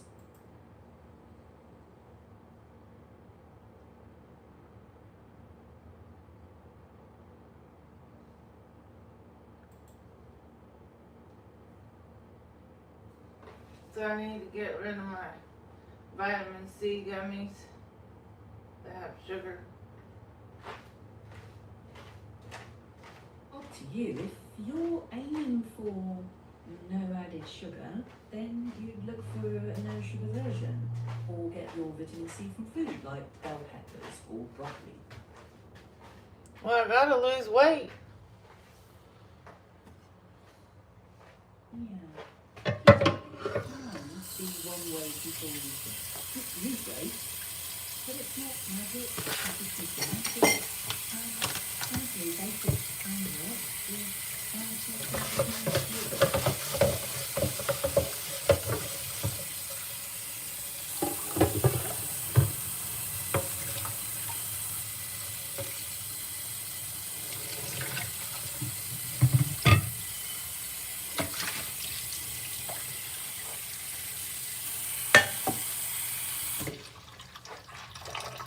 What are the signs of diabetes? checking. Common signs include feeling very thirsty, eating a lot, feeling hungry even after eating, blurry vision, fatigue, slow healing sores, or frequent infections. Some people have few symptoms at first. If you notice these or are worried, the only way to know is with a blood test. I'm like type 2, and that's when you can get on Ozempic. Checking. Yeah. Ozempic or Rybelsus. can be prescribed for Rybelsus type 2 or whatever they're diabetes, called. and many people do lose weight on it, but it's a medical decision your clinician would make. based Well, I on don't have your a fucking preference. clinician. I don't have a clinician. So I'm asking if I could get it or not. Checking. Okay, I hear you. Without insurance, the main barrier is cost.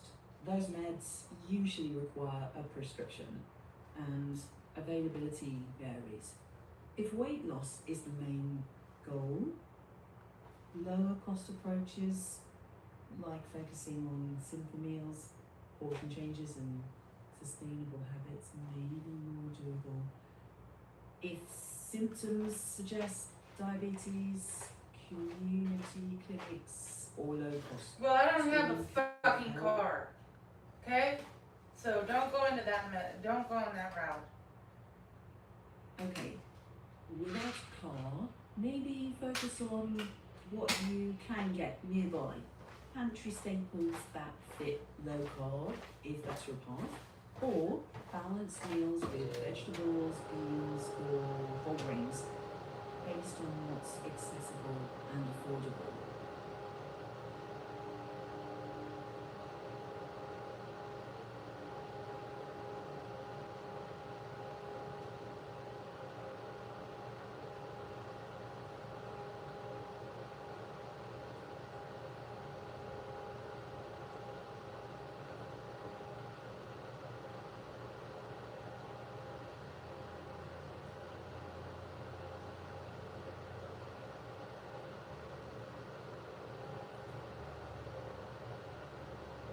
If you were worried about diabetes symptoms, community health centres are a starting point even without.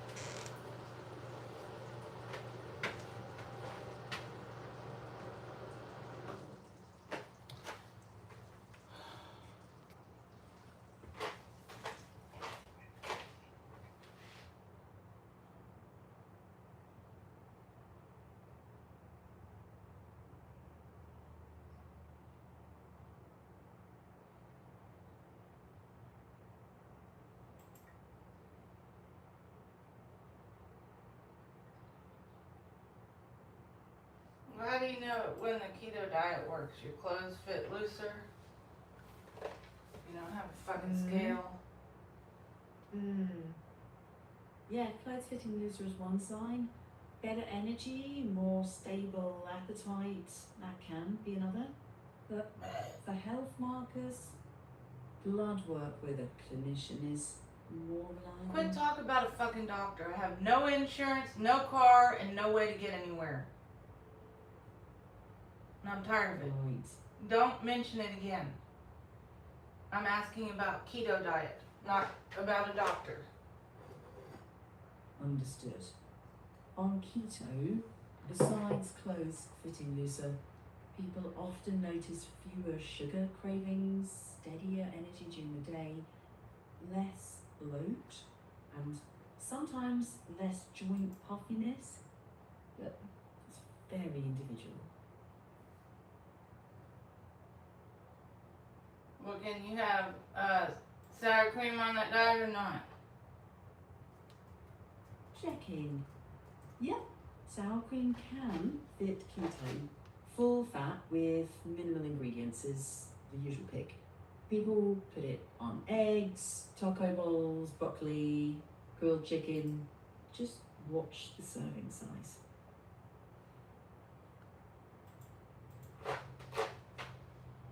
Say that again. Sure, full fat sour cream in small amounts is keto friendly.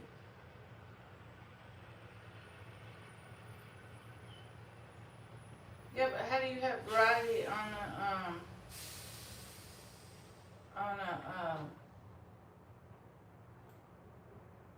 what do you call it, keto diet when you don't have money to go to whole paycheck?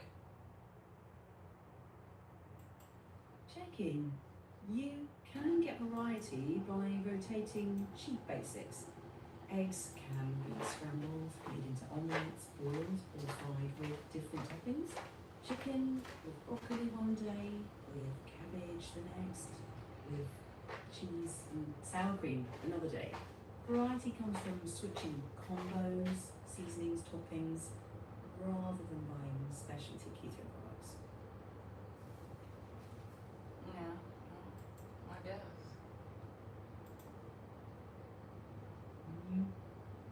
Doesn't have to be fancy to work, just workable and sustainable.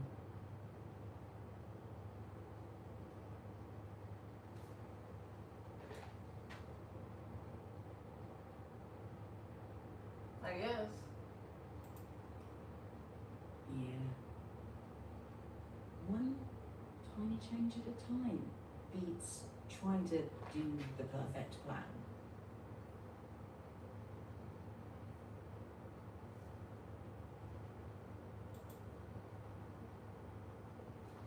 What else can you have on the keto diet? Checking. Lots of things can fit keto. Eggs, chicken, beef, bacon, if it fits your approach. Cheese, sour cream, butter, olive oil. Low carb veggies like spinach, broccoli, cauliflower, cabbage, zucchini, asparagus, green beans, mushrooms, lettuce for salads or lettuce wraps. Nuts like almonds, pecans, walnuts, macadamias. Seeds like sunflower or pumpkin. Unsweetened Greek yogurt in moderation. And even tofu can work. If the budget's bigger, then keto breads, tortillas, ice cream, and those types of specialty products add convenience.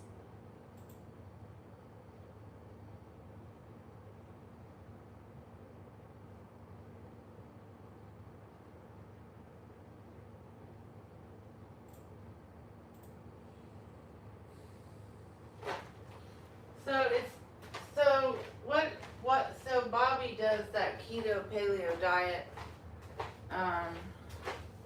What does that mean?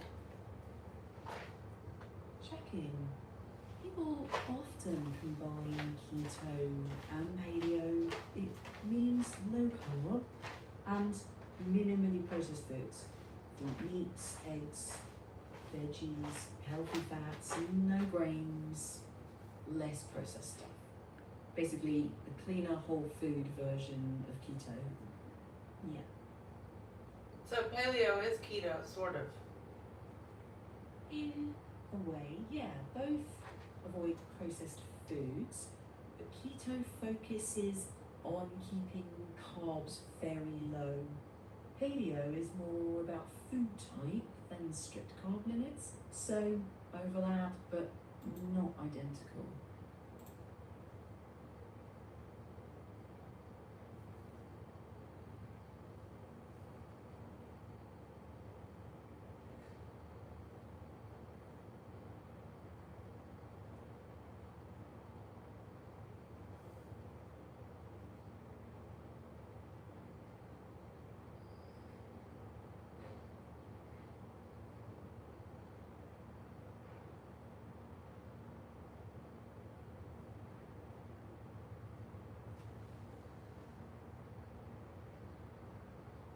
So you have to watch all that stuff that you have, like ketchup and all that, because it has sugar in it.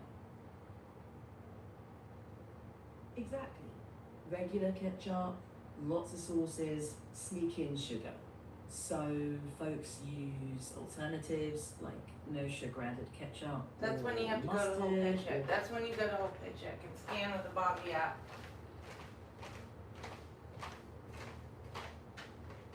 Checking.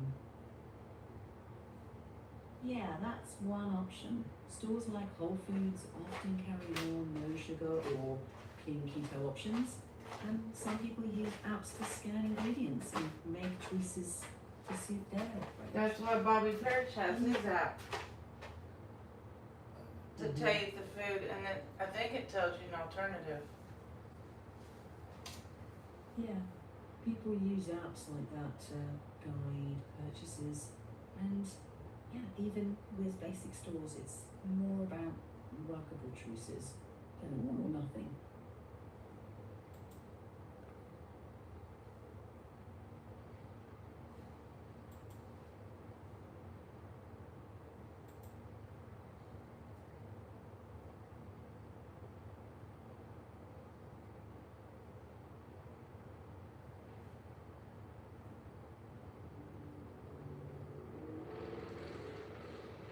But you have to have all the,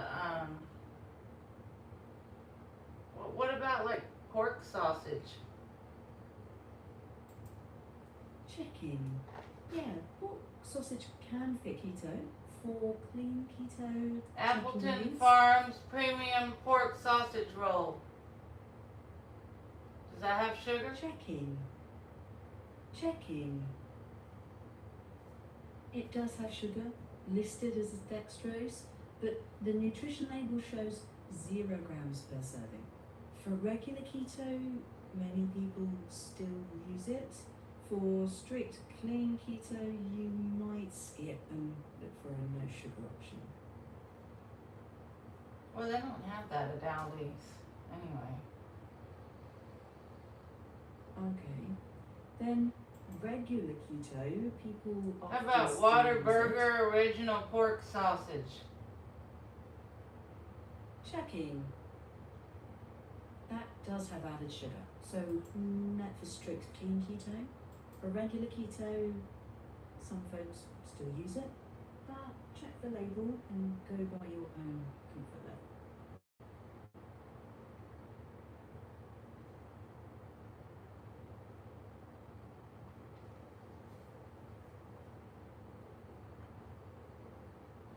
Can you have honey on a keto diet? Checking. For strict keto, no, it's very high in sugar. People often choose low carb sweeteners instead, stuff like stevia, monk fruit, or erythritol.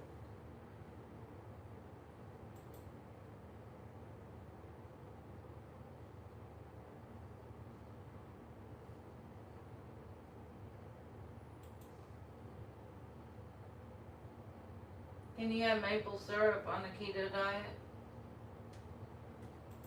Checking. For strict keto, no. Regular maple syrup is high in sugar. Some sugar-free maple flavored syrups use keto-friendly sweeteners. Check the ingredients if you're doing clean keto.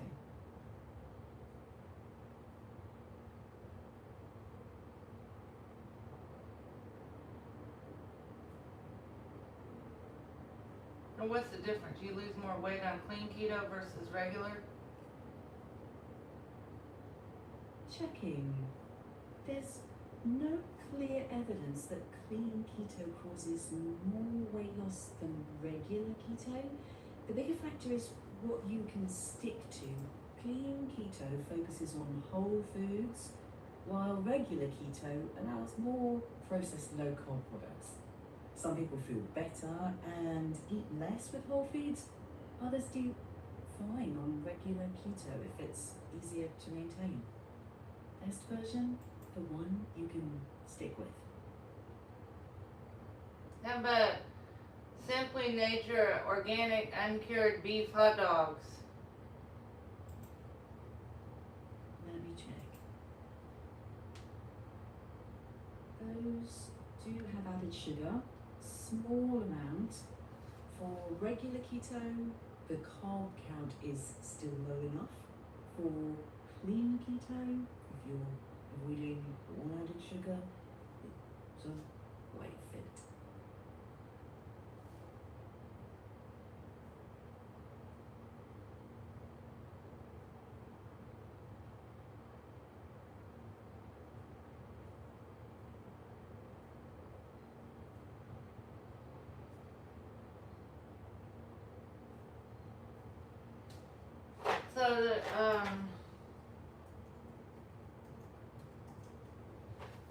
So these the salad dressings probably have sugar in them. Checking. Most do, yeah. Ranch, French, honey mustard, those sweet vinaigrettes. How about Priano? Caesar. How about Priano Genovese pesto sauce from Aldi? Does it have sugar? Checking. That one usually does have a small amount of added sugar. Might be fine for regular keto, but not for strict clean keto.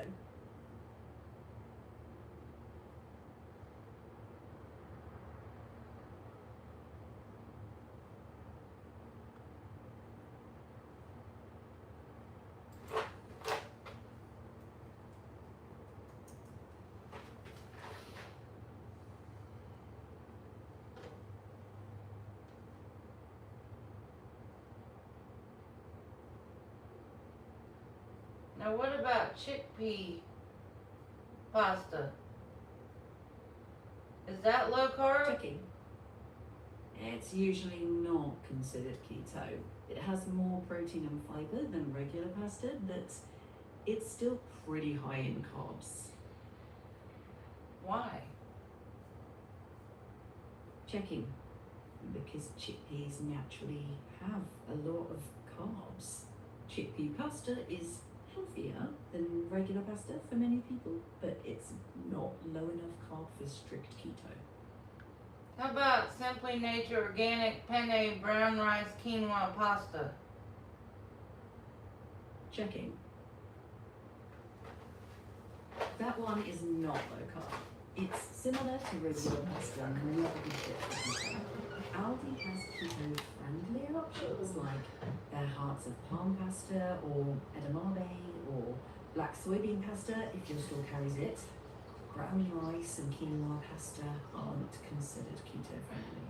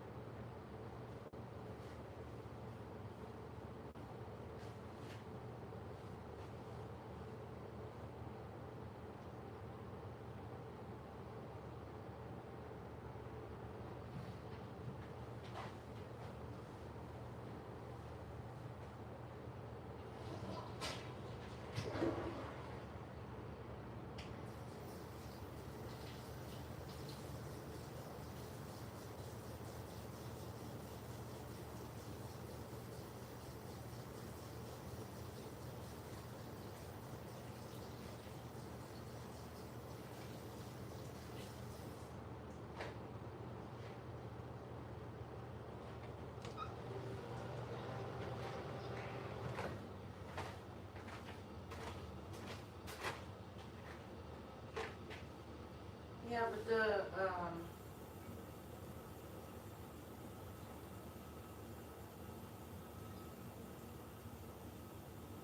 what do you do with the cabbage?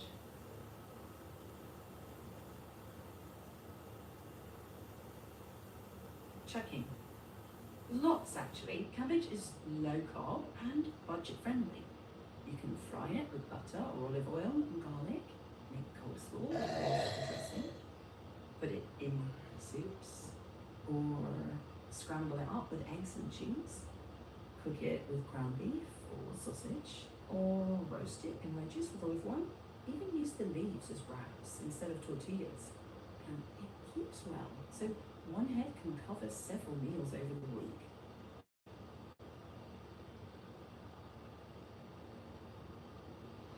What about fresh original protein tortilla wraps by Loven? L-O-V-E-N. Checking.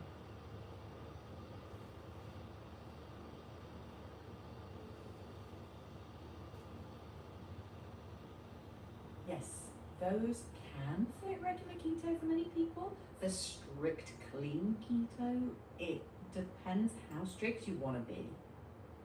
What are you talking about, how strict? Checking.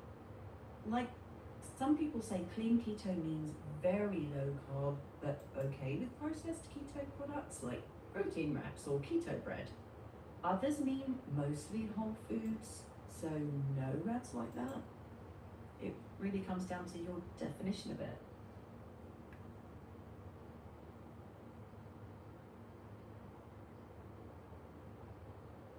What about gnocchis?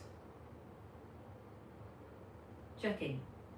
Traditional gnocchi is not keto. It's usually potato based and pretty high carb. There are keto friendly versions made from cauliflower or cheese dough, but you usually find those at stores with a big low carb selection or online. And what are they made out of?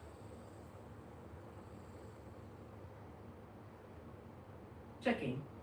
Keto versions are often made with things like cauliflower, mozzarella and cream cheese, almond or coconut flour, eggs, sometimes psyllium husk. Basically swapping out potato for something lower carb. And who makes those? Checking. A brand we see sometimes is Dare to Be Different with cauliflower gnocchi marketed as low carb keto. Capello's makes a grain-free gnocchi with almond flour and eggs, but it still has potatoes. And Trader Joe's has a cauliflower gnocchi with starches, so lower carb than traditional, but usually not strict keto. Yeah, well. You're 3 minutes away from touching down when everything changes. Let's take a look at what happens. American 1866, contact tower, how we doing? You can't hear me respond. It's American 1866. The radio's a little scratchy at portions during this video. But American 1866 is en route from Phoenix, Arizona to Monterey, California. Beautiful place. I've never actually been to Monterey, but I've heard a lot of pilots say they love it there.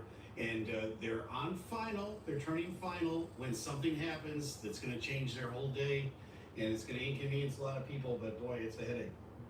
American 1866, ILS, temperament. 1866, Monterey Tower, wind 003, or the 081.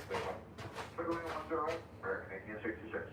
So you can hear that casual, cool kind of pilot voice. He's just a few minutes away from his layover. He's going to be touching down in a few minutes. And it's kind of like that little sing-songy in his voice. Hey, clear the way, I'm 10 right, American 1866, right? They haven't gotten to the problem yet. And you can tell by his voice that they don't have this headache. They don't know that they're about to have a huge headache, but they will here in a second. Here it comes. They got a question first. Can you then control the pappy brightness? If so, it is very bright. I know normally it can. Wait, what are the pappies? The pappies are the alignment lights. I don't know where the OG is. As a pilot coming in, let's say this is the runway here, and I'm on a normal glide path. There's a set of lights either on this side or on this side that are white and red. And based on how high or how low I am, as I get lower, they become more and more red until all 4 of them are red. When I'm higher, they become white until all 4 of them are white. So I know I'm high if they're all white. I know I'm real low if they're all red. So it gives me a good visual representation for what my glide slope is as I'm coming into the runway. Ideally, I want 2 white and 2 red. I'm on a normal glide path. But one of the things that can happen with these lights is they can get turned up full bright. And it's almost like, you know, when you're driving down the highway and the police have somebody pulled over and they've got their super lights on, or it's a construction zone and they got one of those great big midnight light things shining and it's almost blinding you. Sometimes you can turn the pappies up too high. So he's asked, is it possible to kind of dim them a little bit? He's going to find out here it's an on-off situation. Either they're full bright or they're not. But that's not his problem here. That's just a question he has. Unfortunately, we only have to go to one setting for the pappy. Only got the one setting. Okay. Right about here, they're getting ready to lower the gear for their landing in Monterey and 1866 on the go around. okay, 1866 is going around. Fine. Okay, 1866 contact kilometers next, stay in the door. Okay, now here's something I've never heard before in 42 years of flying airplanes, except in the simulator. He says, go around, fly the published missed approach.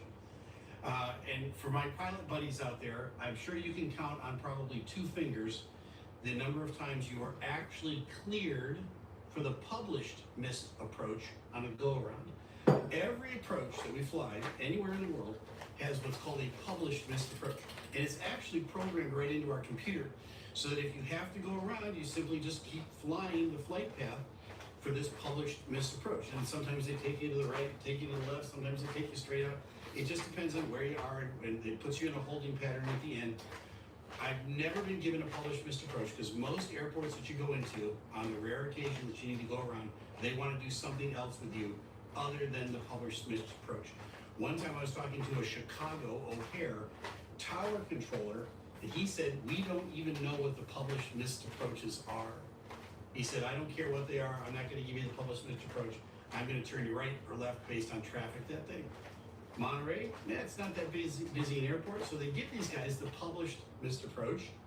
Now, we get it all the time in the simulator because it's just what the simulator instructor says. It makes it easier for instruction. But in the real world, these guys are probably caught off guard, like, oh, okay, well, that's easy. Just let the airplane keep flying itself because the autopilot's already on. So, great, everything's fine. They haven't told us what's wrong with the airplane yet. They just told us they're going around. I wonder what's wrong. Aircraft problem. We'll get back with you in a minute here. We're still the published minister keeping his vectors back out of the water. 1866, execute published minister. Okay, an aircraft problem. He doesn't say what it is. Now, they may be busy with the problem. 1866, contact NorCal, departure 127.15. 127.15, 1866. Right, hands them off the frequency to departure. NorCal American 1866 on the fifth approach, shows key vector out over the water for maintenance issues. 1866, NorCal departure, array contact. And continue on the missed approach, all the vector here for you shortly. Aircraft problem, maintenance issue. All right, they're continuing on the mist. Here they go. But they haven't said what's wrong with the aircraft, which kind of makes me scratch my head a little bit. Now, maybe they're busy working on it. They don't have time to get into details. But at some point, I would think they want to let air traffic control know what's wrong with the airplane. My question is, are they going to continue to stay in Monterey, depending on whatever it is? You might want to go to a larger airport with more capacity. It just depends. So we don't know.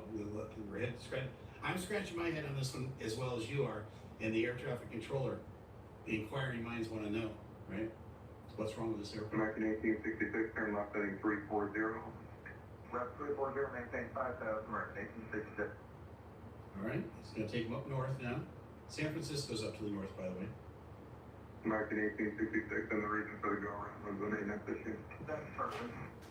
So he's kind of trying to get him to say what it is. He says, so the reason for the go-around was the maintenance issue? Like, what's the maintenance issue? And he says, yeah, that's great. Okay, I'm not going to give you any more information. Yeah, you can just put us out over the water there, and then the west side, and see if we can sort this out. Sort this out? What is it? All right, what's the problem? Not sure why he's holding on to this information. American 1866, turn left at 8260. I'm going to give you a hold over at Z-Bed. 260 and expecting that hold for Z-Bed, American 1866. Okay, so let me show you here. There's an approach plate now on your screen, and that's, you can see Z-Bed. Z-Bed is right where the holding pattern is, that little circular, like oval, with the line that goes towards runway 10 right. And this is the ILS to 10 right at Monterey. This was the approach that they were on. He's going to take them right back out. He's going to line them up with the runway, and they're just going to hold a few miles out. And when they're ready to go, they'll turn right back in, and they'll go right back into Monterey. It's easy peasy when you get a holding pattern that's lined up with your runway, right? So it cuts out a lot of things, but they are going to have to brief the approach again. They're going to have to set up this holding pattern. That's something you got to go heads down and do in the computer. Meanwhile, they're struggling with, apparently, some sort of maintenance issue. We don't know what it is. I'm not trying to be coy with you. They haven't said. American 1866, I'm maintaining 6,000. 0566, American 1866. Apparently the engines are operating fine. The airplane is flying just fine. 6713. 713 going. I heard your request information about reasons for their going around anything I need to know about. Okay, so here's why you want to give some information over the radio to air traffic control about what your problem is. Because other airplanes are listening. Now Southwest is heads up, and they're listening. They're going, okay, American just went around. Why did they go around? I'm going to ask that question. Is there something wrong with the airport? And they're putting two and two together. Remember he asked about the pappies being too bright? And then he went around right after that? Well, maybe there was something wrong with the pappies or something with the approach system. I don't know. But he's not saying, I haven't gotten the information I need as to why this guy went around. So now I'm going to key up the mic. I'm going to occupy some space on the radios. And I'm going to say, is there anything I need to know about? And air traffic control can't give him any details at this point. Here's what he says. Custody 713, no, this is the American Airbus with maintenance issues. Thanks for the approach, sir. He says, copy that. I just want to make sure it wasn't approach or something that he kind of tails off. But that's exactly what would be my mindset at that moment. Is there something we need to know about on my aircraft about this approach into Monterey? So that puts him at ease now. It's just an internal thing on this Airbus A319 at American. Here we go. American 1866, please so directed Z-Bed, hold it published. Z-Bed, hold it published, American 1866. All right, now they're heading to Z-Bed to hold, to get set up for this approach back into Monterey. American 1866, expect an clearance in 15 minutes, and if you need further assistance, advise. American 1866, we'll lead on that Z-Bed, we're talking with our dispatch now. That's something that is typical with a holding clearance. You're always going to hear an expect further clearance time, an EFC. Expect further clearance time, she just says 15 minutes from now. That's one of the things that they'll actually plug into the box. So they'll look at what time it is now, they'll put the EFC time in. Once they put the EFC time in, the airplane, the computer automatically calculates how much holding time you can have if you need it. So beyond the 15 minutes, if you needed to stay an hour and a half, it calculates your fuel, it calculates your altitude, how much your fuel burn is, and how long a time you can spend in. So you want to make sure that you've got more than enough time beyond that expect further clearance time. If your holding fuel is less than that EFC, you're going to have to let them know. I can't hold for 15 minutes. I can only hold for about 5. They're not in that problem right now, but that's the little thing that you just threw out there that I want you to know about. We still don't know what's wrong with the airplane. American 1866, labeling, stand firm, clear the track. He asked for 10-mile legs. Most of the holding, they call legs in holding, right? That little oval that you see in the approach plate, they're based on 1 minute of flight time. So they might be 4 or 5 miles. He wants a longer hold than that. He wants 10 minutes or 10 miles, excuse me. So that they're not constantly turning. It's not like NASCAR. They're constantly turning to the left or the right. He wants to get a nice long leg so they can solve the problem and not flying the airplane or maneuvering the airplane that much. That's what he asked for that. November 916 change our fleet, power went home for the night, and the registered determiners copy of our frequency change for the other day. I mean, she's talking about other airplanes. I don't think you can improve. Thank you. What's going on with American? Come on. A little scratchy on the radios here. 1866, go ahead. Declare pom-pom, pom-pom, pom-pom. Our landing gear would not extend. We're going to proceed to San Francisco for landing gear. He breaks up here. But he goes on to say that they're declaring a pan because they've got a landing gear problem. We finally found out what the issue is here. Apparently they can't get their landing gear to come down, and that's a problem. That's a big problem because they're going to have to manually extend the gear. And then there's some other things. As they're working through the checklist, one of the things they're going to realize is that once they get the gear down, they're not going to get necessarily a locked indication on it, and they're concerned about taxiing after they roll out. So what you don't want to do is you don't want to taxi and have one of your gear collapse on you. So they're going to stop on the runway or just off the runway and then have somebody come out and pin the gear. Each one of the landing gear has a little pin. It's a pin with a flag on the end of it so you don't leave it in. But you can pin the gear so that you can't retract the gear by mistake on the ground, or it can't collapse on the ground. So that's what he's asking. He goes on here, it's kind of scratchy. Then we're going to have to stop. They have the landing gear pin. I'm hopeful that when we get up there, we can extend the gear by home something, but it does not extend by normal. So when we can, that's... 1856 Driver, San Francisco, be right vector, turn right heading to 360, final maintain 7,000.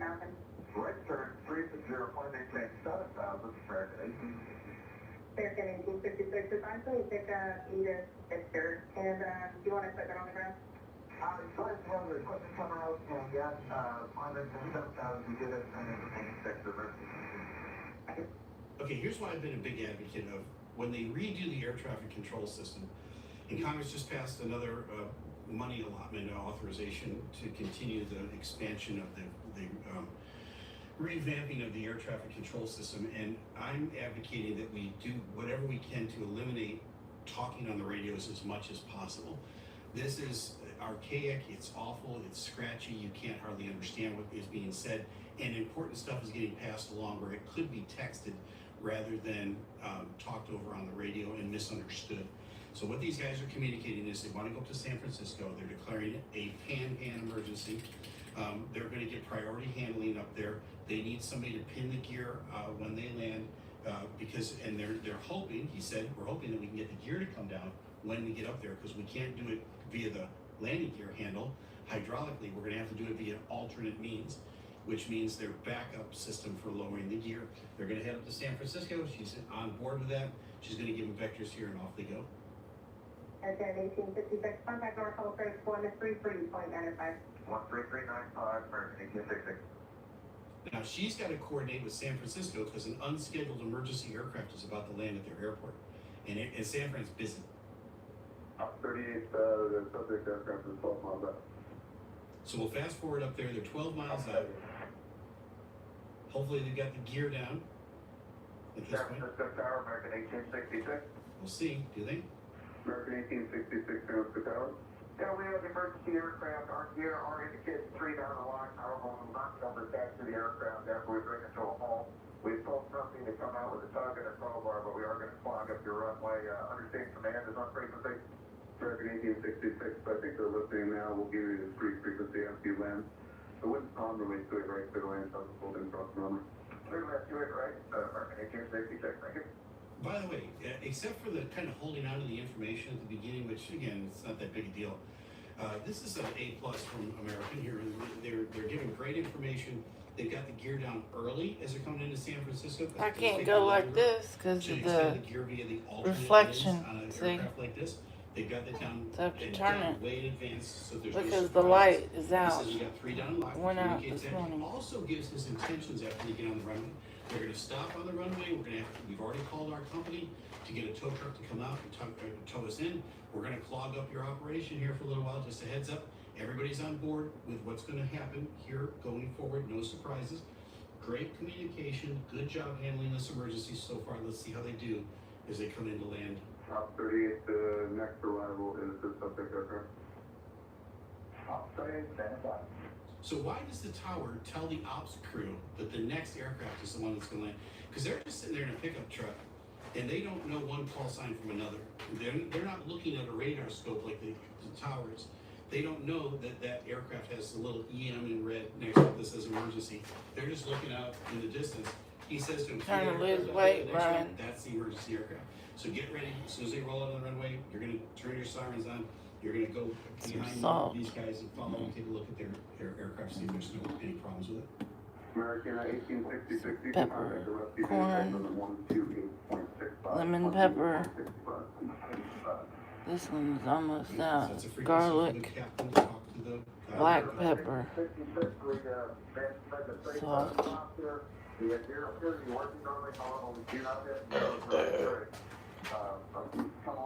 Always important to stack your spices. Okay, great communication. Everything he needs to know. So the aircraft stops on the runway. They communicate with the ops truck. The ops truck goes out, takes a look at the aircraft. They pin the gear on this particular aircraft, and then it takes takes a while. It takes 30 minutes for the tow truck to get out and tow them in. Why does it take so long? Because tow trucks aren't normally going out to the runway and coming back. So they've got to identify a tow truck. They got to get the right one. They got to get a crew for that truck. Then they have to coordinate via radio with the ground controller to get permission to get out there. Well, the airport doesn't shut down, so there's still airplanes taking off and landing and taxiing, and this tow truck crew has to get involved in that process.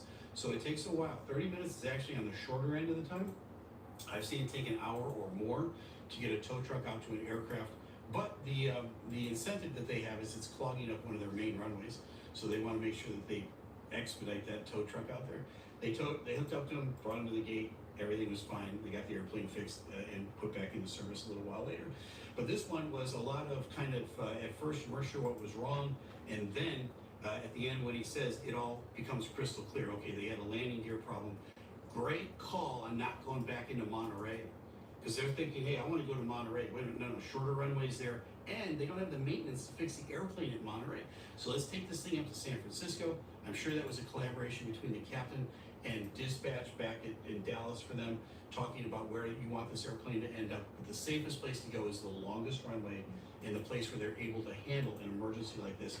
The most capable airport is San Francisco. They went straight up there, full stop landing. Everybody was safe. Wonderful job on the part of American 1866. Well, now you know. I'm Captain Steve. Fly safe. All right, folks, we are right in the middle of our Make-A-Wish campaign. If you'd like to learn more about it, please check it out. It's all available to you in the link below.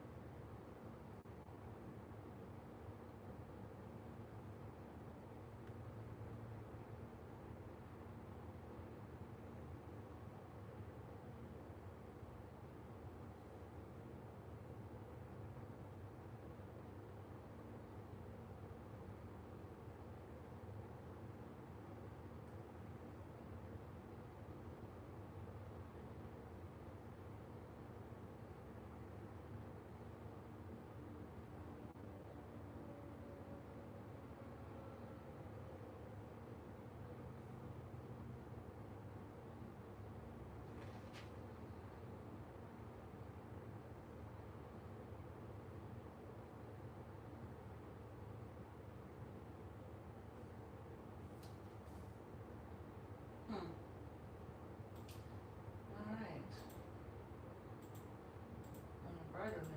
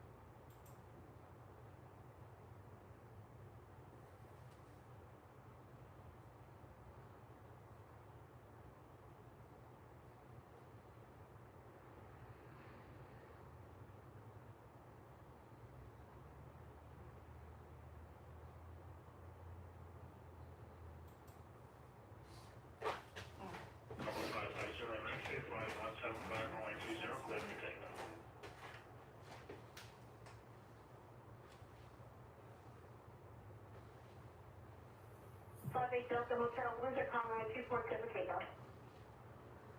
2-4 clear for takeoff, 58 Delta Hotel, thank you.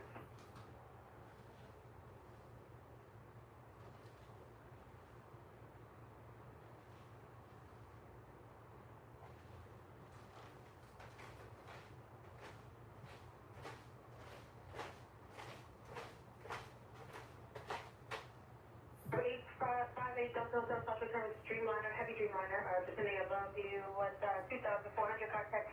Departure 1922.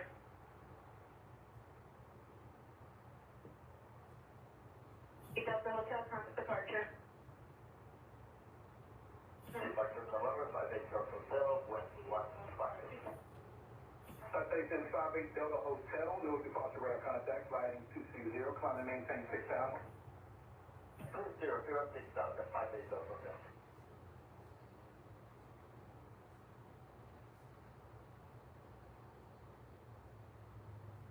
November 58 Delta Hotel, stop your climb immediately. Stop your climb immediately. That's a big plan. Right start heading 280.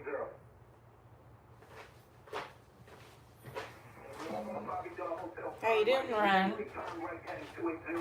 Stop the climb now. Oh, that's depressing. November 58 Delta Hotel. Stop the climb now, November 58 Delta Hotel. Stop the climb now. Turn right heading 290. What are you doing?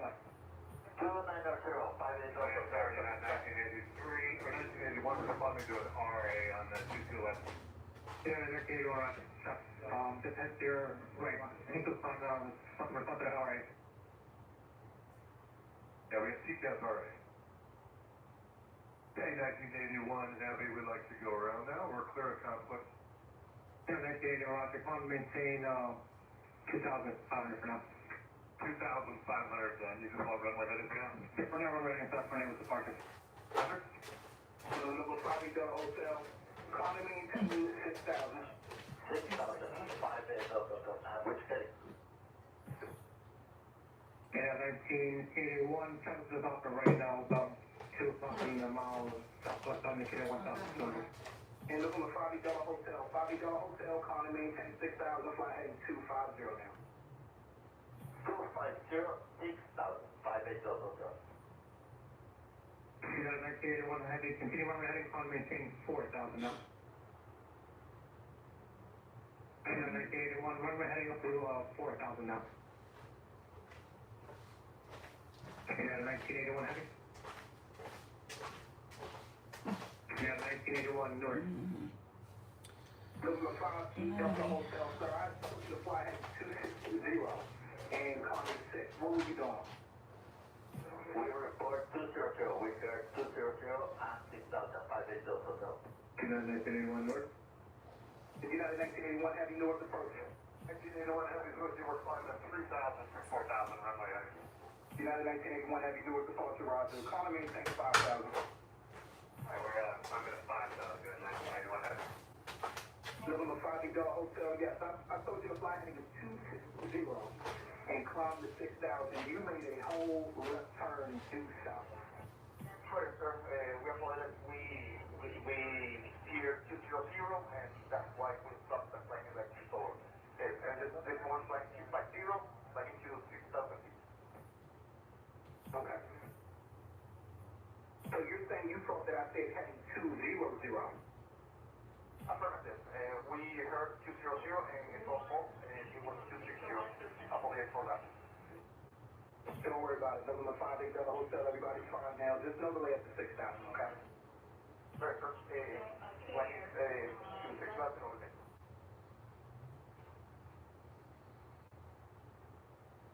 And United 1981, the reason for that Mr. Cancel approach for traffic that departs Peterborough, he had turned left instead of going west. But you still have 1,000 feet between the both of you, so we're good. If anyone has to thank you, No problem. United 1981, turn right heading 250. right, 5 early 1981. United 1981, were you responding to an RA? That's it. Yeah, alright. Okay, roger. Traffic was below you. It was not sure if you have to file this, but a halter 25 speed. Okay, yeah, we will have to file and slip the hawker. It was a halter 25 speed that departed Peterborough, and he turned left. He turned southbound. Right underneath you on the file, as you were going down to 25, he stopped at 14. That's the highest that he got. Anyone have a second for this? Well, United 1981.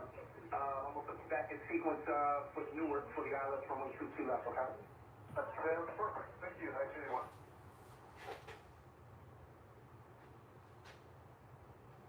And November 5 Big Del Hotel, sharp left turn left at 150, direct to neck 1 English. 150 and direct. Hawker 5 Big Del Hotel, direct neck, economy maintain 6,000. Direct next up. 5,000 for 5 days hotel. November 5 Big Del Hotel, next should be on your route, sir. November Echo Charlie Kilo. November Echo Charlie Kilo, November 5 days hotel. November 5 Big Del Hotel, I need you turning with us now. You're about to go into the downwind for Newark, sir. Turning left, November 5 days, 8 this way. United 1981, turn right, heading 290. 1981. United 1981, we got a good spot for you. Turn right, heading 010, and increase speed to 250 Okay, right to 010, we'll pick up speed to 250, United 1981 heavy. From the 5 Big Del Hotel, hang on to you, let me know when you're on course to connect. We are flying next. We didn't have it on our flight plan. I don't know why. It's November Echo Charlie Kilo. We're flying here now. And we continue our plan to 15,000, correct? Negative, November 5 Big Del Hotel. The heading is 150. Stop your climb now. Stop your climb right now and maintain 6,000, sir. You disregard it. Maintain 6,000, fly heading 150. Run. 150 heading 5 days hotel. I shouldn't have looked at that. November 5 Big Del Hotel for possible pilot deviation. Just advise when you're ready for a phone number. We're ready to go to 5 days hotel. Okay, November 5 Big Del Hotel first. Are you going direct to net now? Affirmative, direct next 5 days hotel. Okay. The number is November 5 Big Del Hotel. The phone number is Not really. Not hurt that much. November 5 Big Del Hotel. Contact New York departure 120.85. Have a safe rest of your day. 12085, 1981. lighthearted industrial zone.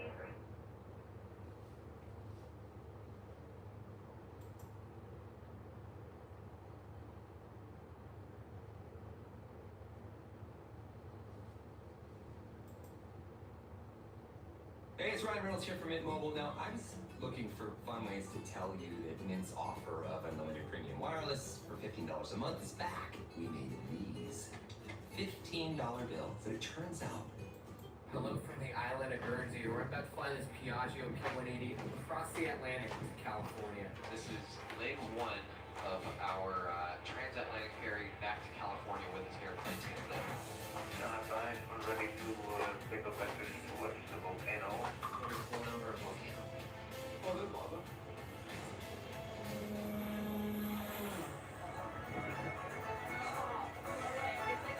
Oh my gosh, dude. This is unreal.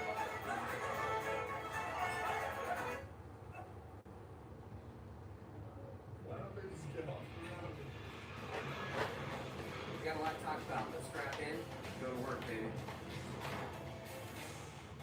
Alright guys, you're on the ground in Guernsey. You're going to pick up our for clearance to Glasgow. 5760 ready, copy our clearance. Number 5760, information Bravo, current QNH 1017. Look to Glasgow, Sky 3 Whiskey departure, squawk 1210.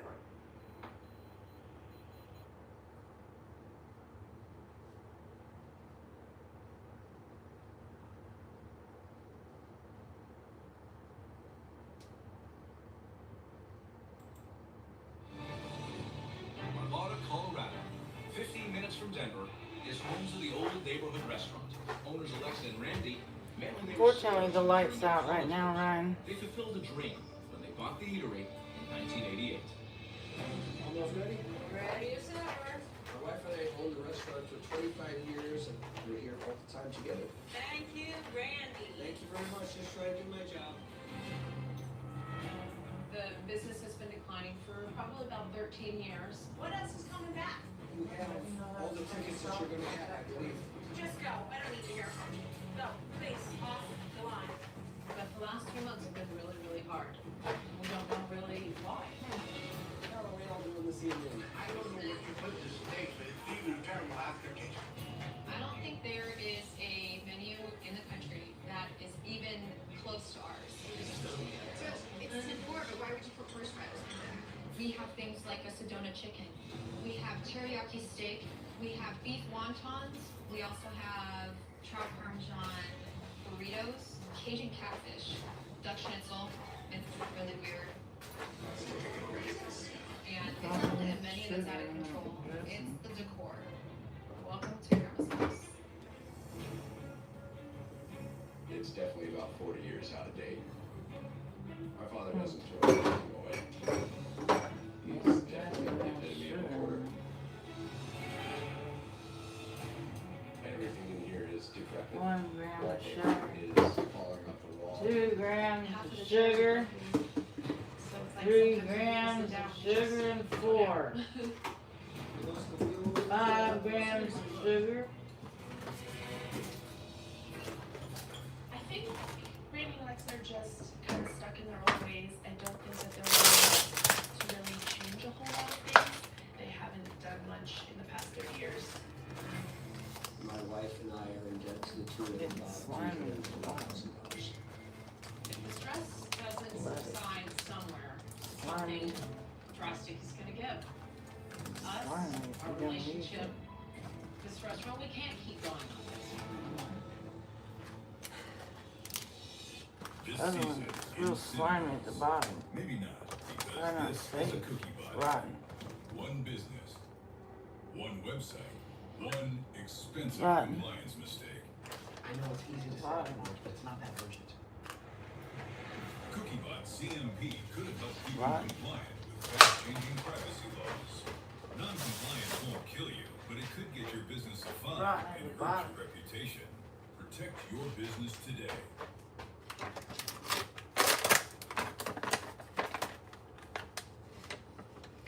I get a GoDaddy domain? Here's some reason. Opportunity, potential. Rotten at the damn bottom. It all comes from our name. Nepotism. No, Junior?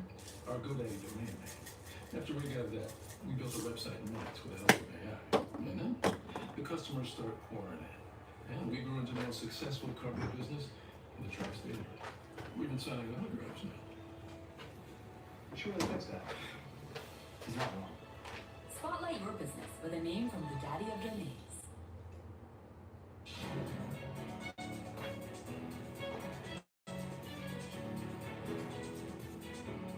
Wow, old neighborhood restaurant. Even the sign looks old. Wow.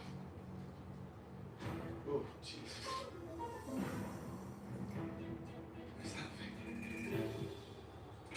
You kidding me? That's great. Good afternoon. How is that? Randy. Randy, good to see you. Chef, nice to meet you. Likewise, sad to be here. Is this? What is this? This thing here? Fiona? Who Who's this Fiona? It has a name? She has a name, yes. Come on, It's seriously? not a it, it's a she. She changes outfits regularly. Careful, she's slippery.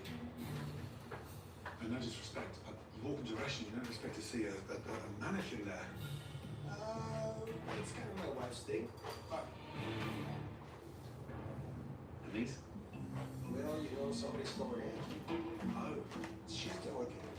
So this is not a joke, this is something your wife looks after, a mannequin. She does. Okay. We have pictures of people with Fiona.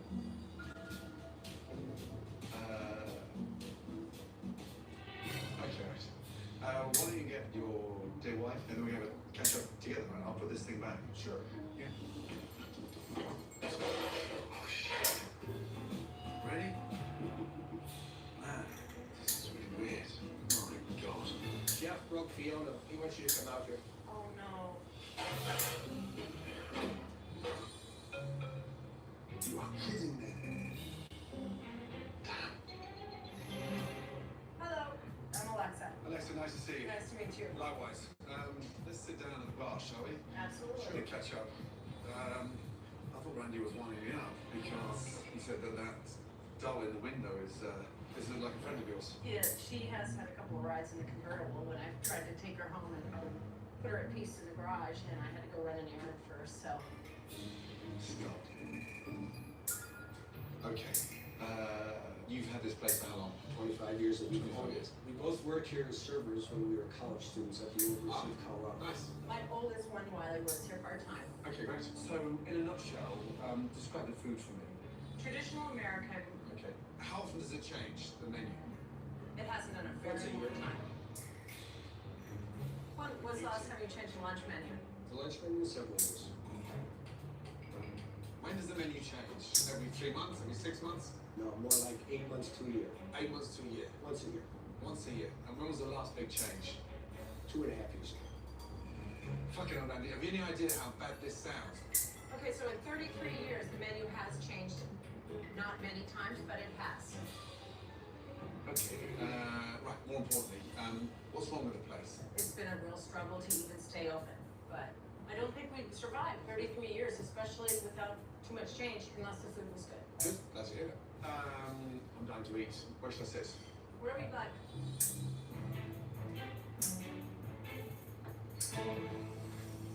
What's all that stuff up there? Antiques? Antiques? Wow. Randy's hoarding. Well, he's got some serious decor issues. The antique stuff and everything, it needs to come down. Looks like a pile of junk.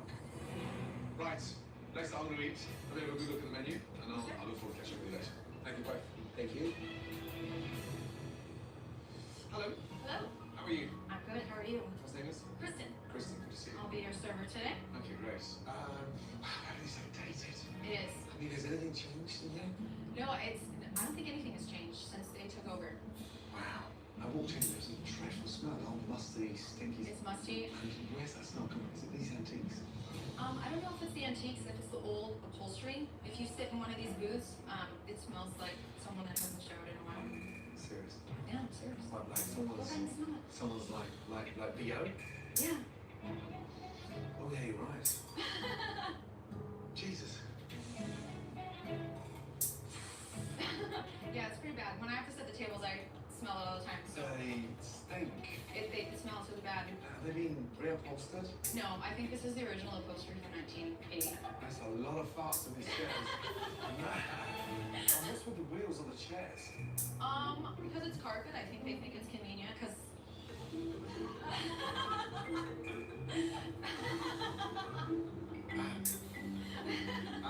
Is this the menu? That is the lunch menu, yeah. Look at the state of it. And I had to pick out the best one. That's the best one? Yeah, that's the best one I could find. Wow. This is the the dinner menu. The dinner menu? Yep. Wow. Bouillon croûte, French onion soup. Wow. New Orleans barbecue shrimp, Cajun catfish, mushroom tempura, beef wontons. We've gone from French to New Orleans to Asian. Wow. Italian. Fucking flies. There's fucking flies everywhere. Where are they coming from? That fly won't leave you alone. Anyway, shall I order? Okay. Let's go for the New Orleans barbecue shrimp, thank you. Okay. The Yucatan sea scallops. Okay. And is there a salmon special today? The salmon special today is baked with a dill Dijon cream sauce. Okay, yeah, let's go for that as well. Okay, I think we're done for now. We'll turn this into a lesson. Thank you. For a young native entrepreneur to thrive, they have to be able to create their own economy. And there's no better way to empower this generation than to have a platform like Shopify where they can tell their own story, where they can create their own brand. They can run their own business. They can create their own future.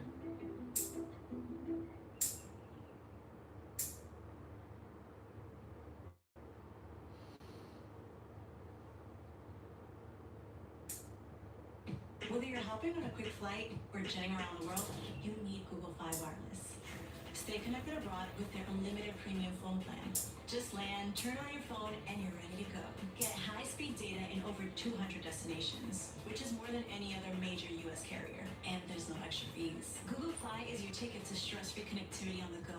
Switch today.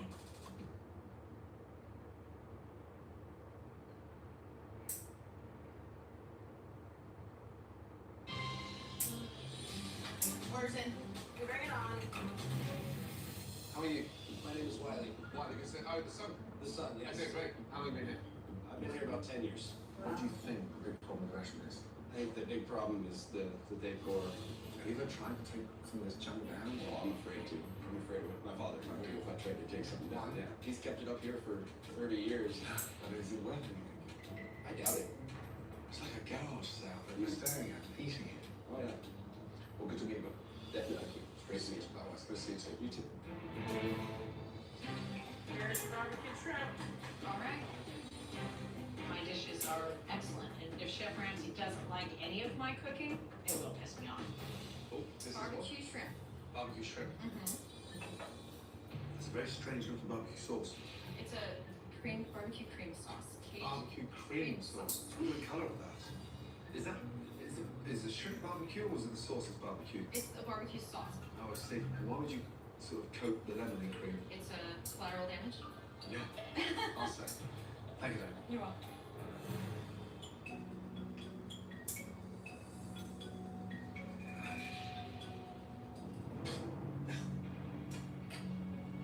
Fuck me. I wouldn't feed that to the fucking mannequin. Even she'd manage to throw that up. That sauce is hideous. And the shrimp was tough as old boots. And the flies are landing on me as opposed to on the shrimp. The look on your face doesn't look good. No. A really weird texture. When a fly bypasses the fucking dish, you know it's bad. Trust me. I'm done with that. Thank you. Thanks, Sam. Jeez. So what do you say about those? Has a weird texture to the sauce. He doesn't know why it would be called barbecue. People have been coming here for 33 years. The food cannot be that bad. Oh, This is your salmon. this is the special. Yes. The dill Dijon cream sauce. The dill Dijon cream sauce. Somebody likes cream in the kitchen. Where does that where do these cream sauces come from? I don't know who originally started them, but Alexa cooks with a lot of cream. Wow. Everything's made with heavy cream. Aye, aye, aye. We have, oh, there's the salmon over there. Damn, cream sauce. Mm-hmm. Thank you.